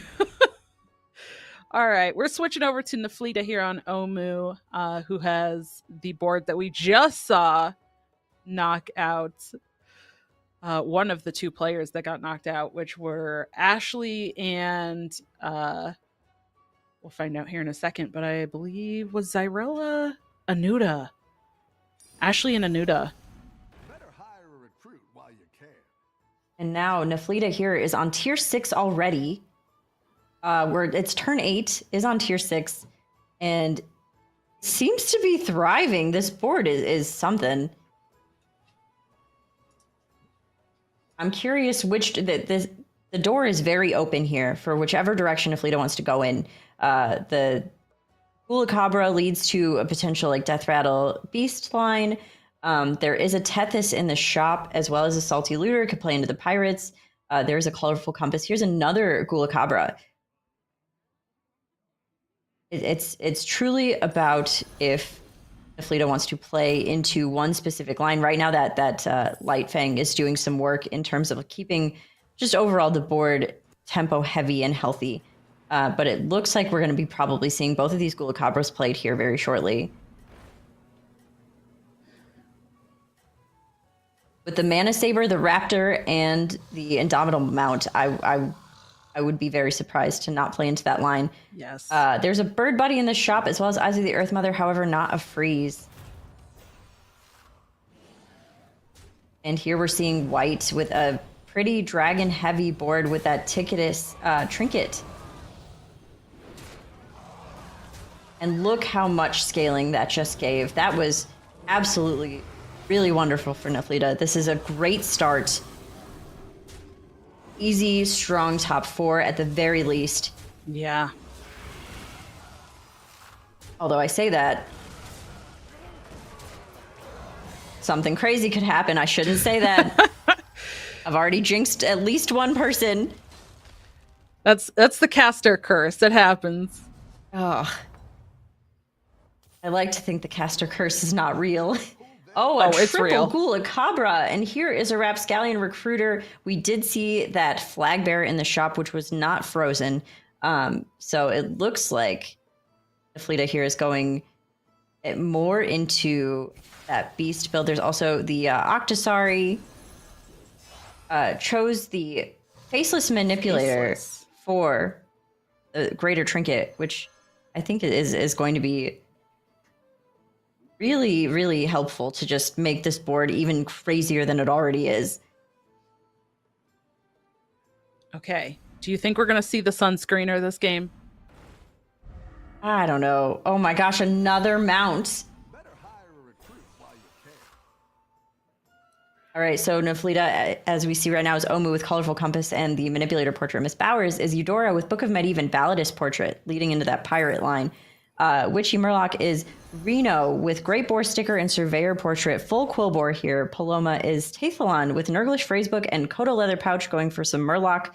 Pretty heavy tempo. Norky as Masterwind has Innkeeper Stein and Peace Bloom Candle. Okay, I like both of these. White as Gallywix has Ticketus sticker and Redeemer portrait. Love this. And that's everyone that got to select a Greater Trinket. Wow. Oh, that's crazy. I really like, actually, this line of Master Win having 2 neutral trinkets, because it leaves all options open, in my opinion. Yeah. I love this faceless play. Absolutely. This is so much scaling. You can win this thing. Oh, and the last second freeze as well.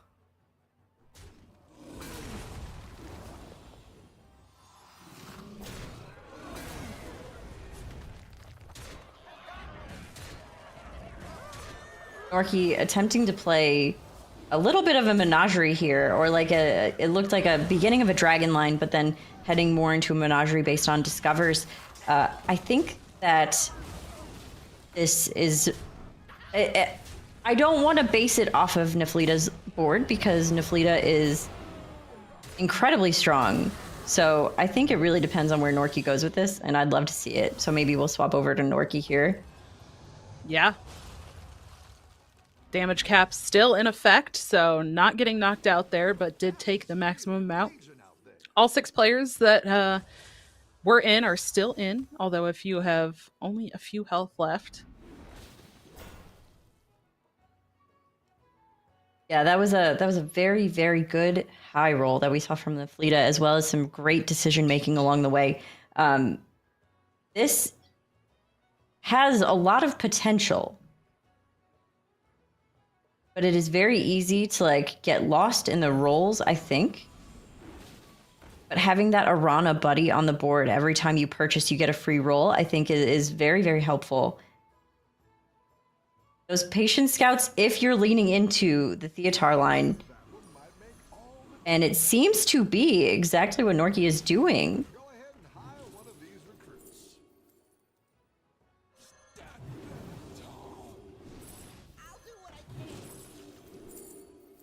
Really interesting to play into the Theatar line.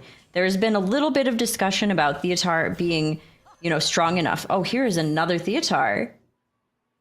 And I personally am the biggest fan of Theatar. I love Theatar and have been really sad to see a little bit less play And from the Eyes Theatar. of the Earth Mother picked up too. Yeah. For free. Oh, this is a great situation. The scaling might be a little bit slow. But like I said, I think Naflita's board was just absolutely so incredibly powerful and not necessarily a baseline. Ooh, here's a buddy spell, and buddy spell could be pretty interesting with a menagerie board. Acolyte of Yogg-Saron gives the Yogg wheel, but instead chose the transform, which I like. I wanted the Yogg wheel. Oh, I know. Don't tell the others. All right. Well, I like using Eyes of the Earth Mother. Oh my goodness, it is this board. Yep, pirates are in. That's for sure. I really liked using Eyes of the Earth Mother on that dragon because it does return with its health, but I don't know that it's going to be enough compared to this pirate board. Oh no! Rivendare gets hit but stays in. Didn't snipe it.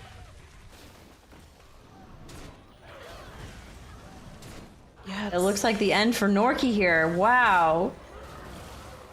Oh my gosh. This pirate board doing some work, and I'm assuming we're in a top 4 potentially. We're in a top 3. 3 players got knocked out again. Oh my gosh. Wow. Well, we're going to switch over to Witchy's perspective, who looks like has quite the quill board. Well, earlier you were with the C's, and now I'm with the Q's. Quite the quill board here. Yeah. Wow. Are we gonna see pirates versus quillboars again, like we saw like at the very beginning of the broadcast? It looks like we are. Everything's coming very full circle. Those hot air surveyors though are very decent minions. That being said, it's gonna take a lot to get a board that can get through that pirate board. But Witchy is at a very high health total, so even if it doesn't get all the way through, it is a potential to just kind of live at least for a little bit longer. I'm assuming that the hero power was used on this tier 3 minion very early, which is not a bad thing, especially with that hero power change spell. So just a nice little tempo piece, which I feel like Witchy probably used pretty well to help stay alive.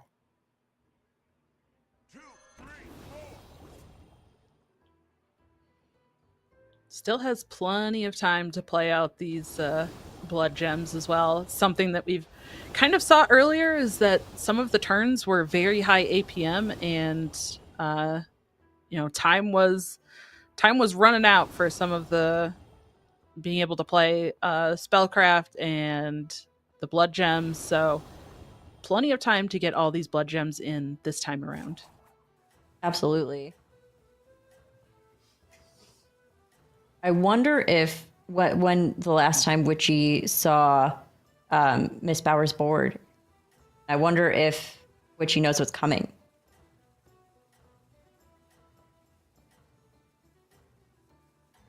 I'm not sure. And the other board that's in was that very strong beast board. So we have that kind of death rattle beast board. Look at the stats on that Eliza. And now there are 2 Rivendare present. Yeah. Without early back of board snipes, if even possible. This is a lot of damage.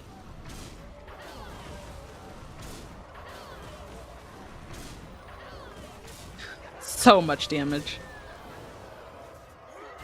Really unfortunate to not get the oh, and there goes a Rivendare. The feels a little too late at this point. Well, thankfully, because the Rivendare was gone, I think that was very close to being determining of staying in the game or not. I've got some fresh recruits for you. Fair. I think even still would have been alive with what, 2 health? Right. I love this 1. cleave in the shop so much and think it would be very beneficial for Witchy, potentially, but it is tough because I don't think that Eudora is going to remove Omu from the game. So our Reno is going to see Omu, and that cleave may not be that beneficial at that point. But I think that it's a good, here's a worst case, you know? Yeah. Like a cleave with a white mane feels very, very important. And with the blood gems and the scaling with the hot air surveyors, any minion that Witchy chooses to play can scale pretty quickly. A good tactical choice. I am very curious to see if we can spectate Miss Bowers just so we can see the other fights, not the ghost fight. Because we've seen this pirate board a little bit. Oh my gosh, she has now made that Rivendare golden. That is indeed a golden Rivendare. I don't even know what I was saying before then. I was talking and then the screen changed and I saw the golden and my brain just went, oh my gosh, it's tripled. Yeah, that's pretty heavy. I am actually this is a really good board in general, but it is a little bit of a I'm going to use air quotes on this. It's a low roll when it comes to this build because there's only, I mean, the controller is golden, yes, but there's only one. The flag bearer is a very key piece of this, and keeping an Eliza on the board. It feels good given the fact that Miss Bowers has the Balladist portrait, but it's actually not fantastic to keep that Eliza. You want to have things that summon more things, and just uninterrupted summons is the goal. Yeah. See, that was massive. Wow, the Leroy does hit that Eliza. That was huge, and I think that was so important. Yeah. And Miss Bowers because used a that very additional sour scaling face is emote. gone. Yep. And now Neflida has so many extra summons that these little guys are just gonna just trade off all of the other little guys from Neflida. That was really worst case for Miss Bowers to have that Leroy hit in that direction. Yeah. That being said, there are very likely still plenty of stats here, but I actually think Neflida is able to get through this board. I was gonna say, especially if she can take out the Rivendare. Right, the Rivendare staying alive is the early. thing that is really keeping Miss Bowers afloat right now.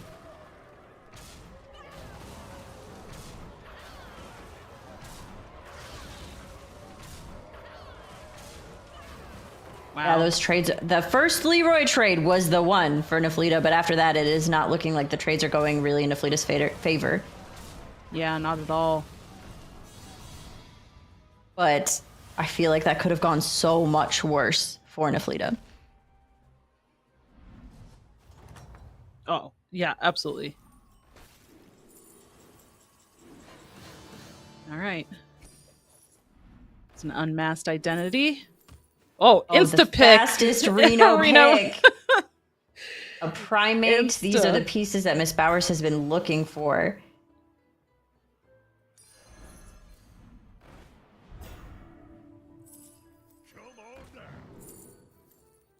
The Staff of Hamul was so fantastic. More recruiters, unfortunately, still no flag bearers, and that is really what Miss Bowers would love here. even more Yeah. controllers. Like, this is not helpful right now.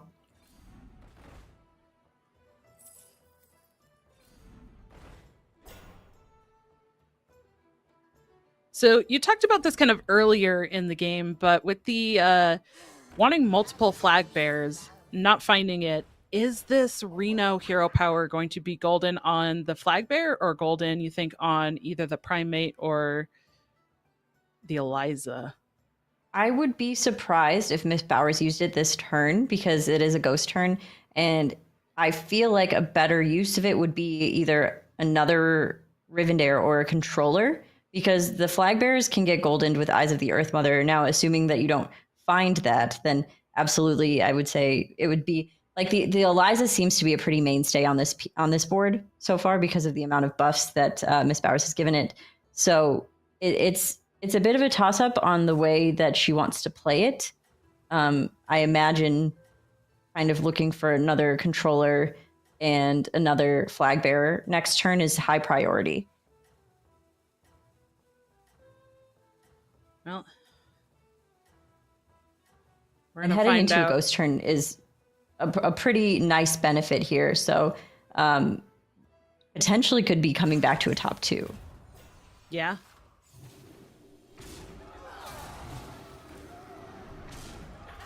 Could be. And it looks like we're seeing her faced into the ghost of a menagerie board that we didn't really get to see either. This, like, everyone was out, we blinked, and then all of a sudden it was a top 3. Yeah.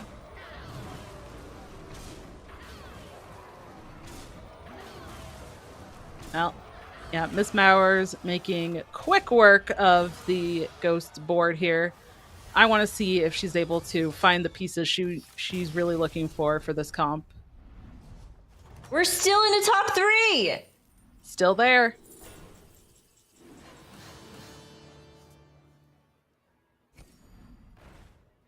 Okay. She's rolling. I'm wondering if she's considering the spell, the Death Rattle spell.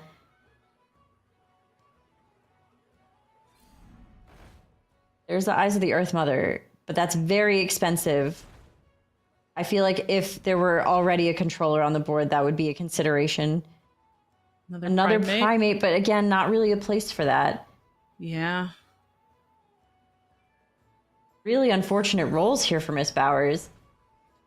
Another Eyes of the Earth Mother. There's a Bran. These are not helpful. Try foul maybe to just get another minion to cycle.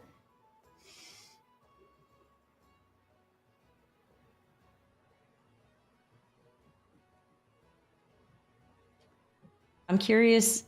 Yeah. Yeah. There's another recruiter. Recruiters are showing up left and right, but that's not helpful, really, unfortunately. There's another Rivendare. That's the take. That's the one. Ooh, just in time, too. I think if she had had to spend one more roll, she wasn't going to have enough gold to get there either. Absolutely. That was very, very lucky on the timing of it.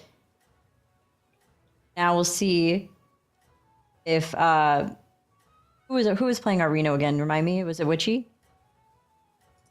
I believe so. We'll see if any counter was available. White Mane. Leave.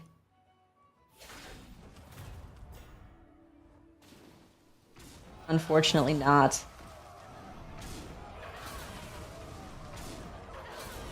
It is so crazy to me to see a board that is this vast. Look at these minions. 295 health. There was a Rivendare snipe there. That was pretty huge. Is it enough, though? This next hit is going to be important. Yeah. Not the hit. Nope.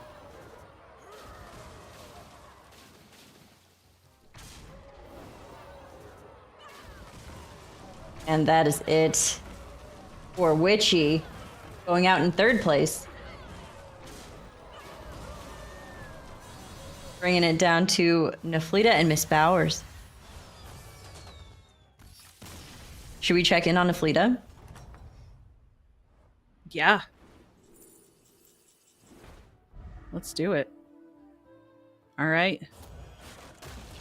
She's really buffed up some of these beasts, added in a little bit of pirates. She got some We tech see stuff. two white mane in hand. These recruits.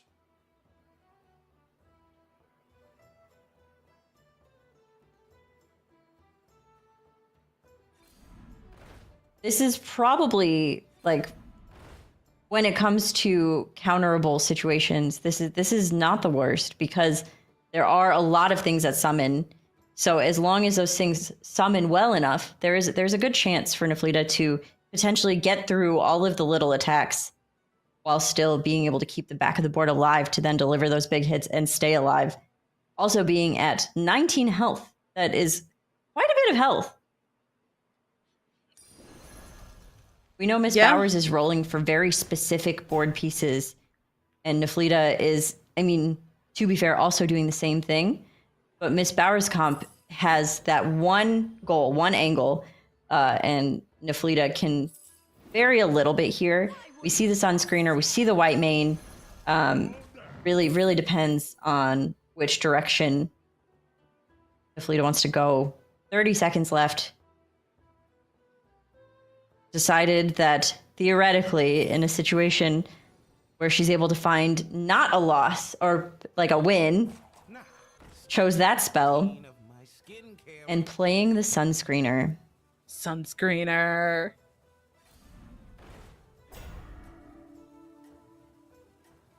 I like the choice to lead in with those larger minions. Double white mane. Really going all in. Keep up the momentum, friend. And even getting Where to the white taunt mane's one landing. at the end. Not correct. And also not very correct, unfortunately. If anything, it was a little bit helpful to the board. And we saw another controller was acquired by Miss Bowers.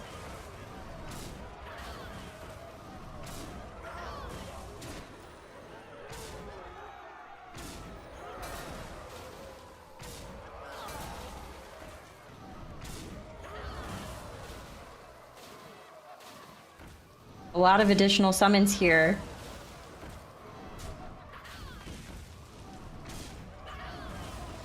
This is a very, very interesting counterplay. Yeah.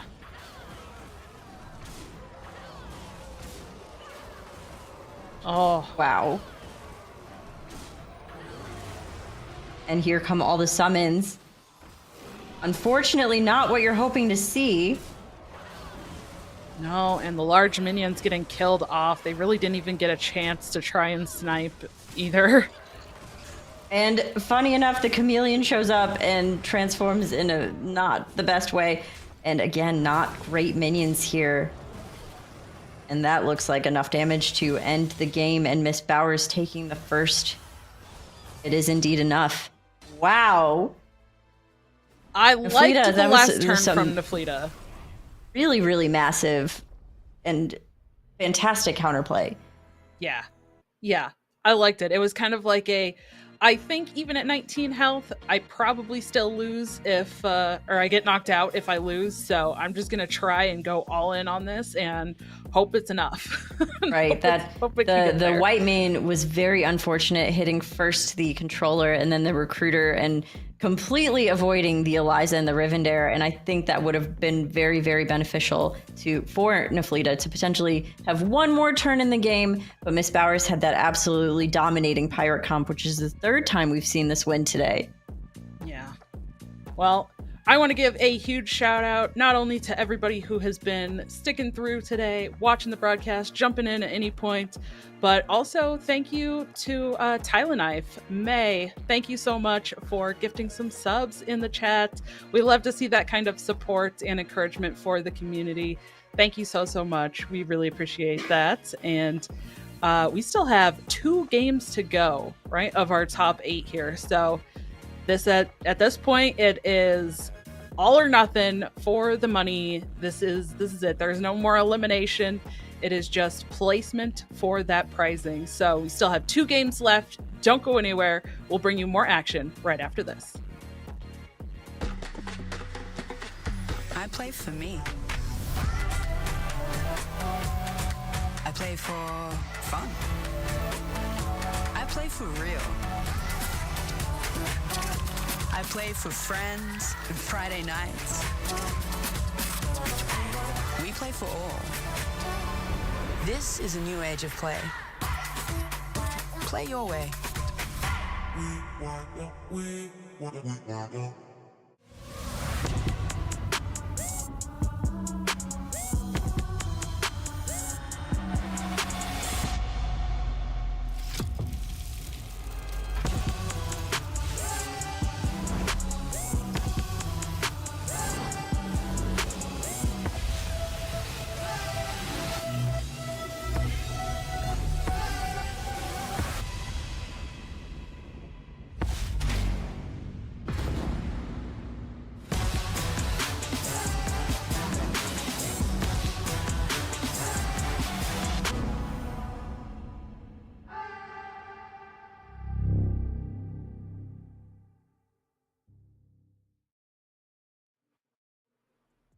Welcome back, everyone. We are now heading into game 2 of the grand finals. We have 2 games left. All of the games matter at this point. We saw some pretty insane gameplay for game 1. Let's look at that bracket, see how things are going so far. Yeah, so after that first game, we did have multiple players knocked out at multiple points. So unfortunately for game number 1, Anuta and Ashley both knocked out very early and splitting those points, only earning 1.5 points each to start. Norky, White, and Paloma all getting knocked out at the same time, earning 4.33 points for each of them. Witchy taking third, getting 7 points. Naflita taking second to get 8 points. And Miss Bowers taking first place in that first game to get 10 points for herself to start. So sitting in a strong position after that first game. I'm sure she's looking to repeat that if she can, but I know these other players going to be chomping at the bit to get started and get in this next game so that they can try to come back and get more points for themselves. Absolutely. And we kind of saw this in the second round where it was kind of like, okay, I'm at a disadvantage because I have 2 points and so two other people also have 2 points.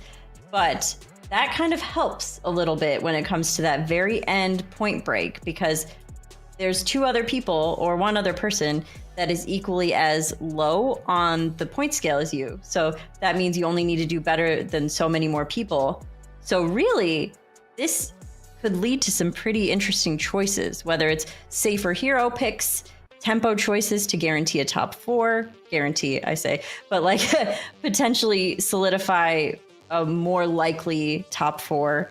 I'm curious how those, especially the players that were in 6 through 8, make those decisions, and if they're going to make decisions based on that, or as you were talking about, I'm comfortable with this hero, I like this hero, or on the flip side of all of that, all of these ladies have been playing all weekend. This is the final 2 games, so they may just say, let's go all in. Like, let's try to get this game. Let's get this first. Let's find this condition.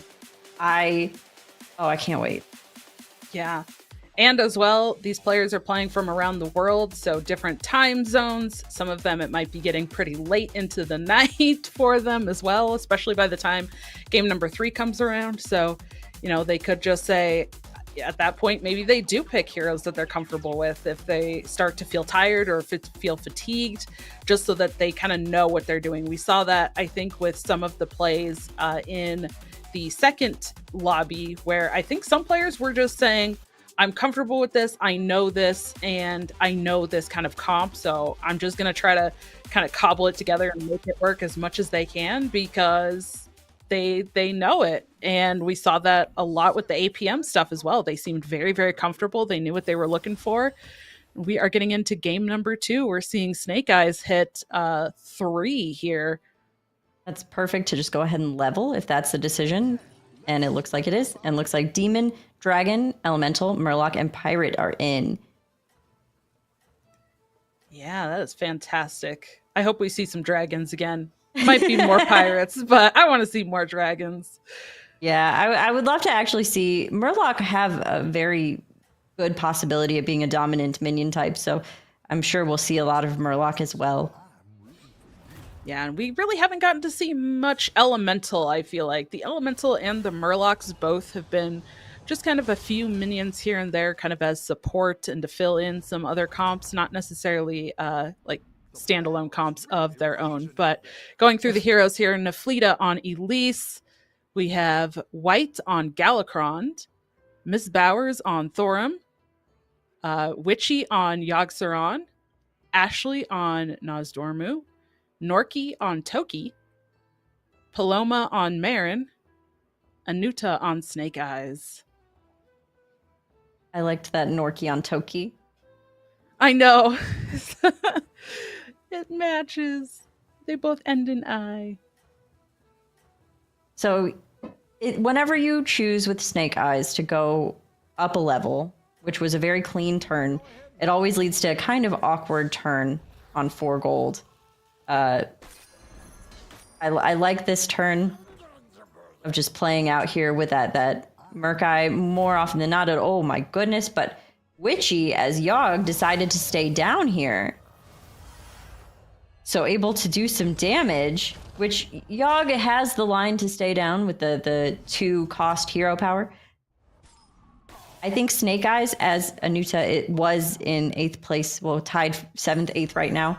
I think that Snake Eyes is a really fantastic decision, as it is a pretty good opportunity for a high roll. So really, it's one of those anything can happen kind of situations, and we're seeing a nice little buff to the young Murk-Eye to potentially buff that Honcho in hand and get some value. Turn 3, 5 gold, when you level on turn 1 with Snake Eyes is also a very clean level turn, but having taken that damage, I feel like that was not the line for Anuta, especially having frozen the Tad and Shop to get the value from the young Murk-Eye.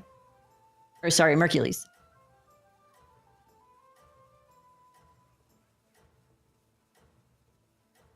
All right.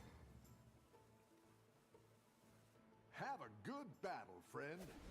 And able to also use the hero power again next turn, getting 2 buffs. That is really lovely value. And Anuta hoping to not roll a 1 here with the hero power, but that's how it sometimes goes with Snake Eyes. And it's a 5. That's lovely. That's a level double buy. But there's also opportunity to roll because of the gold in hand. Not the best shop, but could buy the Skyfin and also the Emissary. There's also room for the Spore. With the 2/2 on the board, could be really greedy and roll again. I personally don't hate it, but I also think it might not be the best line given the greed line already. I mean, if you're going for the greed, go for it.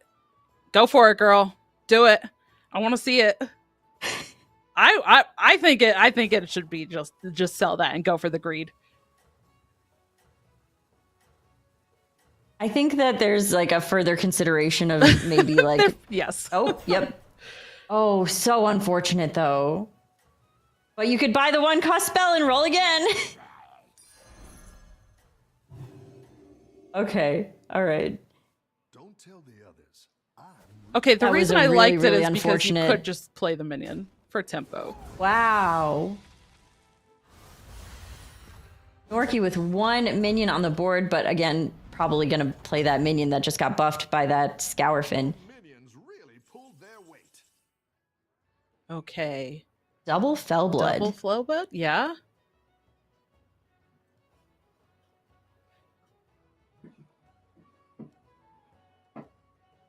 A double Fellblood is very interesting. Or just level? I think there's a world in which you could just level, but Yogg did have a very tempo-heavy line, and that feels incredibly risky.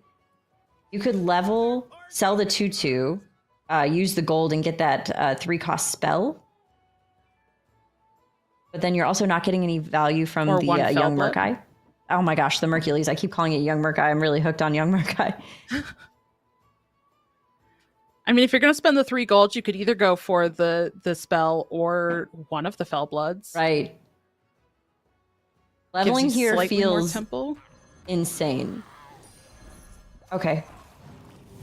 Down a minion and up a gold. So no level, but oh, and just foregoing the any Mercury's buffs available. Yeah, max tempo on board. Knowing that Yogg was in the place of having like stayed down on turn 2 and had 3 solid minions on turn 2, I don't hate this play.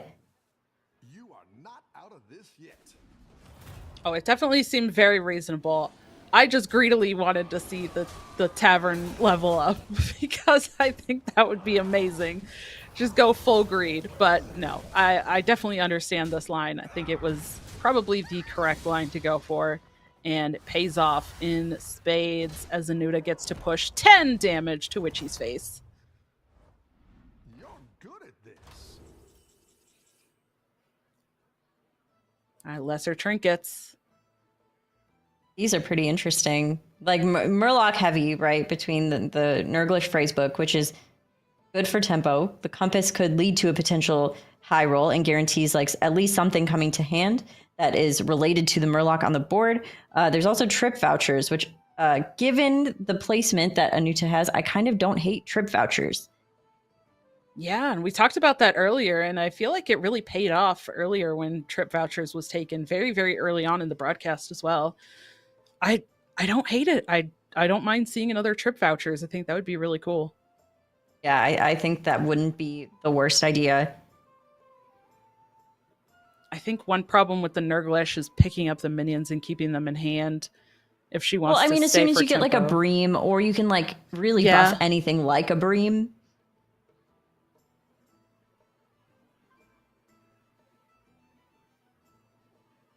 It's a really tough choice. Yeah, I like how neither of us talked about the Holy Mallet, but Holy Mallet feels very out of place here. Yes. Went with the phrase book. There's a Dire Muck. That's what I would have picked. I like this decision. The Sea Glass is a great piece to have to buff and then play and then not take damage and use that as a level turn. Potentially a very aggressive leveling turn. You can still make a comeback. Do not test my patience. It looks like Thorum took the Goldenizer, which I feel like probably has a home with whatever is in hand for Thorum.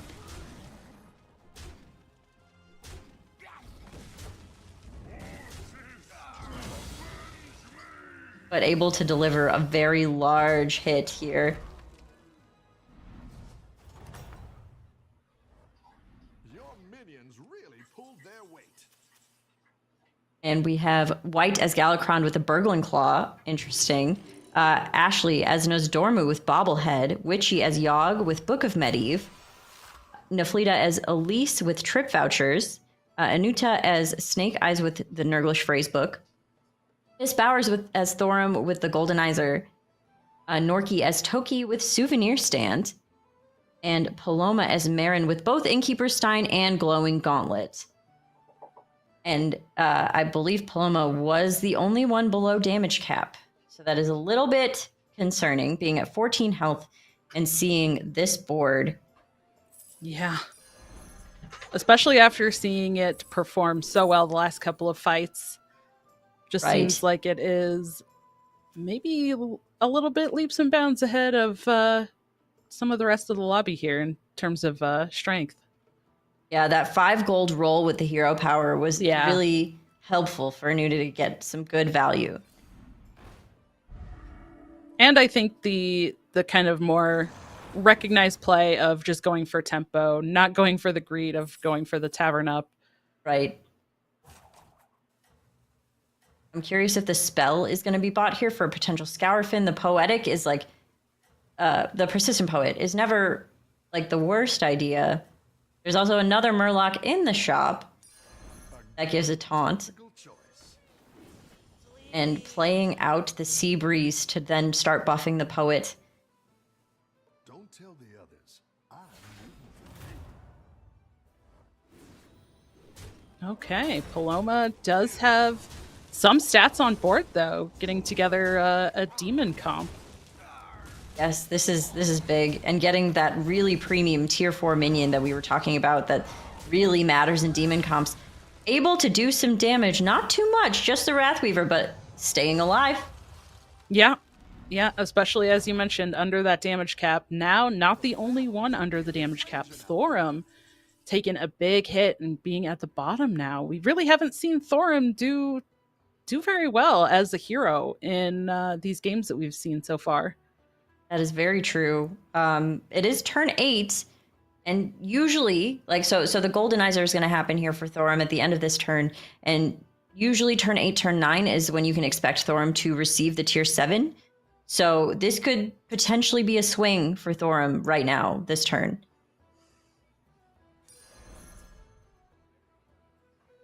Getting the cleave, to start buffing the cleave, I like this, and there is the Murloc to give Murlocs to hand, the Fairy Guildmother being purchased as well. I think at this point, oh, hello, there's a Bream and a triple.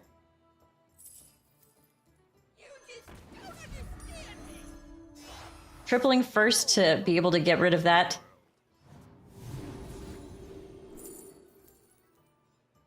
Not the best choices. Bramble Witch, well, as we were talking about, collecting some potential counter is not the worst thing. Bramble Witch could be the take here. Lucky Egg also has opportunity to discover a 3. Like there's like the Dire Muck, there's Scourfin, playing out the Bramble, but keeping it. I think there was like a hope to, and we're gonna see the Bream purchase? No. Oh, I think we're gonna see the Bream purchased at the end, potentially. That Dire Muck is gonna summon that cleave, and that's really great. I like this. This is really starting to evolve into a very good comp. The only concern, I mean, not that the Bream has been buffed yet, but the Dire Muck could summon the wrong minion, but it did not. Really great push with that cleave, and it looks like Neflita as Elise with that with the tickets was able to find a Fellbat portrait, which is massive. Yeah, taking a big hit here though with 15 because of the damage cap. No players knocked out either. Amazing how these games go, but here it is. Time for the greater trinkets. Colorful Compass is what I was going to bring up with going for some more Murloc stuff, but that's what it was. And I think I have successfully jinxed Anuda on accident with the rolling the one with the hero power, but that's okay because then you just get to use it again next turn. It's fine. It's fine. Yeah. It's just waiting till next turn. Just like the players waited to play dragons until the top 8, right? Exactly, right. It'll work out. Same energy. Work out, I believe. I'm wondering if we're going to see a level here, if we're going to see a cycling of the Murlocs in the shop.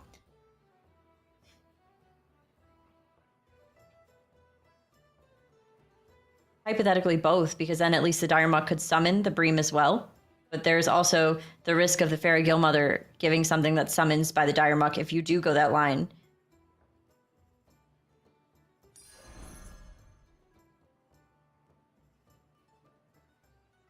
Really what needs to happen is a base skill needs to be found sooner than later here. Yeah. All right, we see both. Maybe we can do a quick rundown of all the trinkets.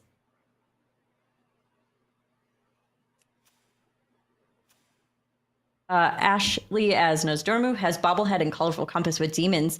Anuda as Snake Eyes has Nurglish Phrasebook and Colorful Compass with Murloc. White as Galakrond has Burgling and Tinyfin 1Z. We're seeing Murloc there as well. Norky as Toki has Souvenir Stand, Twin Sky Lanterns, and Murloc. So that's going to be great. Witchy as Yogg has Book of Medivh and Fishing Rod. Neflita as Elise has Fellbat Portrait and Peace Bloom Candle. Not very synergetic, but good. And Miss Bowers as Thorum has Goldenizer and Almentium Chest with Pirates. Are we seeing the same comp again? Paloma as Marin has Innkeeper Stein, Glowing Gauntlet, and Fellbat Portrait. Wow. Wow. I'm curious if Miss Bowers is playing the same pirate comp once again. Yeah, I'm really curious too. I think we'll, after this fight, we'll switch over to Miss Bowers and check that out and see, because it'll be it'll be interesting to see if it is the same comp or if it's something slightly different. But I'm kind of curious to see if there's some menagerie stuff going on in this lobby as well, because maybe not synergistic, but tavern spells kind of makes me think Nala. Oh. And out go two of our players. I believe that was Paloma and Miss Bowers. Miss Bowers being in first and now tying for last. Now we're in business. And Anuda now with the base skill is able to push up level and guarantee that the Bream is going to be summoned.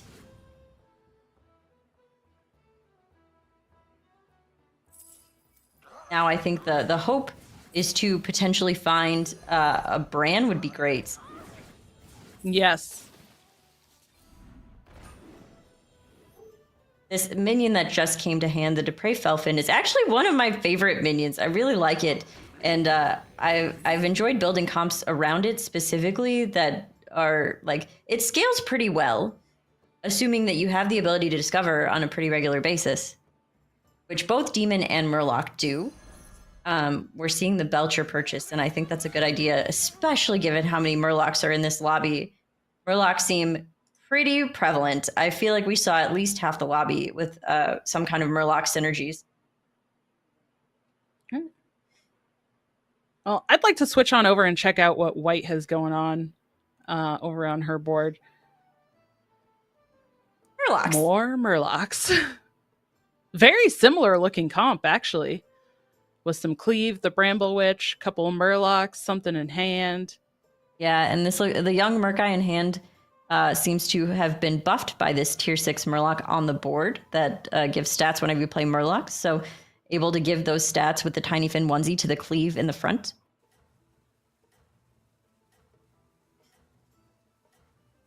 I don't know how well this is going to be able to get through the board that Anuda has pretty well established. Yeah, I think of the two, because they're so similar, the other one definitely seems stronger, the one we were just watching. But especially after that turn we just saw, there was a lot of buffs.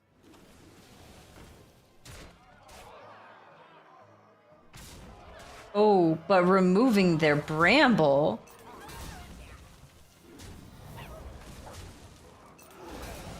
Oh my. That is a very large minion. Is it going to get sniped by the Bramble Witch? Nope, the Bramble Witch goes down. And If not that had even been a center sniped by cleave, the that would have cleave. been damage. Wow. Those were really unfortunate hits for White. Excuse me, this is a top 4, Dawn. Already. Yeah, 2 more players down. Oh my gosh. Absolutely crazy. They have come to play. We are definitely seeing some finals games here.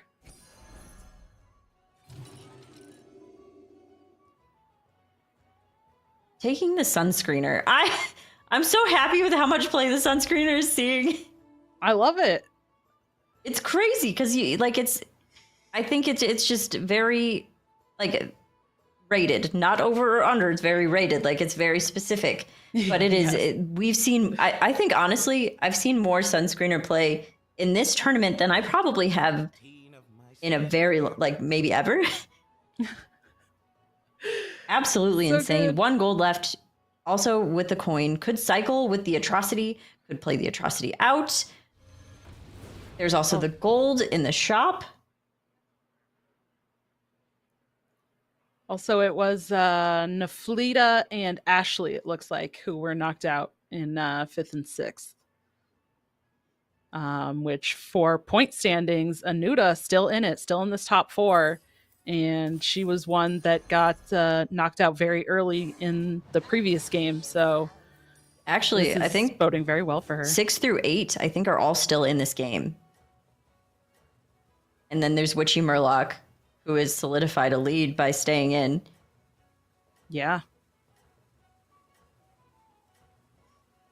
That is absolutely crazy.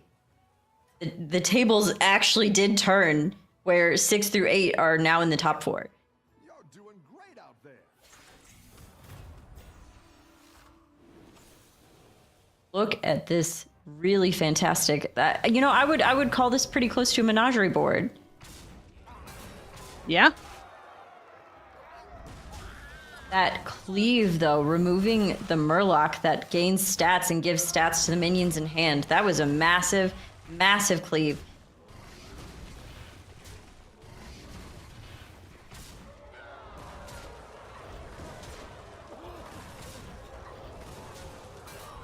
Oh my gosh, removing the cleave. But 1 health in a dream for White staying in the game.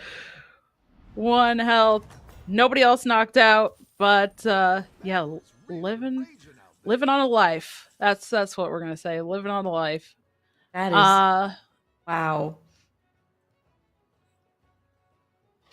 I kind of want to check back in on Anuta and see how she's doing now. Yeah, let's do that. She is on Snake Eyes again, with 6 health now, in second out of the 4 for the lobby. Looks like that Bream has tripled. Playing really well there to go ahead and get the value from the Surprise Elemental from the Nurglish Phrasebook before tripling. A triple Bramble with the Surprise Elemental is so good to just have that little extra bit of protection.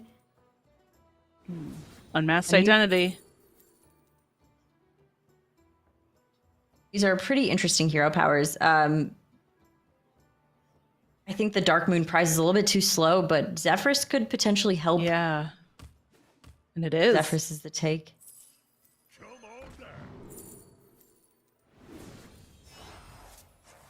Come on down. Oh my gosh, the actions. And we begin our APM. That's right. APM Murlocs. Who would have thought?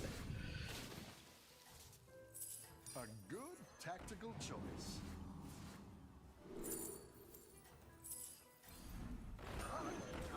Oh, I love having that spell in hand. The gold for the trouble. That'll do some damage. Able to grab it, able to finish playing out. Beautiful.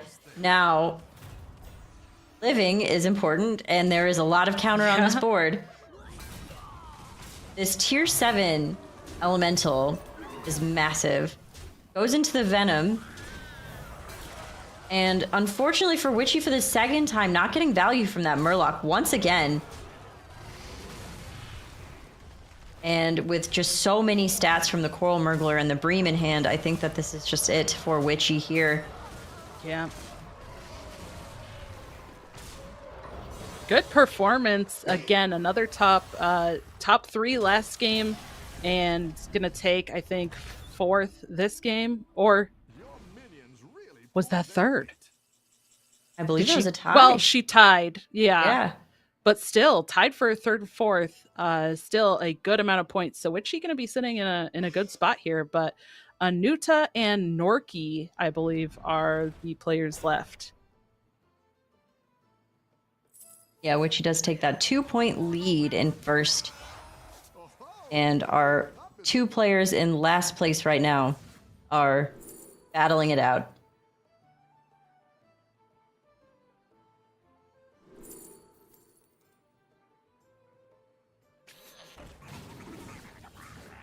Some really, really impressive Murloc, and like just a little, like some Menagerie, some Murloc. Yeah. These are some fantastic rolls also to be able to find these Primal Fins. Even without a Bran, this is really scaling quite well. That Nurglish Phrasebook is doing some work. Yeah, it really is.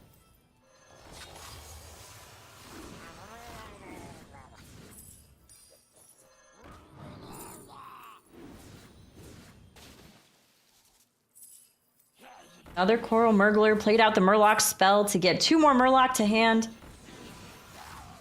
Yeah, some fantastic roles to continue finding more generation, whether it's economy to cycle more things for the phrase book or even more Murloc or both. This has been very, very great for Anuda. Really fantastic turn. Yeah, all of these actions just buffing these breeds so good. I love it. The Golden Murgler, we should not downplay, is a really fantastic board piece as well. Oh, yes. This is a very challenging board to get through. I think you can win this thing. Bob, always so helpful.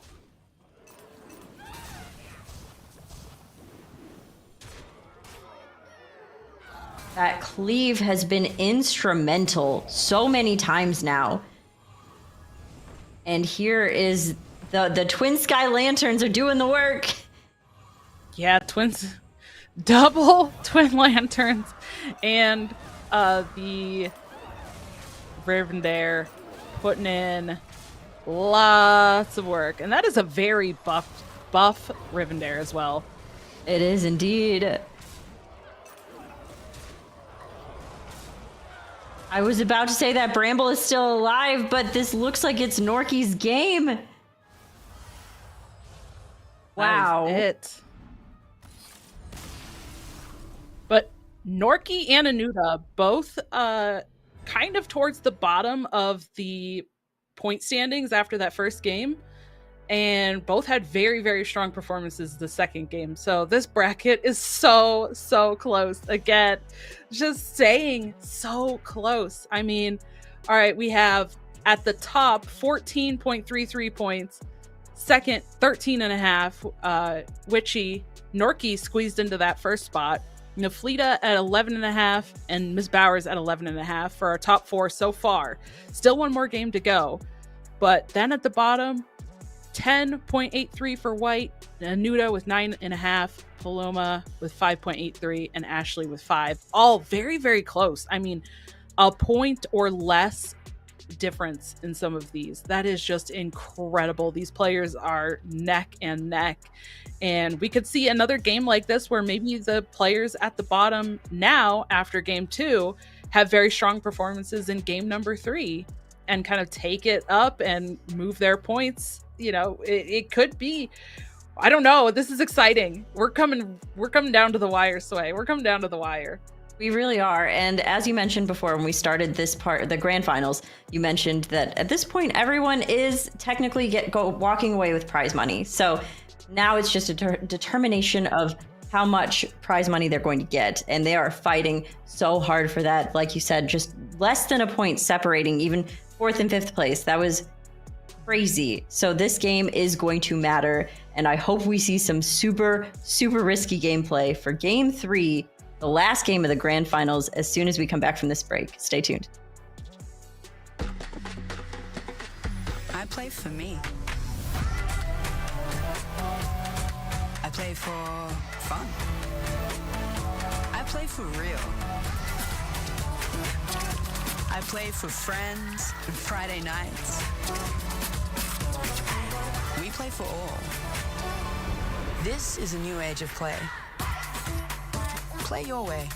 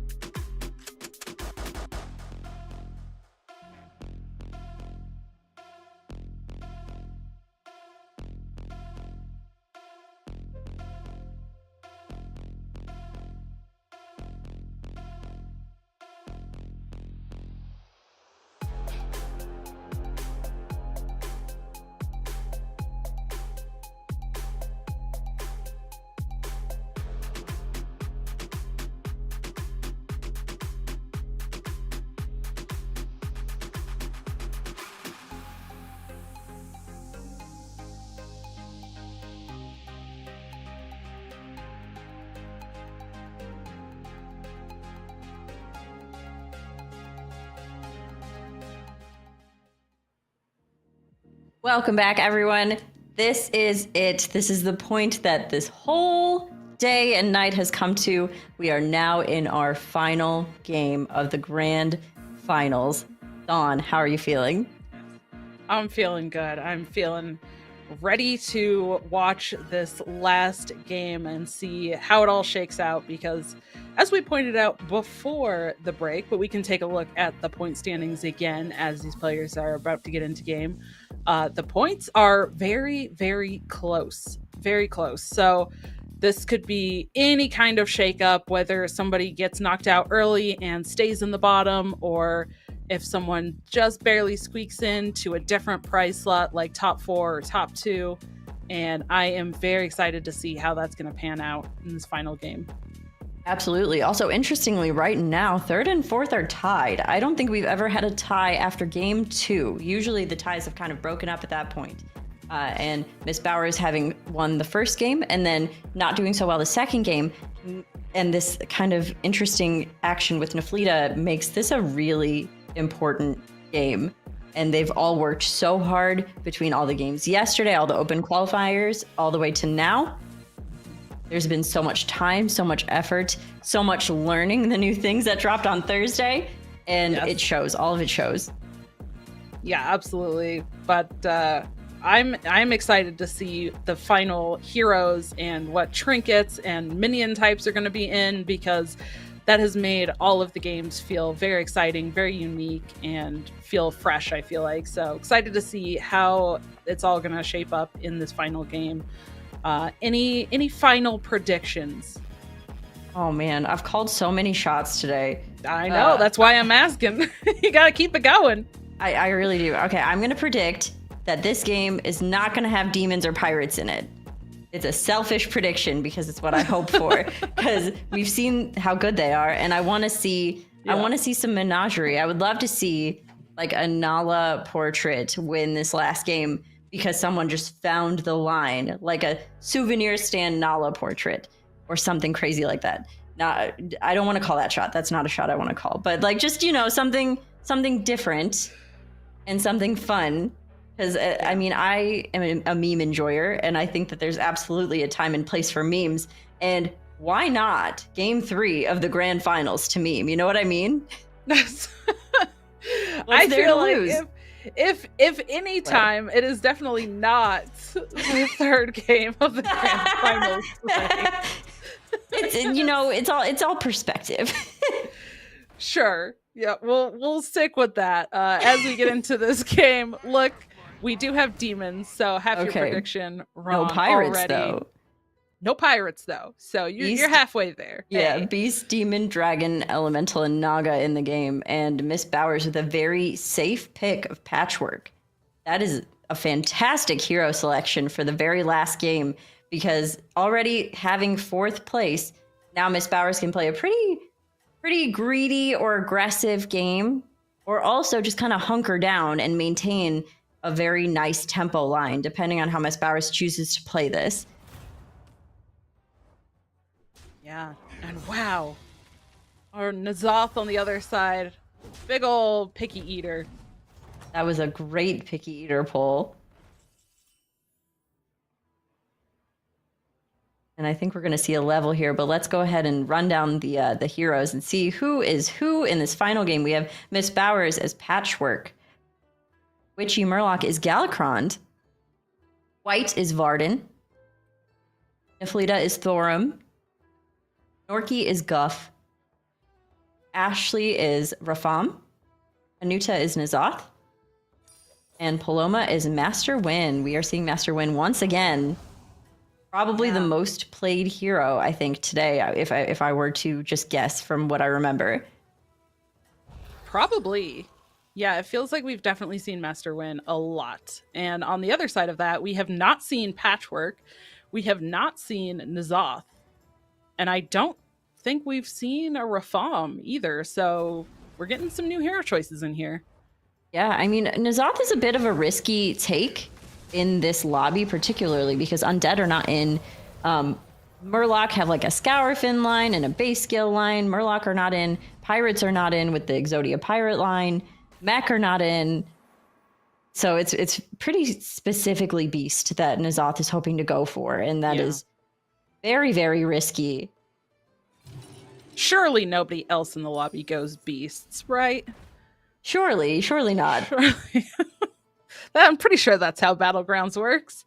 You select your hero, you kind of pick a direction ahead of time and say, I want to get these, and nobody else takes it. Dawn, are you an expert at this? Because that sounds so correct. And Bob always offers you the things that you want. I'm pretty sure. Pretty sure that's how Battlegrounds works. I think I had a dream about that once. It was a beautiful, beautiful dream. Yeah. And that's about how often that works. It's only in your dreams. Yeah, we are seeing... I really like the Galakron take for Witchy Murloc because getting those premium units faster, of course, is better. I have been a fan of Guff lately with Guff's new buff. It's really the stuff, but I think that Guff has some potential to have a good line of play. And it looks like Masterwind has a nice little shield on an elemental. I'm curious how much elemental we're going to see. We've actually seen, I think, legitimately no elemental so far today. Yeah, really not. We've really only kind of seen elementals be a little bit of kind of support in a couple of spots, but not really stand out on their own. Right. And this free travel winner is an interesting take from Miss Bowers, but it is buffed. It just generally it is associated in my mind with bad luck. Like the free travel sometimes just never happens. It's like the cursed minion of this set where you always hope to receive that triple from the free travel, but does it often happen? But I think I hope for Miss Bauer's sake that it absolutely does this time around because there is a lot of tempo up front ahead of the free travel. Yeah. Look, when I've played it, I hope for the best. It doesn't work, and then I immediately sell it and go, nope, never mind. Just kidding. You're out of here. Go away. I don't want that free travel, anyways. If there's always loopholes. Always loopholes with free travel. Look, I don't know what happened, Sway. We were so excited, and then all of a sudden we got into game, and then it's been just Bob doesn't offer you anything. Games are only good in your dreams, and free travel has loopholes. I don't know where we went wrong, but we turned a corner somewhere, Sway. Let's turn back. Let's turn back. Unfortunately, no free travel, but still sitting at a very, very nice health total of 52 health here.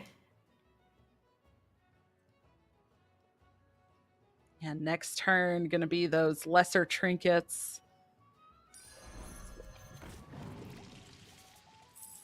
It does appear that the game is pretty specifically giving Miss Bowers, like, we've seen several beasts in the shop, but not a lot of demon synergy that Miss Bowers is really hoping for here. Started with that demon on turn 1, stayed down for the Picky Eater on turn 2, froze for the Soul Rewinder on turn 3, and unfortunately hasn't really been able to follow up with that so far. So hopefully here we'll see some stuff shortly.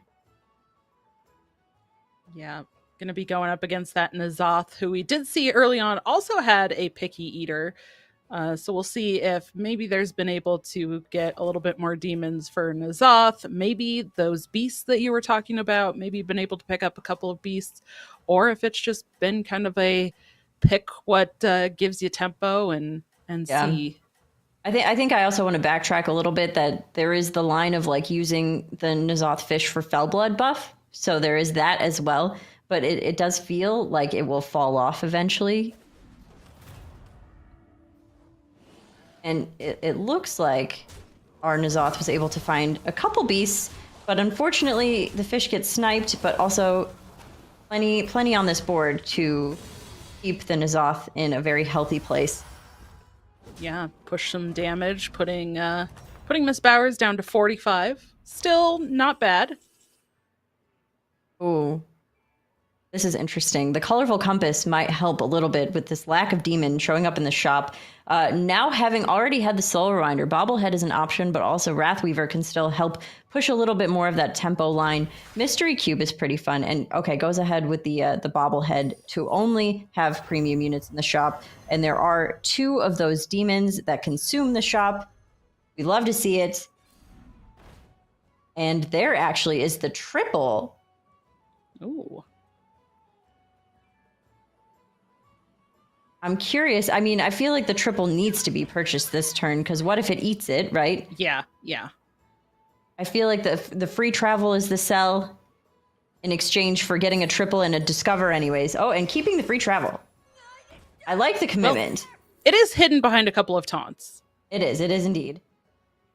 These are not really what Miss Bowers is hoping to find. However, I have grown to really love this Naga. This is a new inclusion as well. Really, really useful to discount those spells, and great, especially in a menagerie line, or just to have like an incremental minion. Very helpful. And maybe really quickly we can run down everyone's trinkets.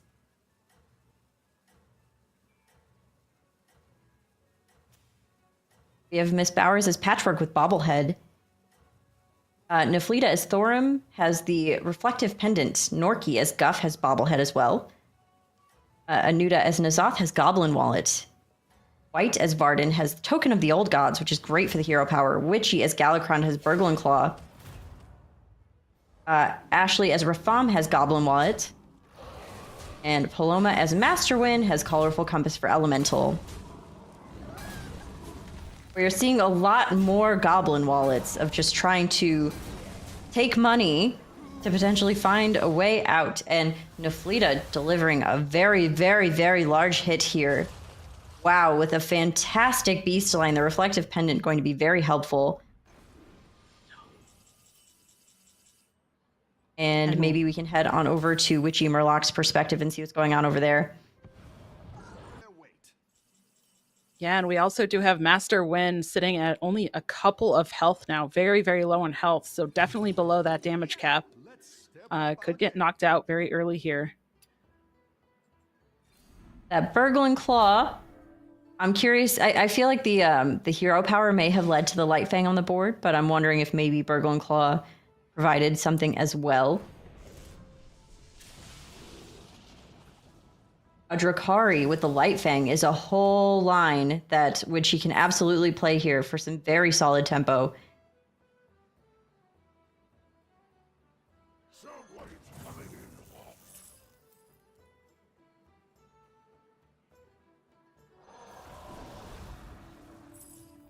It looks like that is the line that is being played. I think that this is a really, really, really great turn. Light Fang has gotten buffed and it does provide a lot of stats. And there is the world in Witchy, that was fun, sorry. Okay, there's a world in which Witchy is able to find the Light Fang portrait for the greater portrait and absolutely just scale to the moon.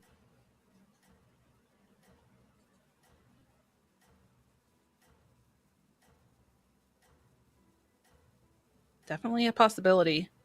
Still, what, 2 turns away, though, before greater trinkets? Yes. Yeah, turn 7. So turn 9 is our greater trinket turn. We still have a little bit of time.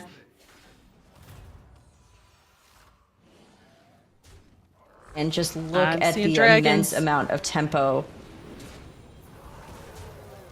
That being said, though, White has found a really nice dragon line.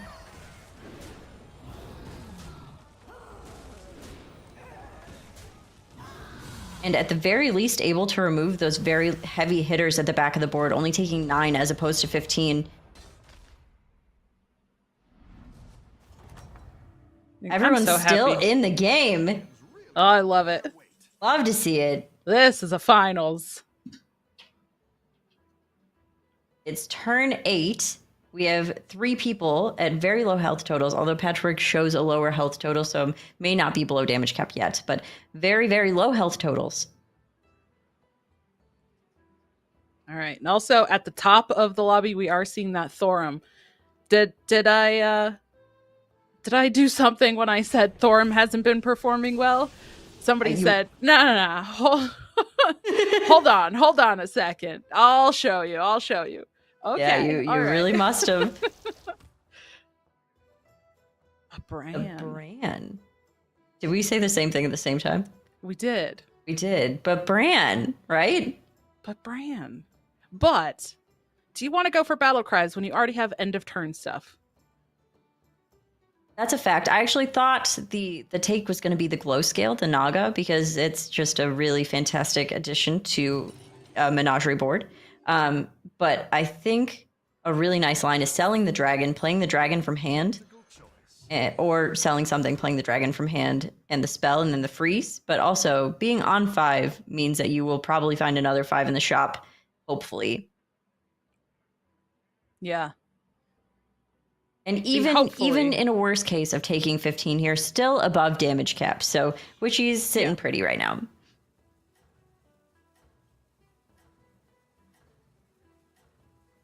And I'd like to see how this fight goes before we switch over and check on Neflita, because I'm curious what this Rafam has.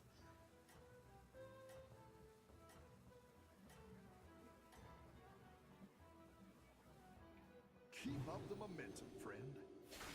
Ashley on Rafam has some dragon stuff as well. A little bit of a menagerie style comp, though. Yeah, this feels like the remnants of a tempo board in formation of heading towards dragons.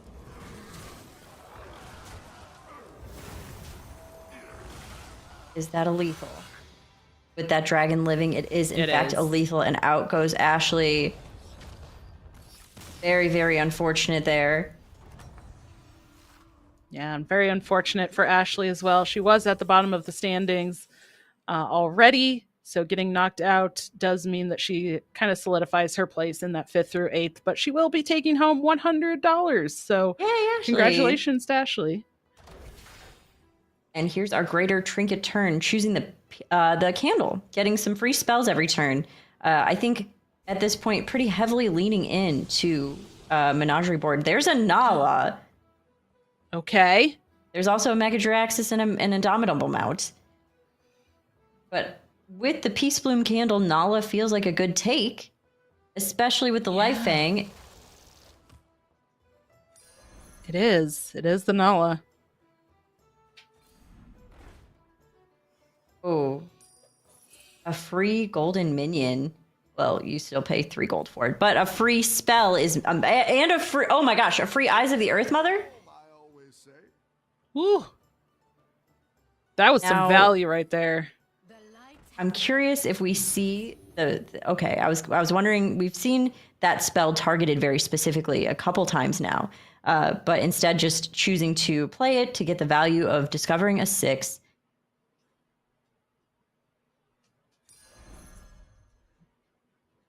I wonder if that Drakari gets bought as well. Having 3 auxiliary units to buff 4 does feel a little bit imbalanced. Staying with the Life Fang over the Nala. Right. Neflita as Thorum has Reflective Pendant and Devourer sticker. Okay. Witchy as Galakron has Burgling Claw, Peace Bloom Candle. White as Varden has Token of the Old Gods and Dragonwing Glider. Norky as Guff has Bobblehead and Redeemer Portrait. There's that Nala. Anuda as Nazoth has Goblin Wallet and a Rivendare Portrait. Okay. And Miss Bowers as Patchwork has Bobblehead and Glow Scale Portrait. Paloma as Masterwind has Colorful Compass and Nomi sticker. All in on the elementals there. Yeah, we are seeing multiple kind of menagerie style boards this game. I'm loving it. Me too, absolutely.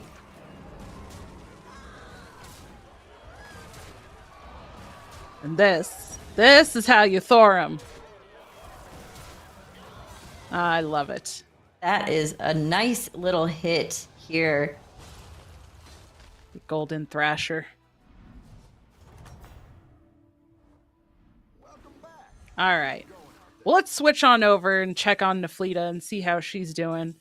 Looks like we just saw her in that fight, so we are getting to check on her as Thorum. I love this. Naflita, too, this whole time, she has been just so consistent in her performance in all of these games. It's been very, very impressive. Absolutely, yes. Very consistent, especially the rigor of this tournament of multiple days of competing. And that really shows a lot of training, a lot of mental fortitude. Yeah.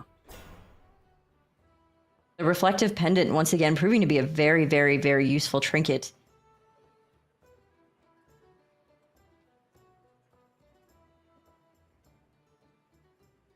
And it looks like collecting the Devourers, which I totally respect because you want to wait until it's really valuable. There's multiple reasons to use the Devourers, whether it's to use it in the shop and make your minions bigger, or to potentially even remove something off of your board without losing the stats.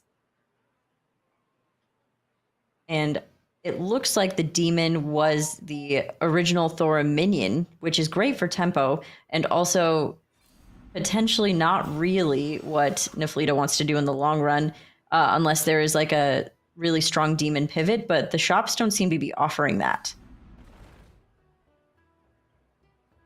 Oh, that spell is really helpful, potentially getting rid of the beast in position 1, playing out the Fellblood, and just having the spell, I think, is a great line.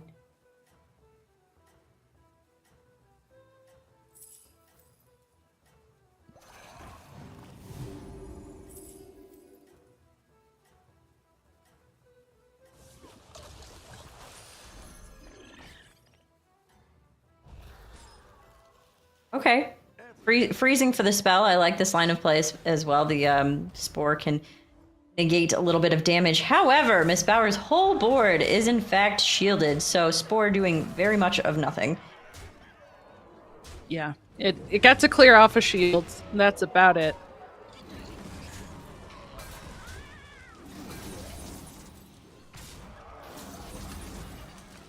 But is that Thrasher or the Lasher at the back of the board just too much?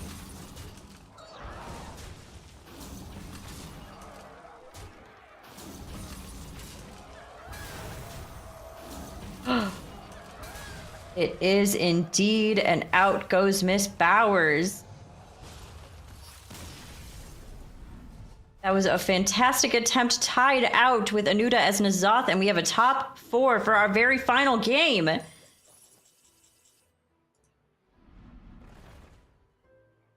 These points are still so close. I can't believe it. Absolutely. Those are some pretty interesting minions in the shop with the 2 tier 6, the Arid Atrocities. They've been performing pretty well this tournament as well.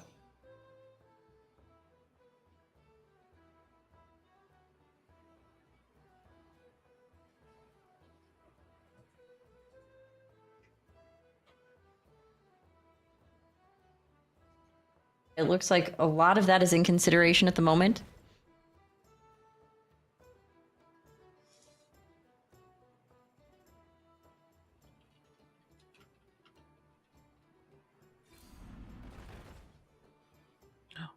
Oh, that triple though.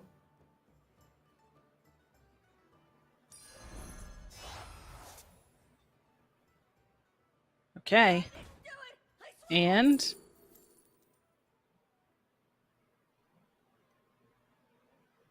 the Orgazoa. This is a very interesting board from Naflita. I see the very specific kind of sustainable line of play to a top 4.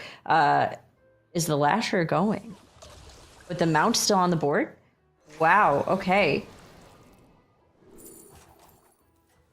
I didn't like that one either.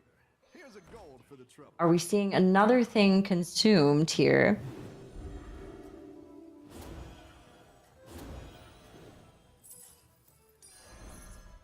The Warp Wing finding its way to the board.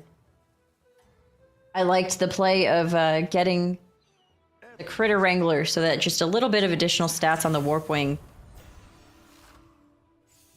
yeah, it was Oh a my decent amount of goodness, stats. Norky, with that Nala menagerie situation and so many spells here. Wow. Yes. On the Wind Fury on these. Incredible. Really amazing.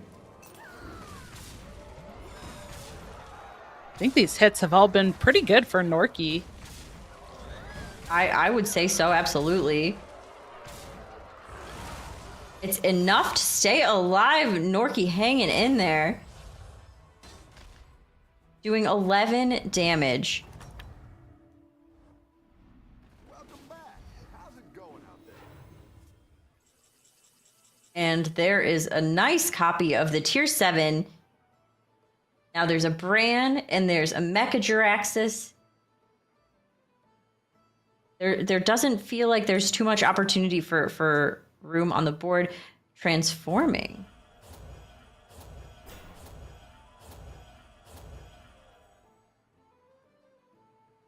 Interesting. Still a Mecha Jiraxis, another Spore. Doesn't Not want quite any of it. anything that Naflita was looking for at this moment. Yeah. I would be surprised to not see the other champion make it to the board. I think a triple Piggy Eater would be nice. But there is that other Devour spell. The mount feels a little bit out of place and it goes away. I like where you're going with this.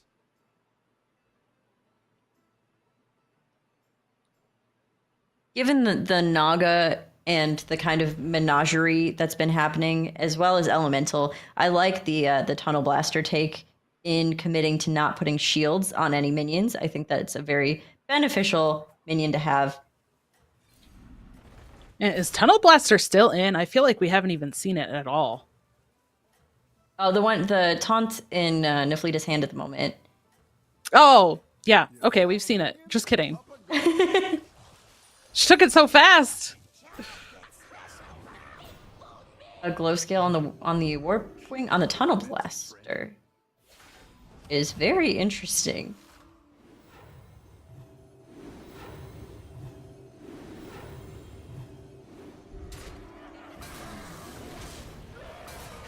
And that was such a beautiful turn from Naflita. Oh my goodness.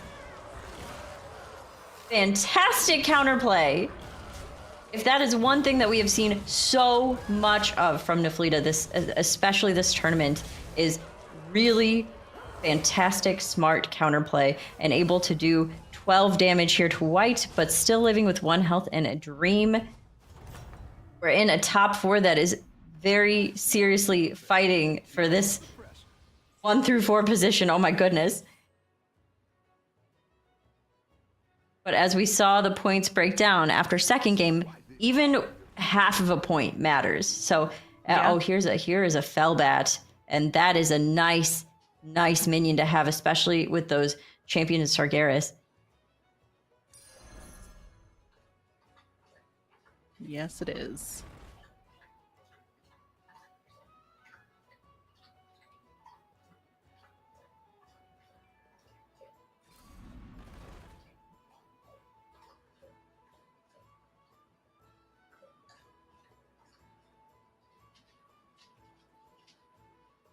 It does look like I would like to think the Tunnel Blaster is going to be the sacrifice for the Fellbat. There is not enough gold, unless also selling the Warp Wing in hand to get the Mind Muck in the shop. I do think the Fellbat has to be played this turn in order for it to really get any value at all. It's not the strongest, but it'll fight hard. I like cycling this Mind Muck and then playing out the Fellbat and getting some good value here.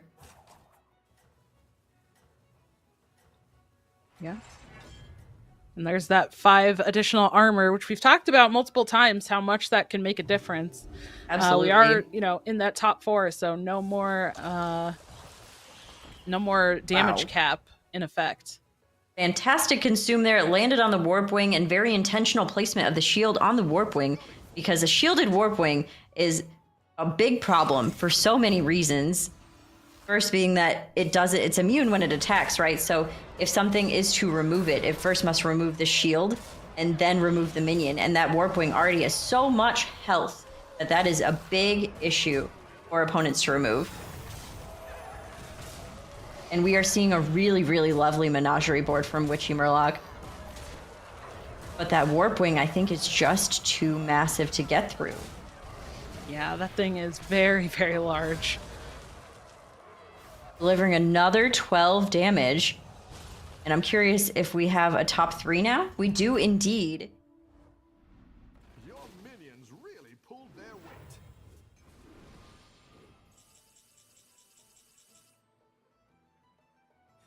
Better hire a recruit while you can. I do feel like that glow scale shield is very likely always going to find a home with the Warp Wing. I think at a certain point, being cautious about the positioning. I like this Drakari. I like the trousers in the shop. Being cautious about the positioning because both opponents at this point know the Warp Wing exists. So a taunted Leroy gets through that very, very large, challenging minion.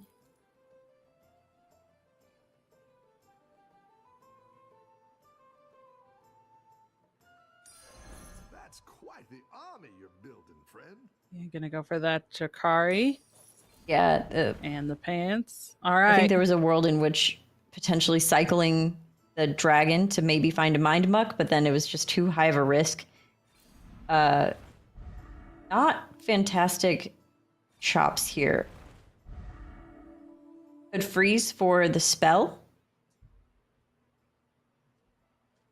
There's another taunt in the shop as well.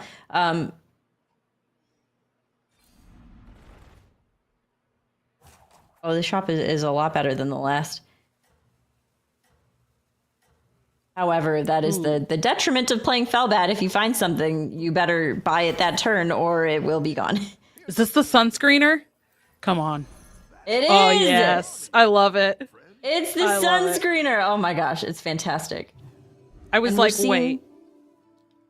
We're seeing the shield on the Drakari because sunscreener's already going to do Yep. what Naflita wants it to do for shields. And there is that taunted Leroy you Fantastic. mentioned as well. And there's that taunted Leroy. Yeah. However, the wrong minion goes into that taunted Leroy, but these other minions are a pretty large threat.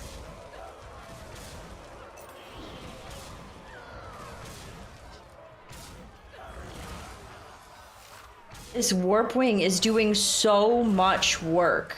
Yeah, it really And it is. ties Wow. easily the most important minion on Naflita's board at this moment. My goodness. And now Naflita going to be facing into the ghost. I'd like to see if we can switch to one of the other perspectives, if we can, and check out what the other players have going on, because one of them likely getting knocked out in this fight. So I kind of want to see. We're switching over to Witchy Murloc on the Galacrond here. And it looks like Galacron's hero power has changed to Master Win. And neither of these are too fantastic. So choosing the Inga hero power and a triple with the Cyclone and the Surprise Elemental in hand. But I feel like the hope was to reserve that for a different purpose, with the Bramble Witch also in hand and as the Arid Atrocity on the board as well.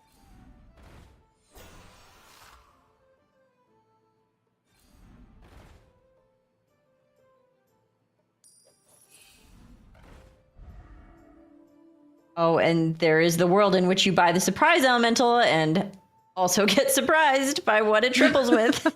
And you just hope it's not the Cyclone. Oh, goodness.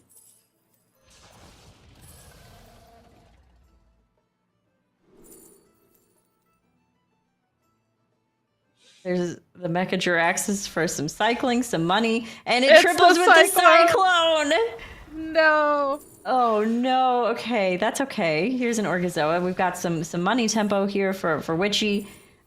Really, really unfortunate there that it did indeed triple with the Cyclone as opposed to the Bramble Witch. And there is a Bramble Witch. Oh. Definitely not what Witchy was hoping for. But again, we're seeing some fantastic counterplay. Yeah. And All two taunted Leroys on Norky's board. Oh yeah, these players are just going for tech minions. Actually insane. Right in with the warp wing. Oh my goodness me.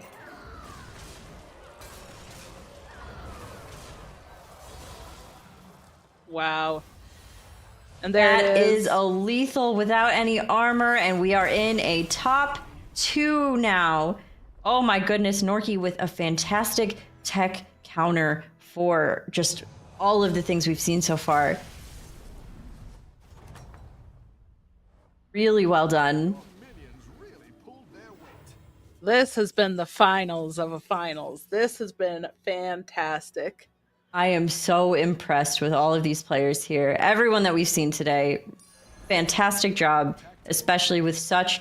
The patch was definitely a big patch. So really well done, everyone that played yesterday, today, all of you. Great work.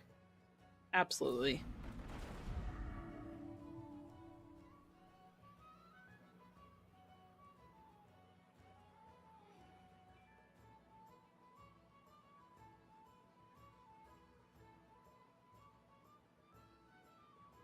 That sunscreener has found a home on Naflita's board.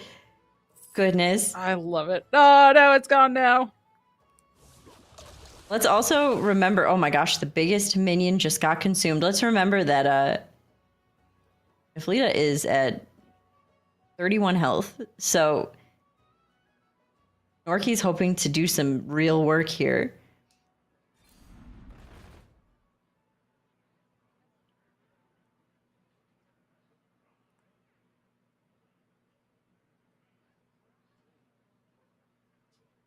Well, there is another sunscreener in hand as well. A Spore and a Leroy. So lots of tech in hand.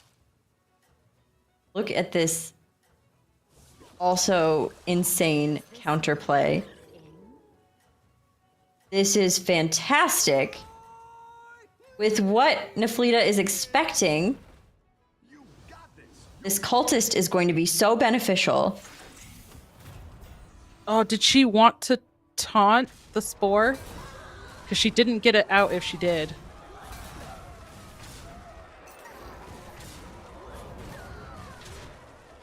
Oh my goodness.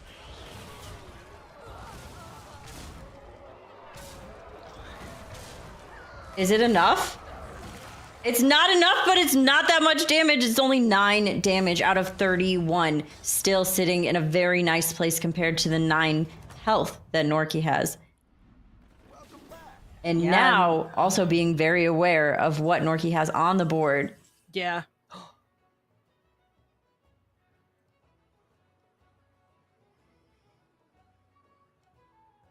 Does she just want to triple the Spore? Or does she want 2 of them? I like it. I don't know that the second one is necessarily going to see play. Bob really wants her to have that triple. It really does.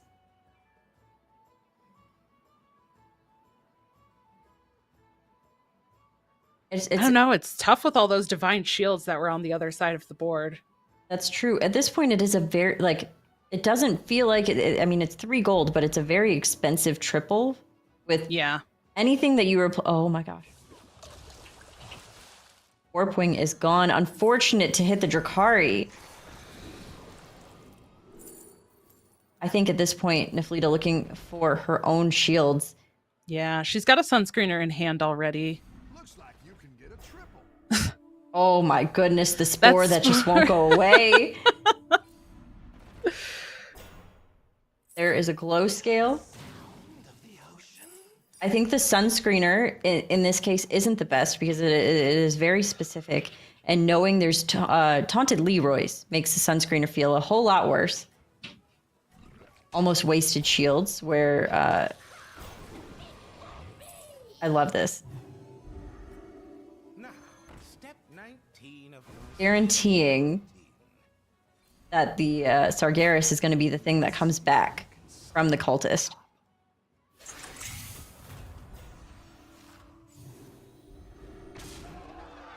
So many shields.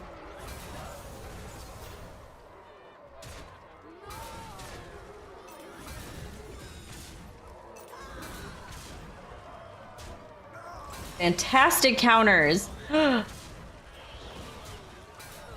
Oh my gosh, but with there's the shielded Venom and doing 10 damage.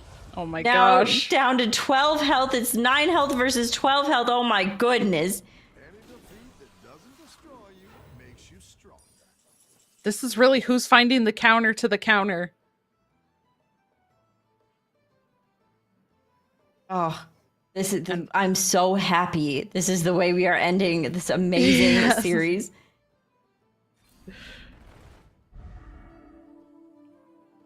I love this too, though, because this is what you've kind of been setting up for the whole day, the whole broadcast so far, right? Talking about these tech cards and how people are playing around what their opponents are doing. And Right. Naflita was in such a kind of like dominant position for most of this game until it came down to this top two. And now Norky has been able to find and kind of keep that position of, okay, well, you know, I'm not dealing a lot of damage every turn, but I'm Right. winning and dealing damage every turn.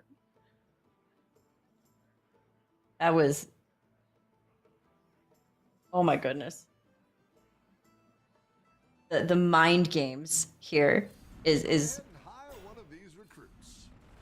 just thinking ahead of what your opponent thinks you're doing to then think about what you can do to counter what they are doing.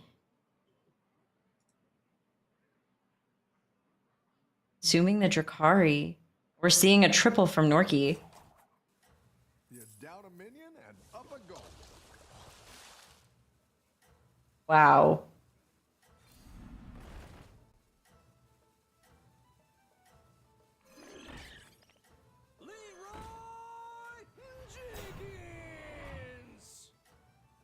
Massive. This is a board of tech, Dawn. This is literally just tech. I was gonna say, oops, all tech. It's just, it really is.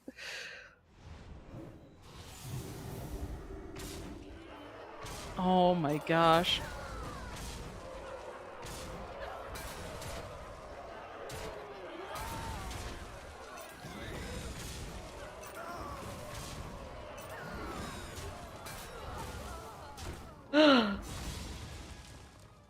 That's Did enough. Norky just close it out? Oh my She did. goodness. Yes. Oh my goodness. Wow. I am astonished. I am mind blown. That was 3 slow turns of Norky, 9 damage and then 12 damage and then able to close it out, found enough spells, found enough tech, and it was stressful. It was amazing, but we have a winner. Do we have our official winner? Ew. It's Norky! Congratulations. Huge congratulations to Norky. Congratulations to Naflita for that amazing top 2 battle, and well done to everyone that played today. Yeah, absolutely amazing performances. That was awesome. So we're gonna get the bracket for you as well here, show you the whole breakdown if we have that here, show you kind of the ending point standing. Norky in first place, securing that championship title and $1,000. Witchy Murloc in second, securing $500. Naflita in third, taking home $350. White in fourth, taking home $250. And then Miss Bowers, Anuta, Paloma, and Ashley, each with $100. Congratulations to Norky again. Wow, so good. That was amazing. That was such a comeback at the end. I am so impressed with all of the gameplay we saw today. And the points, all of the points, everyone did so well. The points are so close. And that just really encompasses what we saw today, right? Oh, yeah. And it was such a performance by a lot of players there. It was incredible to see, as you mentioned, kind of players playing for the tech cards, players playing for certain comps, going in on certain trinkets, which I love the trinket mechanic overall. So it was really cool to see that highlighted and see some of the new ones as well, that these players got to play with. New trinkets, kind of new minions, things got switched around. And I think that always makes for a very interesting tournament to kind of see like who got to play, who prepared, who just did well in the moment. And of course, we don't know exactly who got to prepare how much on our end, but I'm sure all of these ladies did as best they could in preparation. And as you mentioned before, we did have to have these players play through open qualifiers all day yesterday. So they played a bunch of games yesterday just to make it to top 16 today, and then play through that top 16 to get top 4 in one of those lobbies to get to this top 8. So they had to play through quite a bit to even get to this point in the first place. So seriously, very well done to these players. It was incredible to watch them. And I'm going to also shout out Miss Bowers, because I feel like in previous years, she's kind of had some pretty bad luck, some pretty like unfortunate things happen. We've spectated her and then things just go awry and don't go to plan. So to actually get to kind of see her do well and get a very high placement is incredible. Absolutely. And it looks like we are going to have an interview with our winner. So we are going to take a quick break here and we will be right back with you.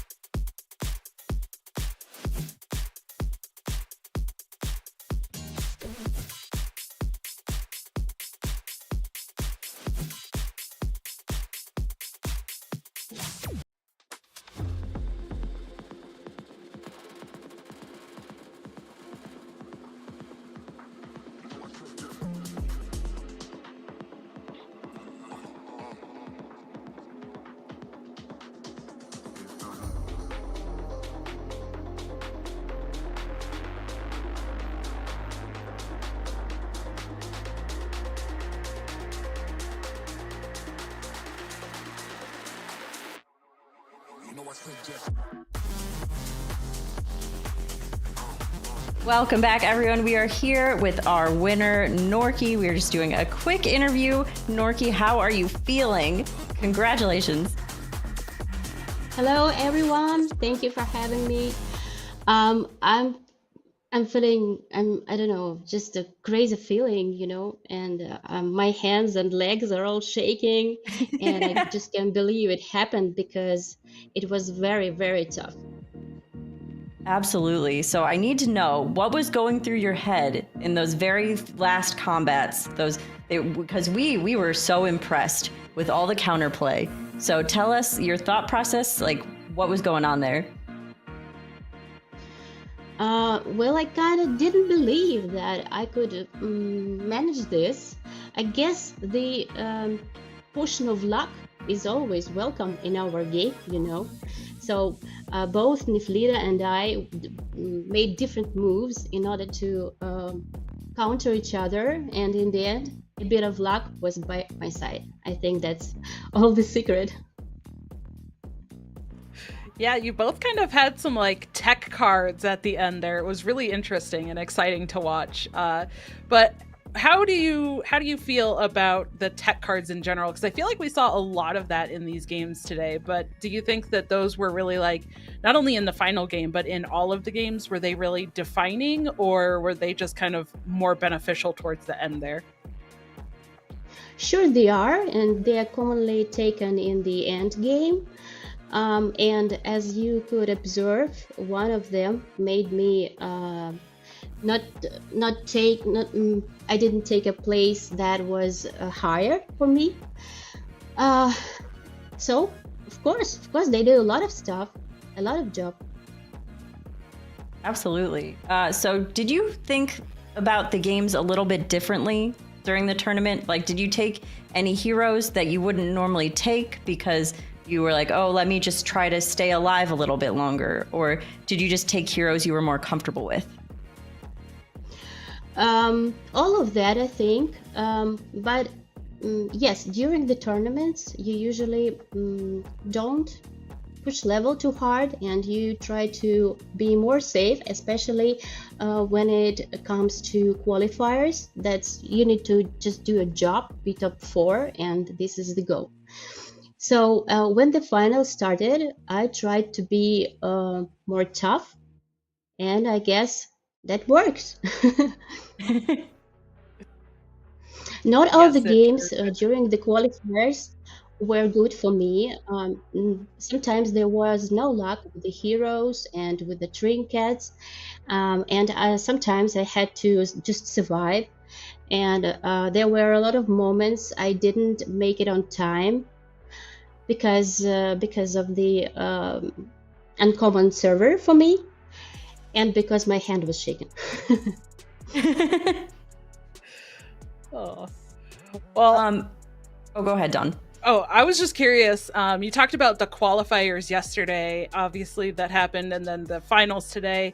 What does it mean to you to be able to compete in something like this tournament where the whole initiative is creating a welcoming space and an open space for women to play? Well, first of all, it's a great honor to be in such a community, and I would like to thank all the organizers, sponsors, and all the people involved in this. And this is so great, and I wish these tournaments could be more often, of course. What was the question? Did I answer?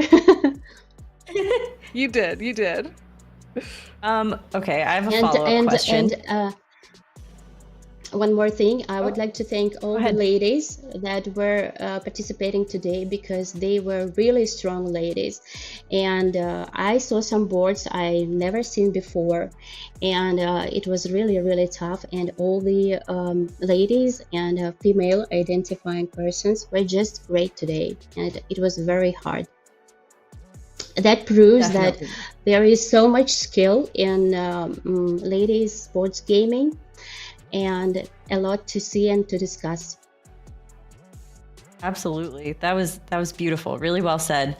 And if you had any advice to give to a femme identifying person who wanted to compete but didn't know how to, was a little bit scared, what advice would you give them? You know, the thing I understood during this tournament, because this was not my first Super Game series, right, is not to give up. Never, never, never, never you should give up. Even if you feel that everything is bad, no, just please hold on, do everything possible, and who knows, maybe luck will be on your side today. There's nothing to be scared of. Because we are all support each other, right? Beautiful. I love that. So Absolutely beautiful. Yes. Well, I don't have anything else. That was amazing. Just thank you so much for interviewing with us. I really appreciate getting the chance to talk to you and getting to see you play. And it was amazing to see how you closed out the finals as well. I thought that was awesome. Absolutely. An absolute privilege to cast your games today. Thank you very much, guys. Thank you, all the organizers, once again. Thank you so much. I am very, very happy. Thank you. Thank you. Oh, Norky's so nice. Bye. Thank you. Norky is so nice. That was lovely. What really, really well said, because this is what Supergirl is about. It's about creating this space for women to compete. And the women showed up this weekend. We saw some amazing games, some serious competition. Yeah. And you know what? Not only in Hearthstone Battlegrounds this weekend, but every weekend that there is a Supergirl Gamer Pro tournament, because I think they're in, somewhere in the 9 to 13 different titles. You were in like, I believe so, range somewhere in there. So like a dozen or so different games that Supergirl does. So women all over, and non-binary, femme, all of that, all of the amazing players who have played not only in our tournament this weekend, but in all of the tournaments.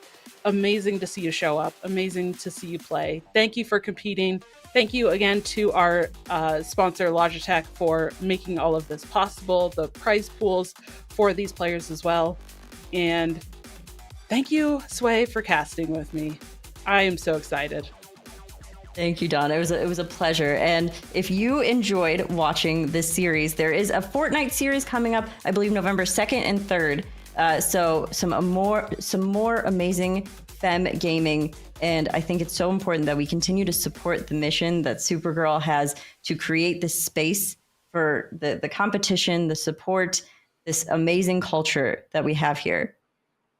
Yeah, absolutely. It really does go a long way in giving these players, us casters, the production. It gives all of us more opportunity and the chance to really show what all of us can do and get more opportunities in the future outside of Supergirl as well. So it's definitely important and goes a long way. And it's been an absolute pleasure getting to share these games with you all today. Thank you so much, Sway. And from all of us behind the desk and behind the scenes for our production, thank you again for tuning in. And we will see you in the Fortnite competition coming up soon. The Supergirl Gamer Pro is brought to you by Logitech G, who is on a mission to change gaming for good through the power of positive play. I play for me. I play for fun. I play for real. I play for friends and Friday nights. We play for all. This is a new age of play. Play your way.